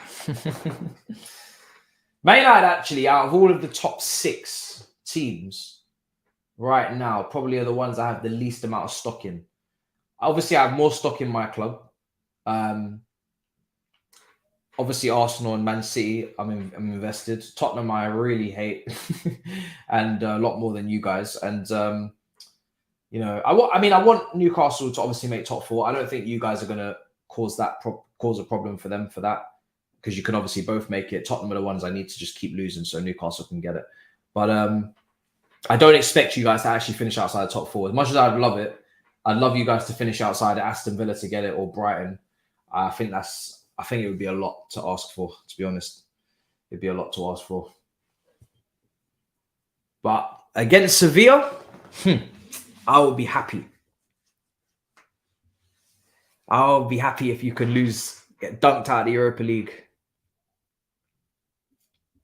Was you really expecting us to drop points? Listen, Nottingham Forest is a tough game it's a tough ground to go to, City ground. It's not an easy place to go to. So I'm not saying what did I predict? I think I predicted you guys to win or draw, I can't remember. But I think it might actually be the draw. yeah, well, listen, it's been an even game so far. It's been a really, really even game. I don't see why not Nottingham Forest couldn't get something out of this, especially with the backline that you have. But you might just sneak out a win. Who knows? Here's Martial, Ericsson.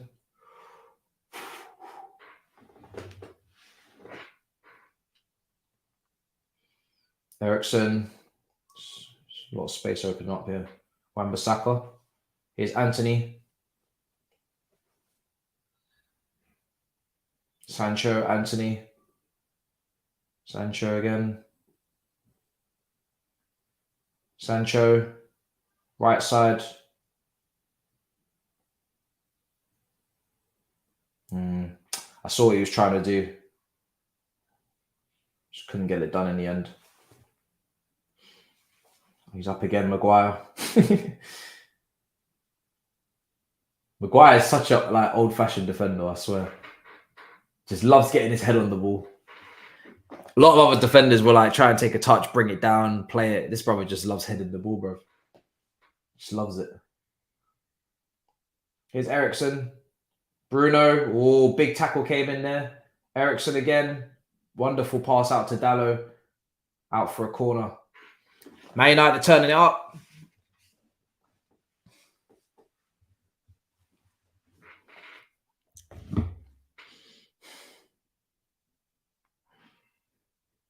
He's saying that Anthony's a big game player, as was Saeed saying, yeah? I'll speak to him at half-time. I'll speak to him at half-time, see what he's really saying.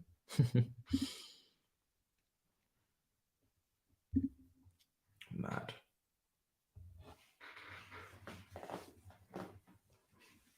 Bruno's a small team merchant. Someone said, ball into the box. Casemiro. Oh, back in again. Ericsson and Bruno have been really good this game, to be honest. They've done very well. They've put Man United in some dangerous positions. Cooper's just trying to keep the heads up. Johnson there. Williams on that right.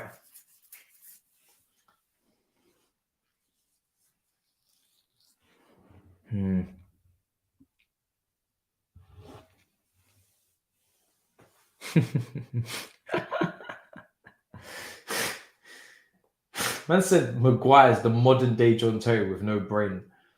Oh my days. Don't even have him and John Terry in the same sentence. I know you said with no brain, but even still. Oh God. Someone's on the ground now. Jesus. You're not getting a free kick, brother. You better get up. You're not getting a free kick. Doing his business quietly. Come on. Nottingham Forest, they're going into their shells a little bit here. Come on, play it. They're not, I feel like playing out from the back, they just don't seem to be too confident. I mean, they've already made a couple of errors, to be fair, with that little miscommunication for the goal, so it doesn't surprise me that they're a little bit hesitant to play out from the back. Seems to be lacking a bit of confidence. Ericsson back to De Gea. De Gea out. Good pass. Anthony. Free kick.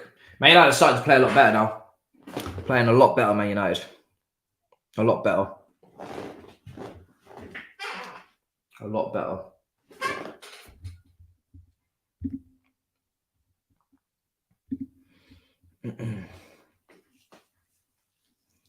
Has Casemiro made an impact? Do you know what? Out of all the players on this pitch, Casemiro is the player I've had to say the least amount.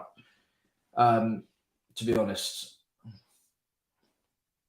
I wouldn't say he's doing much. No, I wouldn't say he's having a great game. He's just there. he's just existing in that midfield. It's mainly Ericsson, Bruno. Not really noticed Casemiro at all. If I might take a look at his statistics.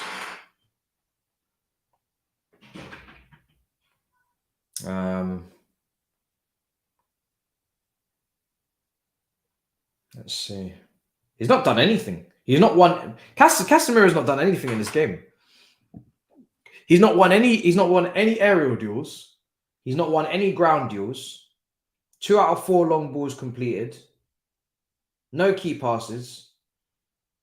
18 touches, no shots blocked,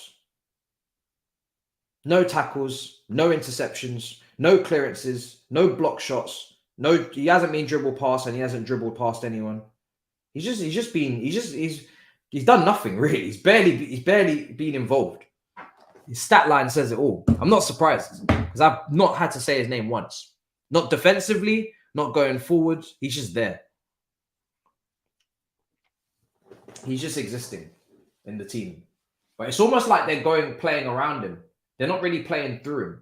They're playing around him. He's just kind of just in the middle, and they're going to all the other avenues. Like Wan-Bissaka's getting way more of the football than Casemiro. And then he kind of like... So it might be a game plan for Man United to just not play through Casemiro. And they're playing through like Wan-Bissaka. Even they're playing through, obviously, Eriksen. Eriksen's getting a lot of touches on the ball. Bruno's getting involved. Yeah, they're not playing through Casemiro. Here's Sancho, intercepted. Now, let's see if... Yeah, big tackle there. Yeah, just Casemiro is just... He's just sweeping around.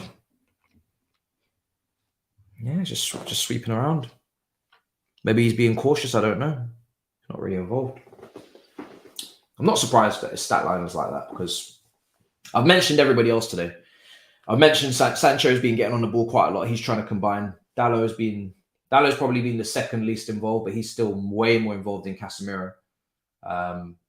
Martial's heavily involved. Obviously, got the assist for the goal. Anthony's been involved a lot.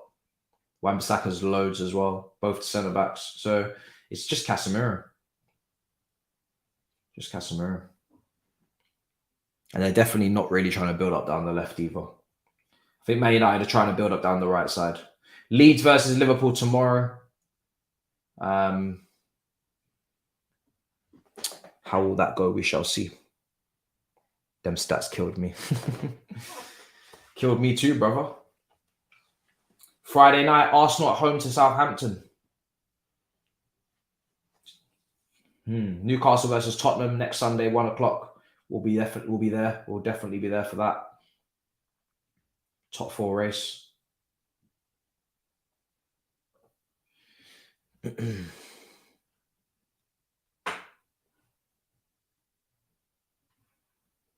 "41 minutes gone."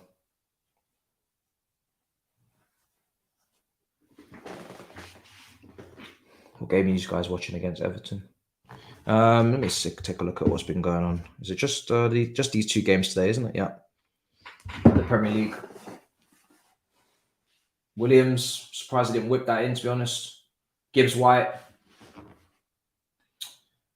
Forest, man. Get the ball into the box.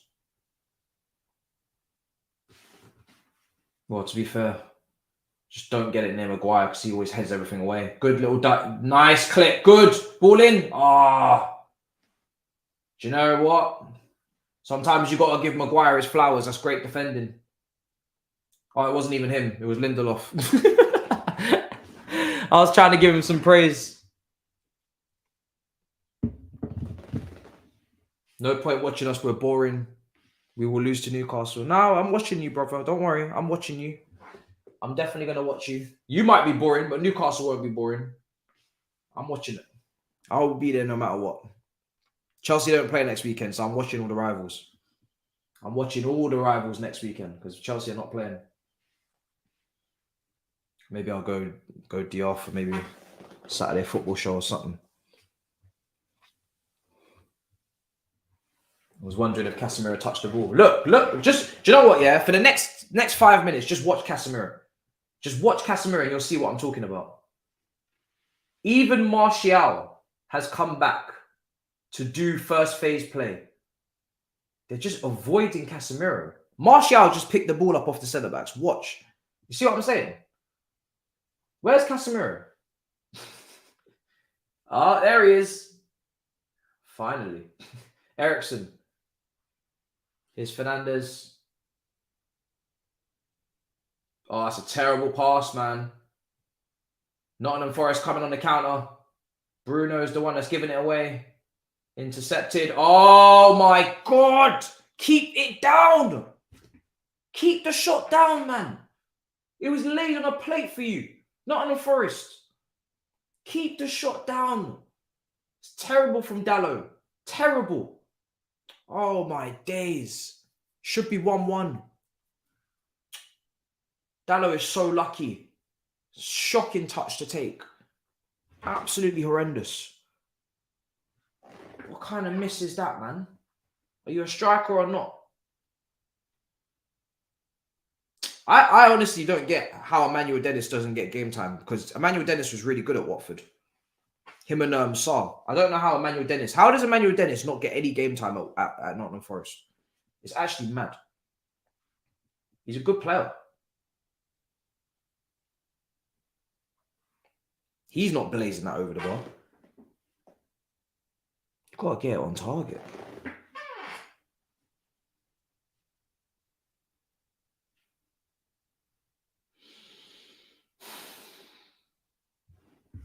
Foolish. Probably has no chemistry with the team, Dennis. Yeah, maybe not. Maybe not. Coming up to half time now. 2 minutes of injury time.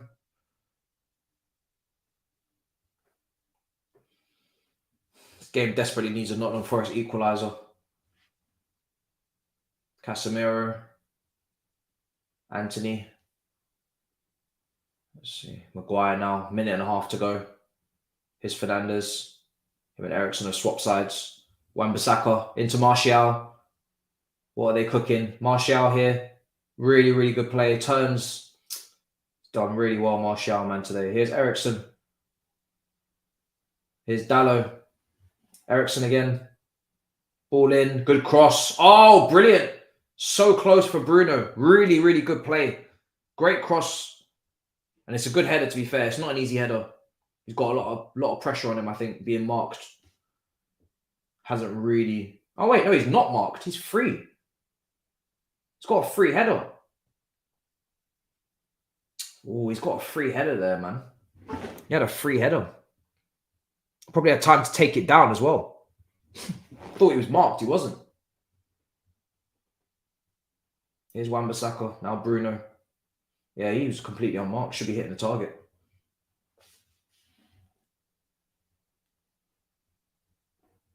Anthony. Oh, Anthony. Brother. Dribbling it out of play. Wow. Here's Ericsson. Mad.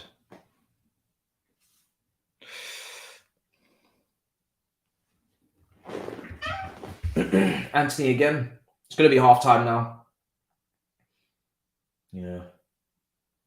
Half time. Bit of a mixed first half. The first 15-20 minutes was pretty exciting. Then it started to peter out a little bit. Maybe Nottingham Forest run out of steam. But Man United are definitely not over the. They're definitely not over the line. Obviously, we saw that against Sevilla, how comfortable they were in that game. Way more comfortable than this one. Nottingham Forest have actually had some opportunities, but yeah, unfortunately, for them, they still need to remember what happened on Thursday and kill this game off. But I'm very impressed with Martial. I must say, I'm very impressed. Martial's playing really, really well, man. He's linking up the play really well. Just so tidy on the ball. Brilliant interception for the goal. Gets himself into a great position. Great pass from Bruno in behind, and Anthony gets the finishing touch. When it comes down to the likes of Bruno, Ericsson, these are the guys that are mainly involved. Casemiro basically is being bypassed. And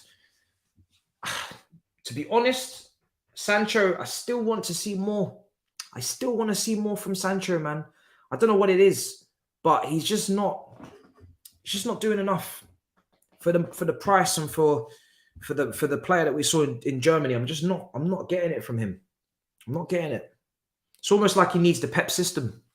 He needs to be pepticized. He needs coaching. I don't know.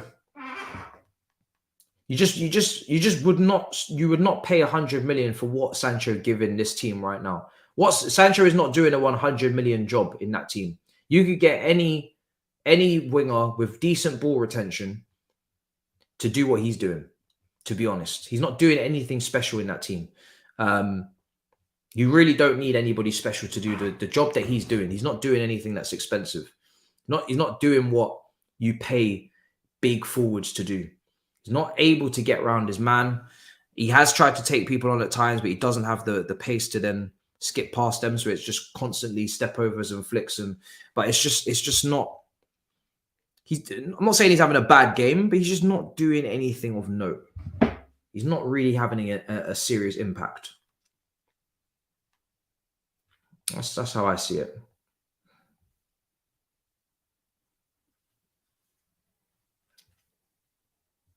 But yeah.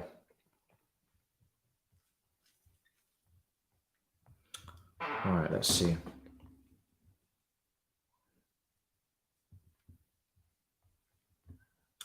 Let me take a look at Mr. Saeed if he wants to talk.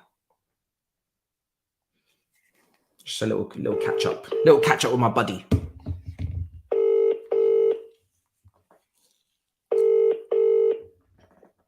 Yo, brother. Hello, brother. What are you saying, man? What are you saying? I'm okay. I'm just checking in on what you're making of this performance. It's not too. Yeah, man, I'm liking it, man. I can't lie to you. Yeah? You know what I mean? This is a very nice, tidy performance. Ericsson, Bruno Fernandes should have scored, though. That should have been 2-0 game over. But yeah, man, I can't lie. I'm enjoying this, man. Life's good right now. The only thing is, every time they take a corner, they stick it right on De Gea, don't they? Yes, they stick it on De Gea. And they know what they're doing. They're targeting Maguire as well. So their physicality, we know what they're about. Their physicality, they know what they're doing. They're going long every single time, which is fair play to them because that's pretty much their game, isn't it? Yeah, they've had a couple of chances, but it's I don't know. I don't feel like the game's done. You obviously need to get a second. We know what happened on Thursday, but Believe. More than you can believe. But have you seen Casemiro's statistics? Because I checked them out. He's not involved. They're just. I think they're. I think they're purposefully bypassing him. To be honest. I think you know what it is though. I think because we're now having a different style of game now. Now we're dictating. We're having more possession. We're having. We're creating a lot more chances. You're gonna see a little bit more less of Casemiro. You know what I'm saying to you. Whereas right now, Ericsson's more the one that's kind of getting involved in the game. Bruno Fernandes. So sometimes it's good because we're still controlling the game. Even Martial came back and got it off to centre backs. He's playing well, to be fair. Yeah, exactly. So I feel like Martial dropping into the deep. We are then having more room to have possession. So it kind of doesn't need Casemiro to do a lot more. Casemiro will be needed against Sevilla, where the game will be very, very, open and tight. So yeah, man, it's good, man. Ericsson for me has been excellent. Yeah, he has. I must say, Martial has been brilliant as well, man. Martial is cooking. Man. He's the glue, man. He's so tidy. But you still need to get a striker because this guy can't stay fit. But no, he can't stay fit. No. More than you can believe as well. This guy, he man, can't stay fit. But the thing is, the manager knows what he's about here. But what's the point when you can't rely upon him? Yeah, that's the difference. Can't rely on him. Such a good tackle for the goal. Lovely tackle for the goal. You know what I'm saying to you? It's just been, for me, Bruno should have had another goal. Yeah. That is for me, you've got to get it on target. If it goes on target, it goes in for me. It's a free header, isn't it? You're talking about the free header? Free header. Yeah. So, no, man, it's like I said, it needs a second goal because Nottingham Forest, this is what they did against Man City. Remember Man City peppered them? Yeah. And what happened at the end? Then they got back. Yeah. Then they got back and then they scored. So, the game ain't over, man. It ain't over till it's over. That's what they say, right? Yeah, it's true. It's true. To the wonderful things, man. Turkish was in my chat earlier, then he left quickly. I don't know why. Oh, okay. Turkish. By the way, we need to see a skullduggery. If we don't see a skullduggery, man, then something must be going on. What, for Arsenal? For Tottenham? For Tottenham, innit? Or for, it's a problem, man. You can't happen. It's probably going to be for me. Well, I don't know. I said we would lose. I was the only person on the panel that said we would lose to Brighton. So yeah, you can't really clip you though. They can't really clip you. Because I said we would lose. I said we'd actually lose 2-0. There you go. Thabz. There might be something on Thabz, man. They lost to Bournemouth at home. Thabz. Thabz didn't watch the game. I called him, and he was like, "Why are you calling me?" I said, "Bro, you just lost." Then he was like, "Well, I'm not watching the game." You can't really cook him as well. So it's like, yeah, I'm not really bothered. He did a review earlier today. It's 12 o'clock. He did a review. Must have watched it back. Yeah, exactly. Jesus. So he was like, yeah, well. How the fuck did they what it lose? is. Yeah, they lost at home to Bournemouth. That's kind of mad. Bro, it should be mad. It should be mad.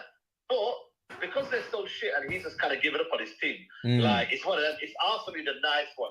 He did the watch-along. Yeah. Stuff and that they're saying. So we need to see a nice, juicy, you know what I mean? Like, highlights. Yeah.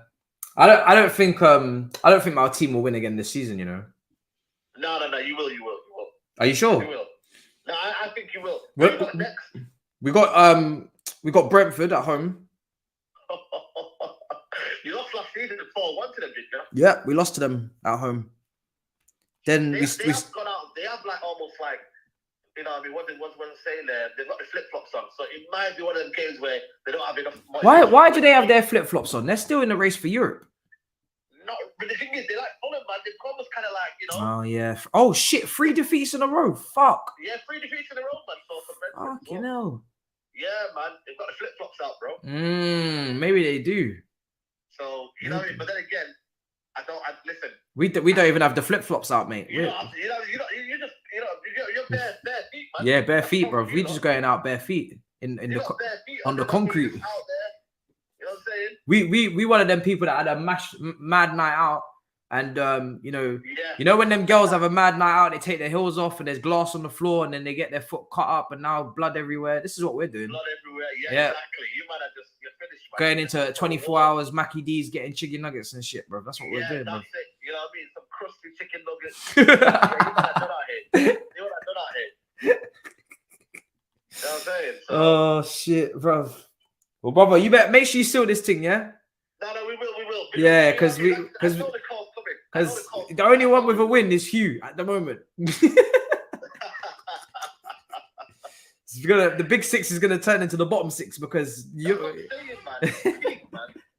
Peak, bro. I don't want to be included in your dramas, man. Last time we were included against Newcastle. I don't want to be included next time. This time, man. Yeah. Seriously, man.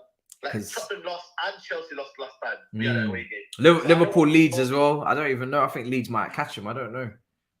Nah, I don't think so. You don't think so? I don't think so. Remember, Leeds gave them problems. That Leeds beat them at Anfield, I swear. They did. But these are so bad, man. They are. They're always bad, bro. But I don't know. I can sense. I don't know. Maybe it's 8 o'clock kickoff on a Monday night. You never know, bro. At Ellen Road. We will be there, man. We will be there. We will be there no matter what. All right, brother. I'll let you go. Make sure you seal this. Yeah, big up. Chelsea versus Brentford can be going to be a scam 1-1. It does reek of a 1-1. It does. That will probably be my prediction when the time comes. It does stink of a 1-1. It does. It does stink of a 1-1. I've been saying it since the get-go, man. It is proof that the table does lie. And I've been saying that they're in a false position this whole time, bro. They don't deserve to be there. The win against Brighton was a fugazi. They should have lost that. The amount of wins they've got on this table, on this board, and they should have dropped points in so many games. They should be behind Brighton and Villa. They don't deserve to be ahead of them 2 teams. Liverpool, I'll leave it. They can be 7th. They can be 7th ahead of Liverpool. That's the real table, man. Liverpool haven't won in 4. That's mad. I would have swore Liverpool would have won a game recently. They haven't won a game in 4. Liverpool have not won a game in 4. Really? Who have they been playing? I feel like I've been out of touch. They drew against us. They lost against City. Lost at Bournemouth. Fuck. And they drew against Arsenal. Damn. They've had tough games, to be fair, though, Liverpool. Yeah, they've had tough games. They haven't won since the Man United game, but they won 7-0. Damn. They got Leeds. And they got Forest, West Ham, Tottenham, Fulham, Brentford, Leicester, Aston Villa, Southampton. At least they've taken all of the madness. It's up to United, Madrid, and the Premier League regulator to prevent City treble. Arsenal aren't about that life. I don't think it's guaranteed that Man United go to the final, man. Brighton could smoke them. I can't lie. I'm actually very close to just saying that Brighton are going to beat them at the Wembley Stadium because I don't know, man. Brighton are playing good football, man. Brighton could smoke them. I'm not gonna lie. Brighton could smoke them. They could. Brighton might turn up and do a madness. Be very, very careful. Because Brighton play some beautiful football, man. And on that big, beautiful Wembley pitch, be very careful thinking that you're through because you're not. I think Brighton will actually beat them. They should have amortized the goals to get some wins in there. They just shot their load, bro. They shot their load all in once against Man United, against their rivals, and they got nothing left. Crazy. Absolutely crazy. All right, guys, smash up the likes if you haven't already. 600 likes, legends. Well done. Well done, guys. 52%. Man City to do the treble. Slightly favouring them in the yes. Almost 1,000 votes on that, but I ended it already. So yes, actually, what I was going to do is I was going back through the Premier League tables, that wasn't I? And I forgot to keep going. So we haven't had a night. So I just want to see. The last time Manchester United won the title was 2013. I just want to see if Sir Alex Ferguson ever got a if he ever got a 90 point. Well, how many times did he get 90 points? That's what I want to know.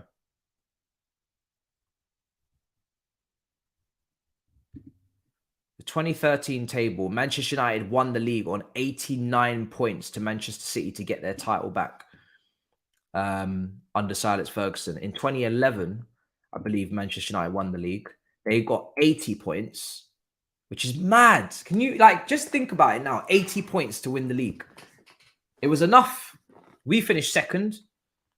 It was enough back then to win it. 80 points. 2010, we won it with 86 points under Carlo Ancelotti. Obviously, then before this, Man United did the 3 in a row. Surely one of these is going to tell me that they've got 90 points. There it is, 2009, 90 points. 2008, 87 points. 2007, 89 points. So they've been sniffing around. And they didn't win it before that until 2002, I think it was. No, that was Arsenal. Arsenal won 2 in a row, sorry. 2001, 80 points again. In 2000, I think they won it. 91 points in 2000. So they've got it a couple of times under Ferguson, actually. Yeah. But nobody's touching them 80, them 100 points and them 90, 99 points and 98 points and all that shit, 97 points. All that rubbish that they've been doing with Liverpool. They've just been scraping the 90 points there. All right, 45. Let's get this second half going. That Man United team in 2009 was mad. Or 2008 as well. Those 3 seasons. Ronaldo, Tevez, and Rooney. Crazy. Let's get the timer going. So, Man United currently up to 3rd on 59 points with this win. Nottingham Forest in the relegation zone on 27 points in 18th if things stay the way they are at the moment. Let's see. Berbatov as well, yeah. Indeed. He wasn't there from 07. I think he joined in, I don't know, was it 09? What year did Berbatov join? Can't remember. You've had like a blend of different strike forces, isn't it? 10 was it? You used to go with always 4 strikers. 4 strikers, is it? Ferguson loved to have 4 strikers in his squad. Oh, 07, 08. Yeah, he used to love having his 4 strikers. Obviously, he had Cole, Sheringham, Solskjaer, and York. And then he loved his Tevez, Rooney, Ronaldo. I think was Berbatov overlapping? I think he was. Can't remember. Yeah. He won the double with United. Yeah, he definitely. Yeah, I remember him being a Premier League champion for sure. I remember that. 46 minutes gone. De Gea is going to clear down the right into Wan-Bissaka. Back to De Gea, who launches it forward. Forest win that first ball. Win the second. Well done. Maguire heads it away. Put pressure on them, man. That's better. Williams, get a good delivery in now. Ah, they're screaming, Forest players, for something. Oh, come on, man. Read it better. In no man's land. Oh. He achieved 90 points 3 times. So I'm guessing one of those were in the 90s, maybe. So 2000 and 2009. Was it the 1999 team?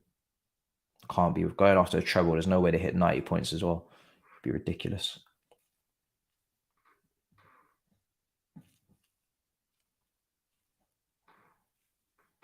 Yeah. Listen, Fergie only won the Champions League twice. You know, you'd think he would have won it a lot more, but he only won it twice. Just couldn't, on a European stage, you couldn't get it done for as long as he was here as well. Struggled. Because 2 times in what was it, 20, how many years? How many years was that United? 27 years, was it? They got 92 and 94. But 94 would have been 42 games, no? Would have been more games. So I don't really count that. Yeah, it would have been, it's 42 games that would have been. So, yeah, that Barca team was just too good. That Barca team was insane, man. They really were insane. Yeah. It's funny because you beat us on penalties in Moscow. If we had won that, man would only have 1, bruv. His Champions Leagues were fine margins. Almost ended up with nothing. Late winner and a penalty shootout, bruv. I'm telling you. Almost ended up with nothing. But he deserved to get a couple, to be fair. Did deserve to get a couple. But it weren't any... The finals weren't no annihilations or anything. Didn't absolutely batter anyone. Here's Wan-Bissaka. Casemiro does well to play it out to Eriksen. Sancho cuts inside. Fernandez. Sancho across the box and cleared. Anthony fighting for it. Really good there. Trying to flip-flap corner. Yeah, he went to 4 finals, 2 wins, 2 defeats.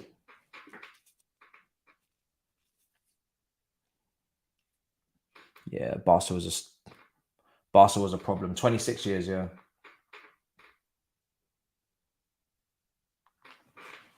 Yeah, 2 wins in 26. So win every 13 years. I think he'd be disappointed with just one win every 13 years. I think he would have looking for a couple more, man. But yeah, Barca were moving mad.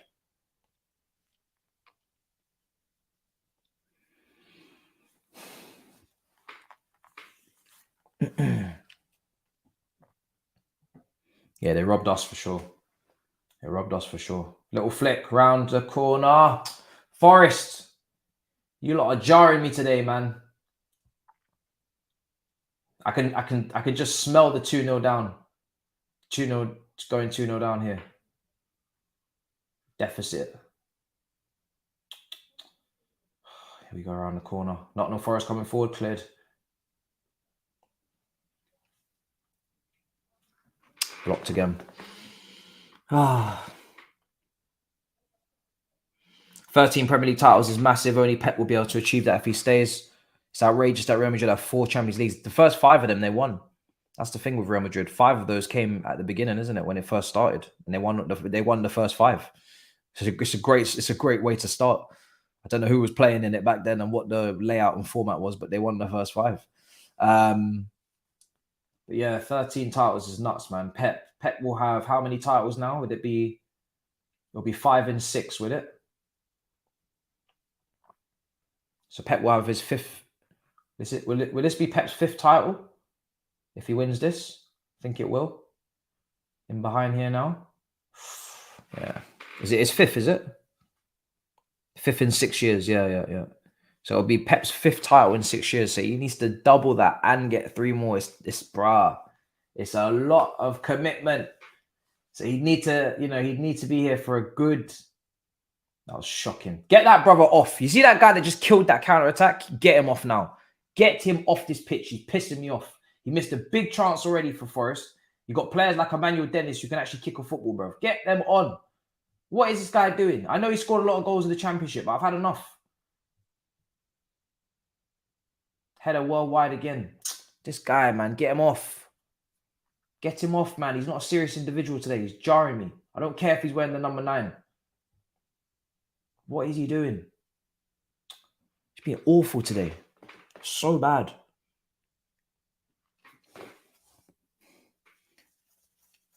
You'd have 21 years to do it.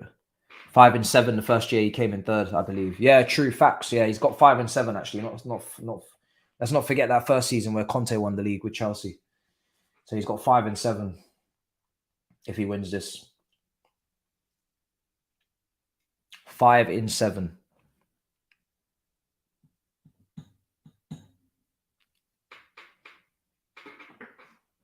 Oh, in behind now.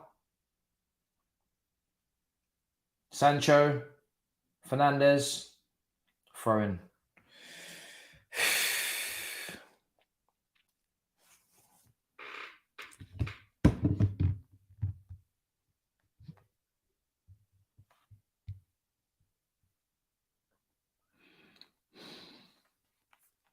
Mud. 53 minutes gone. Enrique's only 52. I thought he was pushing 60. Nah, he's young enough. He's at a good age. He's at a good age to take over the damn team.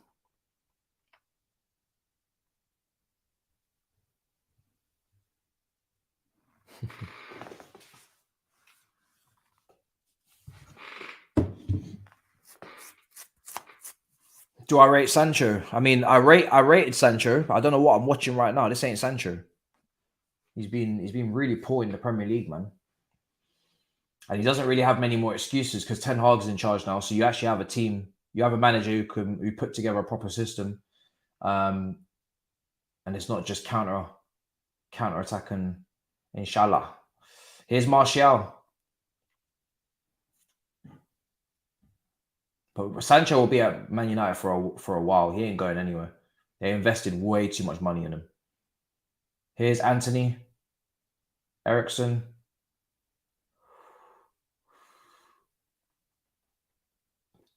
Maguire. Stepping forward, Maguire. Out to... Oh, good ball. A little bit of a confusion there. Casemiro. Lindelof. Bruno. Man United look like they're going to get a second, man. They really do.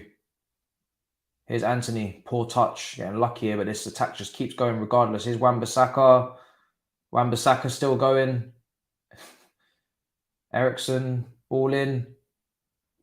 Yeah. They're going to score, man. They're going to score. Because Nottingham Forest are... Until they make a substitution up front, I don't trust them to put the ball in the back of the net with that number 9. He's just been too rough around the edges today. Felipe. Corner. Oh, Jesus. Jesus. Are you covering Leeds versus Liverpool tomorrow? I think I have yet to decide. I just need to check times on my weekly shows, make sure that they're not overlapping, and then I'll be able to let you guys know.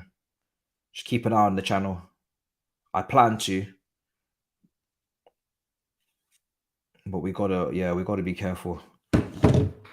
Oh, he's hit the crossbar. Holy shit. He hit the crossbar. What a shot that was.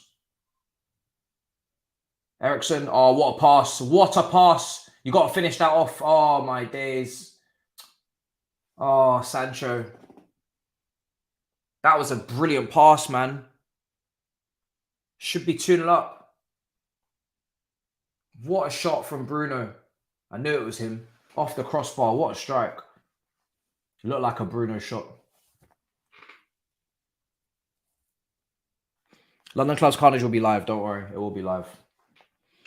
It will be live. Let me just confirm times, guys.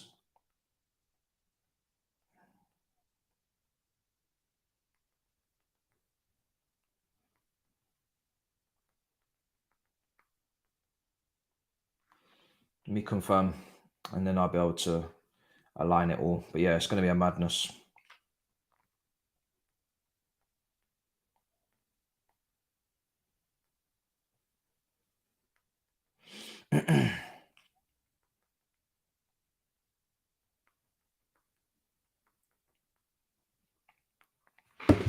What a save. I think the goal's coming.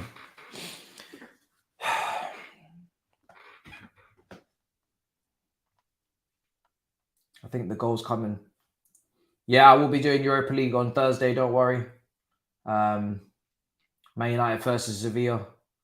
And then we'll pick another one. Here's Anthony. Anthony. Oh, just wide of the post.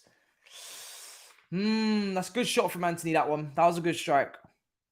It's hit and miss with him, whether you actually get a good shot out of him. But when it's good, it's good. Does well there. And this is what I'm saying. This is stuff that Sancho just doesn't do. You know, at least Anthony is frustrating as he is, and the amount of shots he takes, but he just does not stop. He's relentless. Off the ball, his work rate is second to none. He's taking his strikes. He's trying to make a difference, trying to make a change in the game. Sancho just is a great pass from Eriksen. I just do not know how Sancho is not opening up his body, getting that shot across goal for the second. Just got all muddled up again in his feet and just ended up having to pass it back. It was a goal-scoring opportunity. It's a brilliant opportunity for Sancho. Brilliant opportunity. But yeah, Navas is having the game of his life, man. The only reason why Nottingham Forest are not more goals down is because Navas has pulled out some great saves. Only a top goalkeeper's making. Here's Martial. It's probably the first time he's actually misplaced a pass there. Forest. De Gea. Over to Dallo. Good pass. Unlucky. I was unlucky. Into Fernandes. United really need to get a second, man. They'll be pissed if they drop points here because they're dominating here. Dominating.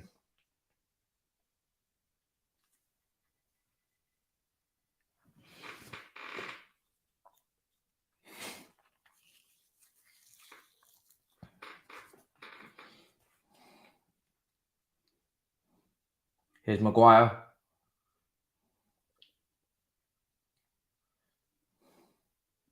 I'm going to play it around.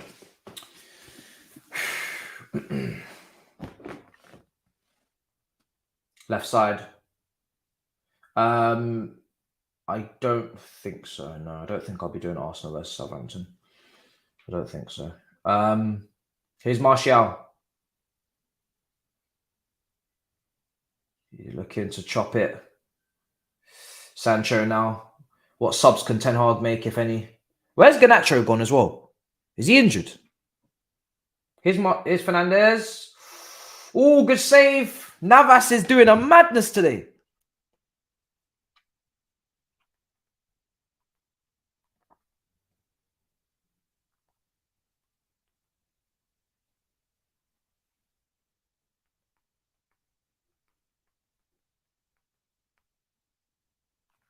What a save, man. He's injured, isn't he? Yeah.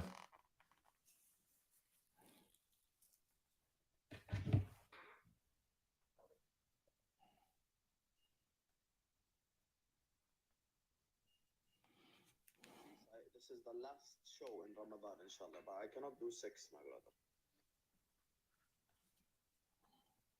Here's Wan-Bissaka.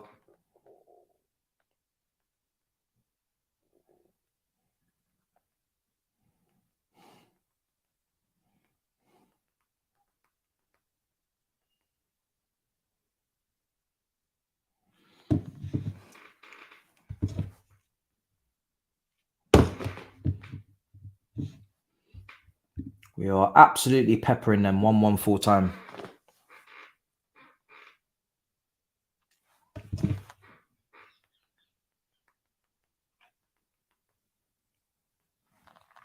$61 minutes. If you guys don't win this after all this domination, honestly, you guys are peppering them, man. Obviously, Navas is having a great game, but you cannot leave this place without a win, which is, it's just mad. Navas just will not be beaten for a second time. But Nottingham Forest are offering nothing going forward. They're awful to watch right now. They're not offering anything. Nothing. Do something. Oh my God. Even when they try, look at this, man. Look at the state of it. All right. Oh my God. This is honestly borderline like watching a championship team. They actually might have to go back down to the championship because what I'm watching is a madness. I can't lie. You might have to go back to the championship because the way that they're playing is mad. The way that they're playing is actually mad.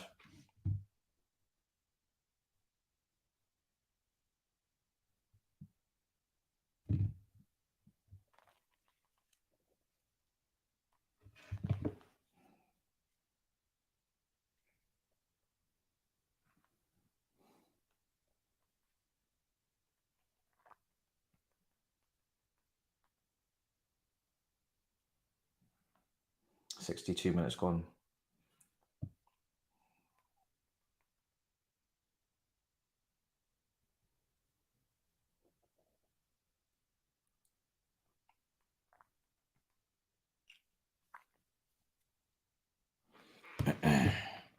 I'd take Navas if they go down, I can't lie. Oh, 100%. Loads of people will be taking Navas. 100%. Loads of people will be taking Navas if they go down. 100%.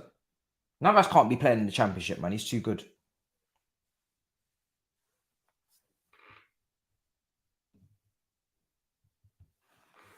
$63 minutes gone. Here's Fernandez.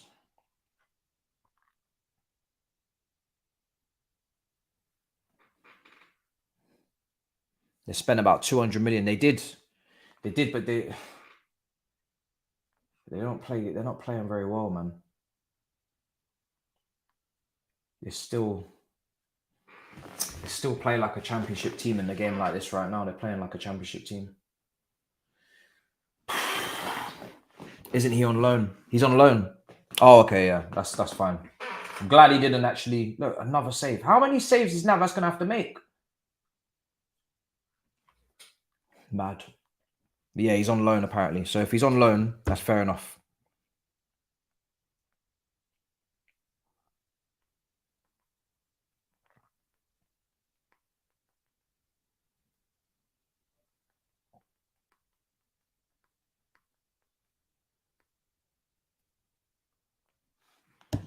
$64 minutes gone.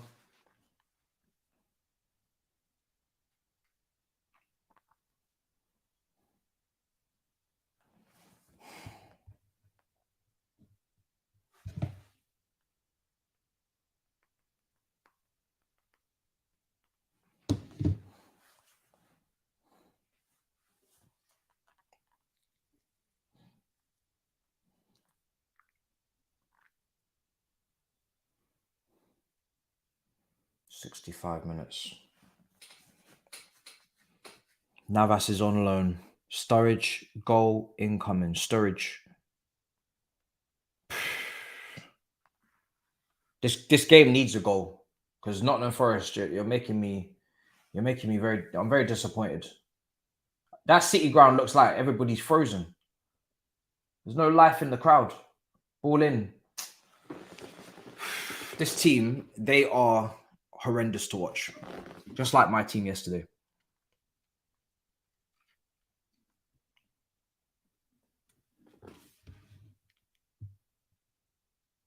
So disappointed.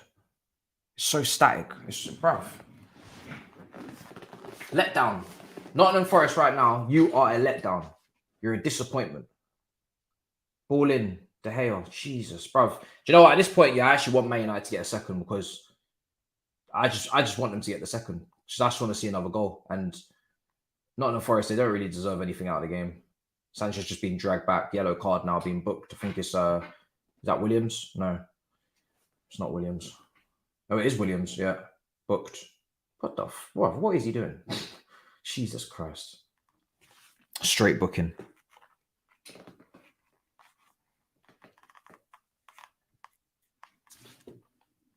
Yeah, we're playing like a championship team as well, 100%. 100%. Both of us are playing like championship teams. Here's Bruno with the free kick. At least we got our game in early. We got our game in early because this is mad. Bruno ball in. Oh, my days.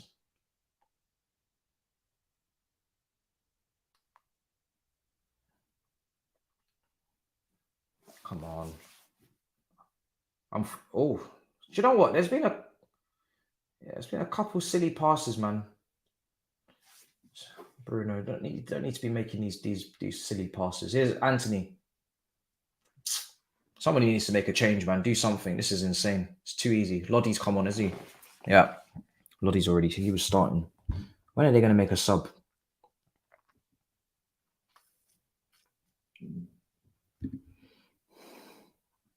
Yeah, I'm not really bothered, bruv. Man United got nothing to do with me, to be honest. That's fine, brother. You can be here on Wednesday to see the smoking. We're actually going to be playing on Tuesday, though. So, if you come here on Wednesday, you're not going to see the game because it's going to be City versus Bayern Munich on Wednesday. So, if you wanna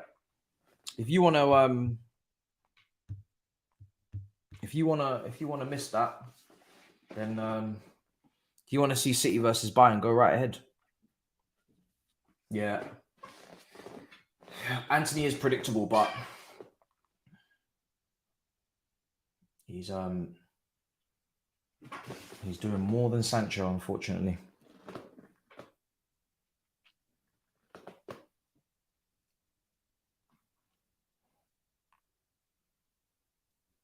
"68 minutes gone.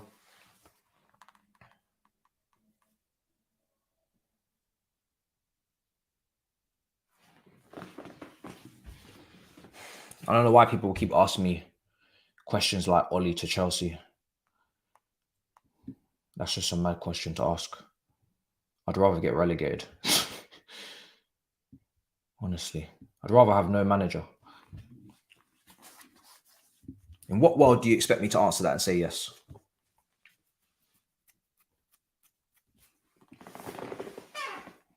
Unless I've been hit by lightning or something, struck by lightning.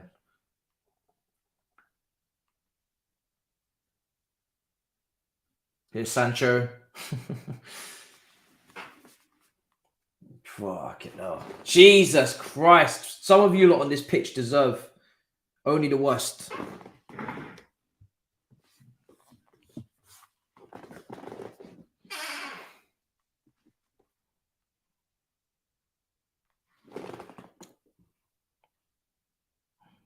Saw a stat earlier, Lampard last 20 Premier League games. Yeah, win percentage 6%. Yeah, literally, bro. You got the right stat. I think it was 20 games, 17 defeats, 1 win, and maybe 2 draws.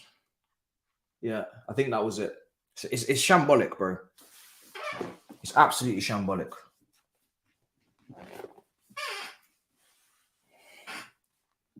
Here's Anthony.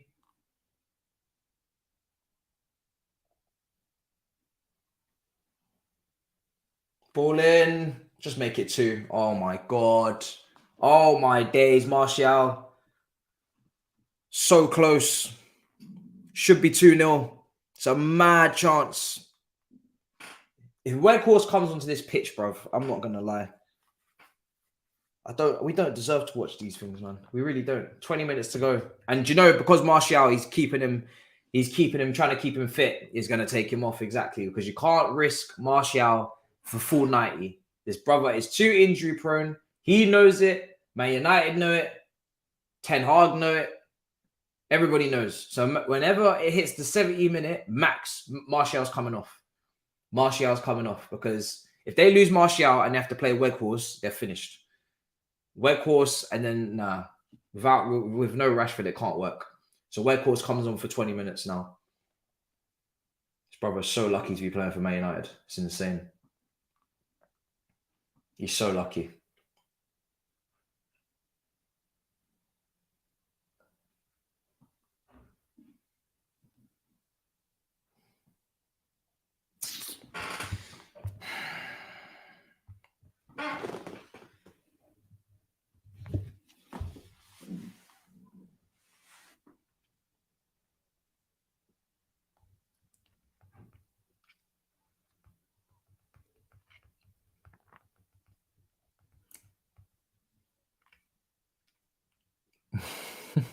I'm looking forward to the show, or the lack of self-awareness podcast, which I will be calling it.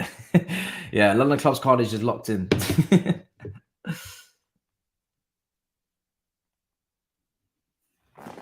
Oh my days! How close! Look, they're trying to G up the crowd. Oh my days. Nottingham Forest, they should be 1-1. I don't know how many more times we're going to keep seeing these near misses across the box. Oh, Maguire was so close to an own goal. He was thinking of touching it, and then he didn't. He was thinking about it. Something told him, don't touch that football. Ball comes in. Do you know what? This has got 1-1 screaming all over it now. I'm not going to lie. You guys are right. Screaming at a 1-1, because I don't know how these guys have not finished this off. Actually, we do know how. It's all on Keylor Navas. It's all on Keylor Navas. So battle London Clubs Carnage tomorrow will be at 4:30.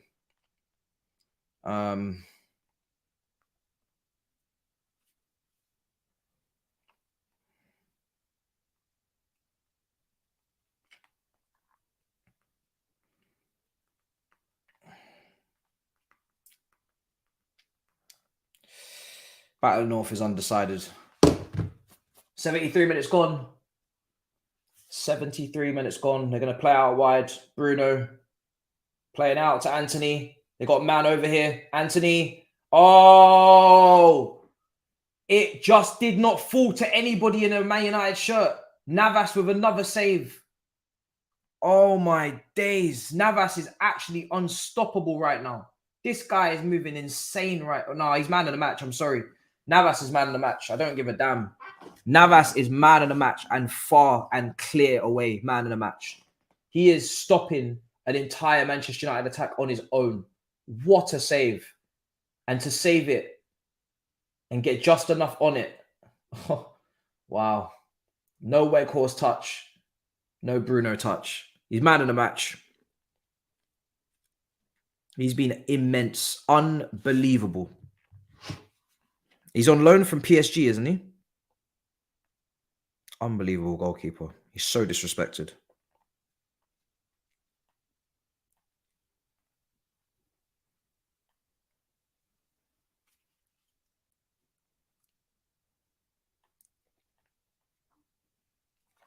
That blue tick has allowed people to write whole books on Twitter, you know, and I don't like it, because I feel like there has to be a character limit, bruv. Otherwise, it just doesn't look right.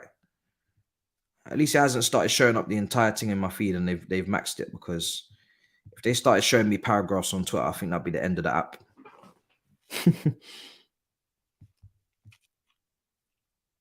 Thabz has tweeted, now Arsenal must win at the Etihad or St. James's Park. Facts. It must. In fact, you must win one of them stadiums. Just win at the Etihad. Kill two birds with one stone. You win at the Etihad, and you're more than in control. Here's Anthony. Ericsson.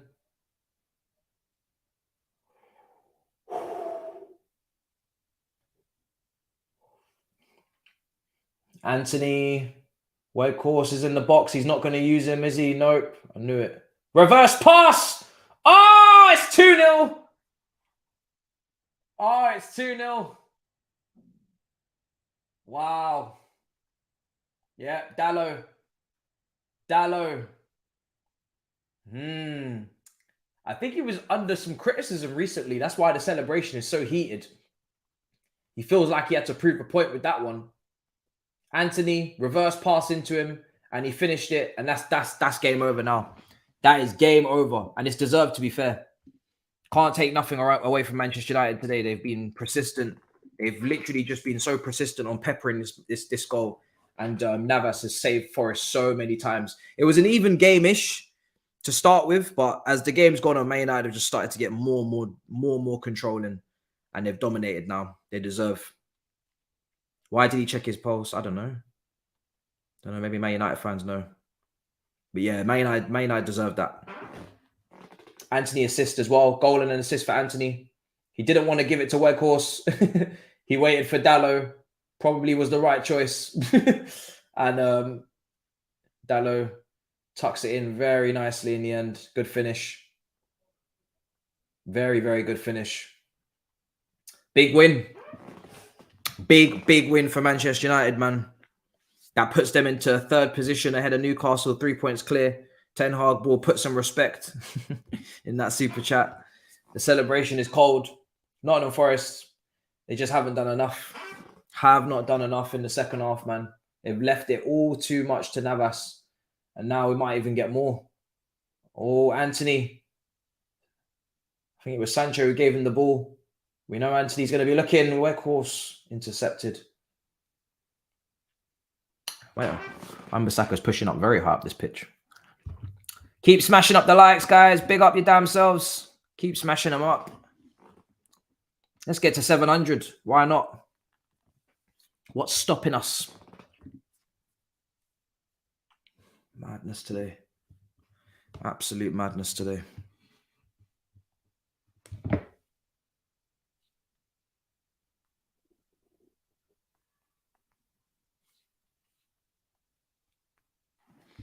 $78 minutes gone. Ericsson is going to come off for Fred. It's a good change. Ericsson just come back. So give him his rest as well. Sabitzer obviously didn't make the match. Here's Fernandez. Could be 3, you know. Well, Wan-Bissaka, they're clearing it now. Well, to be honest, with how long it took to get past Navas, I'd be surprised if they got another one so quickly. You feel for Navas. He deserves to be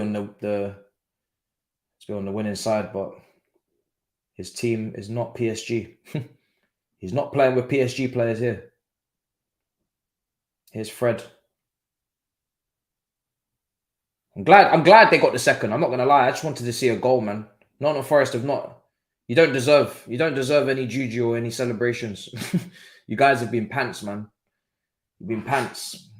You've had moments, but majority of the second half has been a rough watch, man. It's been a rough watch. I know what the game plan is. Clearly, just stick it out 1-0 and get to the last 10. Start flooding the box. Make Man United nervous. And try to get a little shithousery equaliser. But it's been tough, man. It's been tough to watch. It's been tough.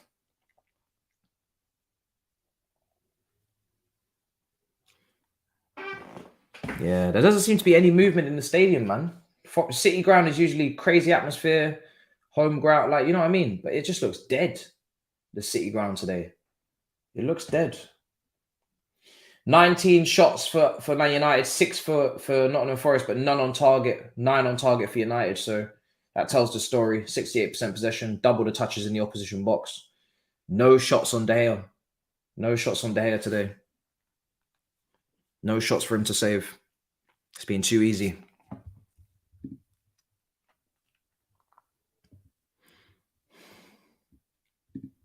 It's been too easy.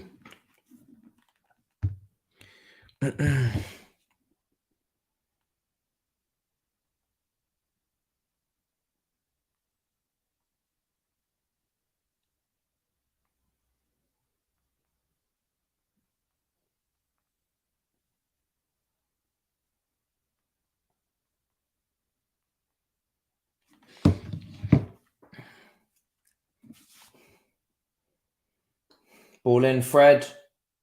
Chested down. And Navas is going to throw that. 10 minutes to go, guys. It's been a big sacrificial Sunday watch-along. Big double header. I'm Definitely gonna do. I think. Well, we'll see. But we're waiting on confirmation. But we could be doing Leeds versus Liverpool tomorrow. I'm just checking to see what we're gonna do with Battle of the North, because obviously Liverpool actually play tomorrow. So if we can do Battle of the North on Tuesday, we're actually gonna try and do that. So we'll see.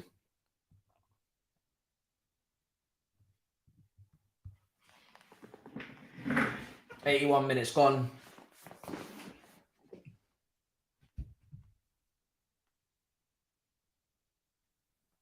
Here's Wan-Bissaka. But London Club's Carnage will definitely be at 4:30 anyway tomorrow. So that's bagged. And the Enrique video will come out, I think, tomorrow morning as well. So here's Anthony. Anthony still going. Fouled.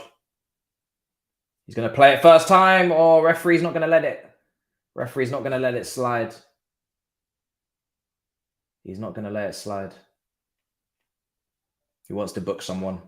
Well, Navas was out and saved it anyway. So yeah, he's tugging on the back of him. It's a yellow card.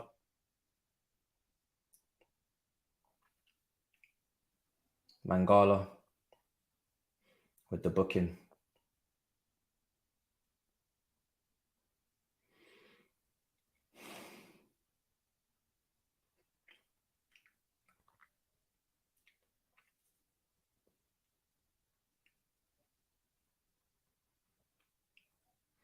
Free kick. Who's standing over this? It is Fred and Bruno. There you go, Bruno. Bruno will take that.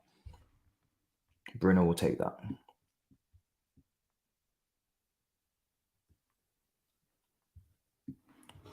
No, I haven't seen any. Oh, Bruno, not far.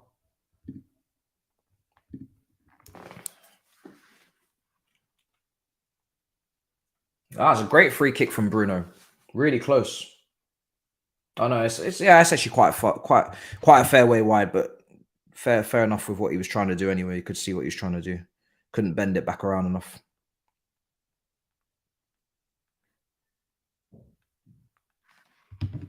London Club's Carnage, you can tell the group chat. You can tell by the group chat that it's going to be a mad episode. That will be at 4:30 live tomorrow. You can tell already. I've put it in the group chat, make sure I confirmed it and whatnot. Yeah, you can tell. It's going to be peak. So make sure you're there for that. It's going to be mad. Here's Anthony. Bruno blocked.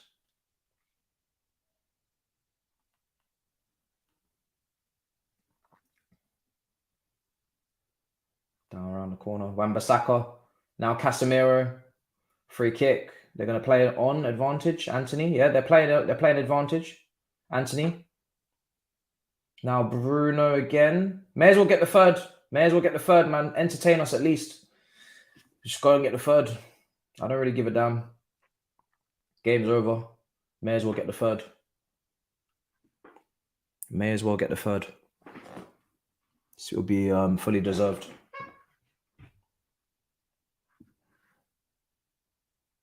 No, it's not the City Mangala. No, it's a different Mangala. Different one. Yeah, no, listen, Anthony's been, as the game's gone on, he's just got better and better, Anthony. He's been good.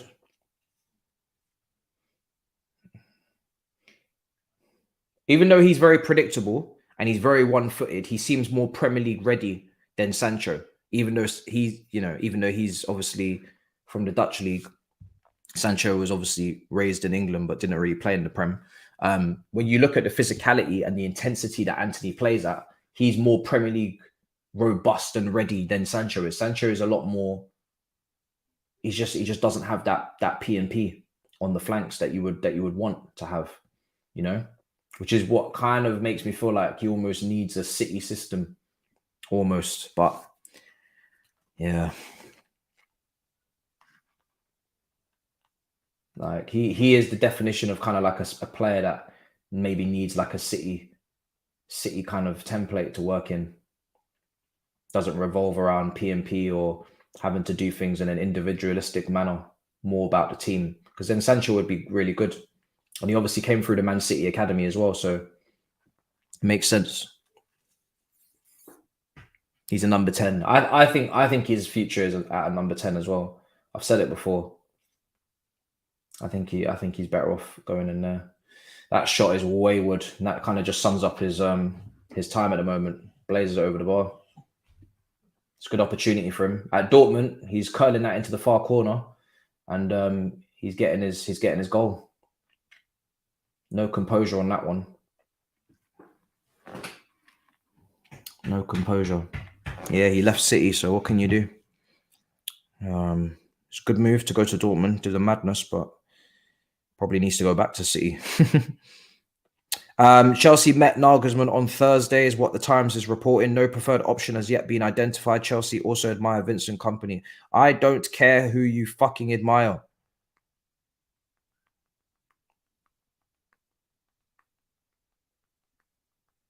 It's not fucking Valentine's Day. Jesus Christ. How many times am I going to hear Chelsea fucking admire someone? Admire, admire, admire, admire. Admire my ass.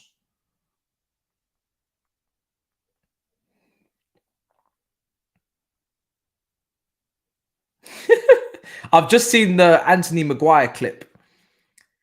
Oh my days. He was so happy to see Dallo. Then he sees Anthony. He just gives... Anthony was so happy to see Dallo. Hugs him. And then as soon as he sees Anthony, his face just goes straight and he just slaps him on the cheek. That is fucking hilarious. Look.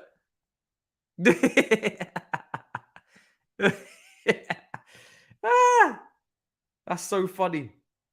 Nobody... Bruv, every time Maguire plays, he must get cooked. He's keeping a clean sheet today, it looks like. He's won a hell of a lot of aerial duels. And he's made some big tackles, but brother, it just doesn't matter, does it?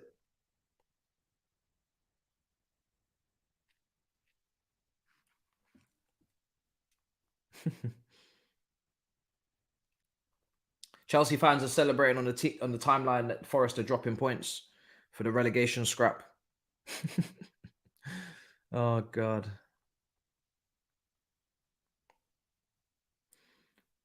This blue shark is getting closer, says Hugh. That's the meme of all time.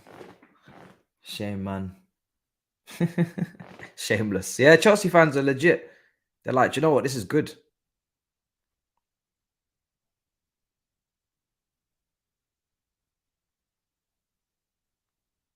Everybody's saying what a good result this is for Chelsea.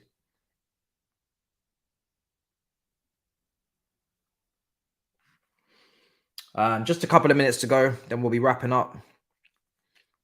Lots of content tomorrow.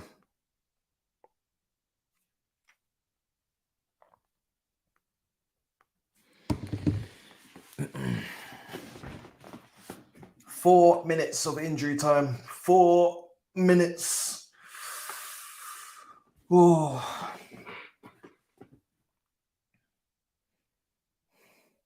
Williams ball in, good defending again. This time from Lindelof on the front post.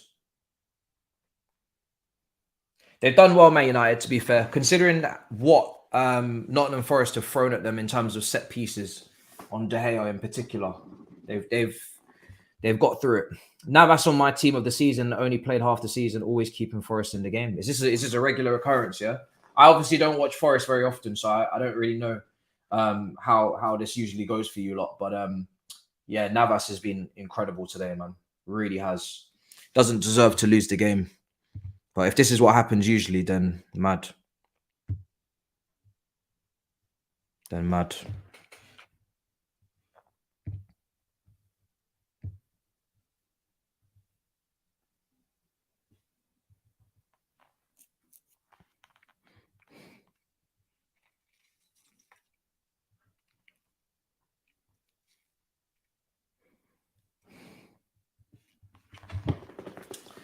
Three and a half minutes left.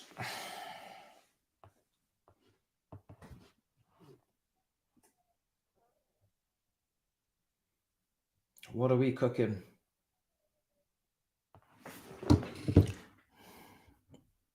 De Gea Golden Glove is coming, my guy, after so much criticism.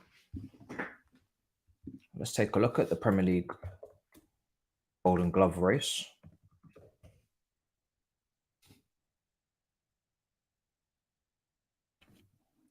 Stats for clean sheets are as follows. De Gea leading the way with 13. Joint top with Nick Pope on 13. Here's Anthony. Oh, who is it blocked by? Is it blocked by Fred? Fucking hell. That looked like it was curling into the far corner. I think Fred's just blocked Anthony's shot. Anthony cuts in, checks in. Oh, Fred, what have you done? He's blocked it. De Gea 13, Pope 13, Ramsdale 12, Alisson 11, 10 for Martinez and 10 for Ederson. So those are your guys, at least with a shout, you know, but mainly looking at, you know, Ramsdale, Pope and De Gea. I don't think Ramsdale's going to get it with Arsenal's fixtures. I haven't looked at Man United's fixtures. Newcastle have the best defense in the league. So if we're taking it that it could be between you guys, Man United, who have you got to play? Might get it. You might get it.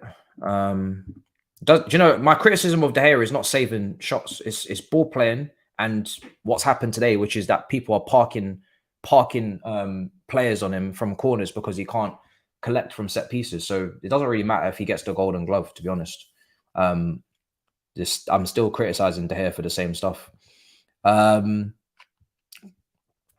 today he's been a lot better playing out from the back. I'll give him that. You got Brighton away, Tottenham away, Aston Villa at home, Brighton away. So Brighton's in the cup. So you got Brighton away in the league, Tottenham away in the league, West Ham away, Aston Villa at home. Tottenham. Nah, I don't think you're going to get it.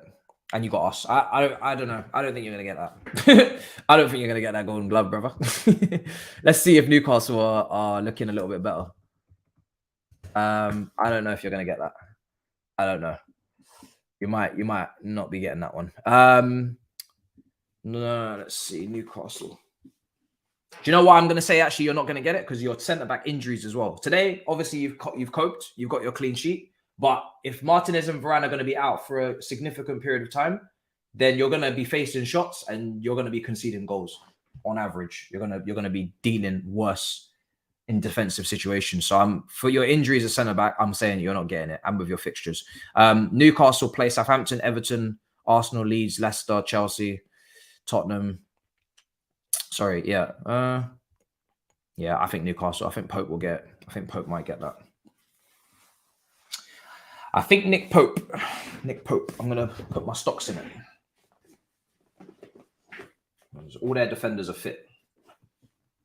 Final whistle blows. Manchester United win at the City ground by 2-0. 2-0, courtesy of Anthony with the first, thanks to Martial, obviously, doing the business with the shot. Great save from Navas, but unfortunately for him, fell to Anthony and he put it in the back of the net. And the second goal, listen, it was deserved. Anthony with a great reverse pass to Dalot, great finish into the corner. And it's deserved. It's definitely deserved. I think Nick Pope will get the Golden Glove. I'd like that for him. That would be nice for him to get it. But yeah, I'm sure De Gea's already got one. I said it. Yeah, his distribution today was good. De Gea's distribution was really good today. They tried to target him on the set pieces. In the end, Man United just about dealt with it. Some nearly moments here and there, but they just about dealt with it. Is that taking him up to 14 clean sheets now? Or is it 13 after that result? I'm not sure. But regardless, I'm going to put my stocks in Pope for that one because of your injuries to your centre-backs. But yeah, could have won by more. Big 3 points. Very good performance to go to Forest and win like that. Little bit disappointed with Forest. Didn't have a single shot on target. Relied on their goalkeeper to do a madness, and the crowd looked a bit flat as well. So it didn't look like a great one, especially when you're trying to survive. Maybe they just didn't believe in themselves to get anything from this game. I don't know, but it didn't look great, unfortunately for them. So we move. But listen, let's wrap up. It's been a long watch along, 5.5 hours. Make sure you're subscribed if you're not subscribed, man. We're putting in the serious work. Brilliant support again on this watch along. Great double, loads of goals, 6 goals today in the 2 games, and we'll be back tomorrow, like I said, with the video. And then London Clubs Carnage will be on at 4:30 live. I think Battle of North is going to end up being on Tuesday. I just need to confirm it a little bit more because obviously Liverpool play on Monday night. So if it's confirmed to be on Tuesday, then we'll definitely do Leeds versus Liverpool watch along as well, because I'll actually have a gap in between streams. And then we go again on Tuesday with the preview for Madrid, with the Battle of the North, hopefully on Tuesday, and then obviously the Madrid watch along. So lots of content, lots happening. If you think there's a game coming up that I'm going to cover, I probably am, especially Premier League wise, because we have a lot of midweek games coming up as well. So yeah, it's going to be a madness, but I'm not sure about that Arsenal Southampton. I'm not going to lie. I think I might leave that. Because I think it's going to be a beatdown, isn't it? And more importantly, we have FIFA Fridays on Friday, and I want to keep that consistent. And we have the preview to drop as well. Oh, and actually, we don't have a preview to drop. We ain't playing next weekend. Fuck. All right, well then let's run it. Fuck it. Let's run Arsenal Southampton. We ain't even got a preview. We don't play because we're not in the FA Cup. So yeah, fuck it. We'll run it. We'll do it. All right, guys. Big up your damn selves. I'll see you guys next time. In a bit, people. Peace. Perfect.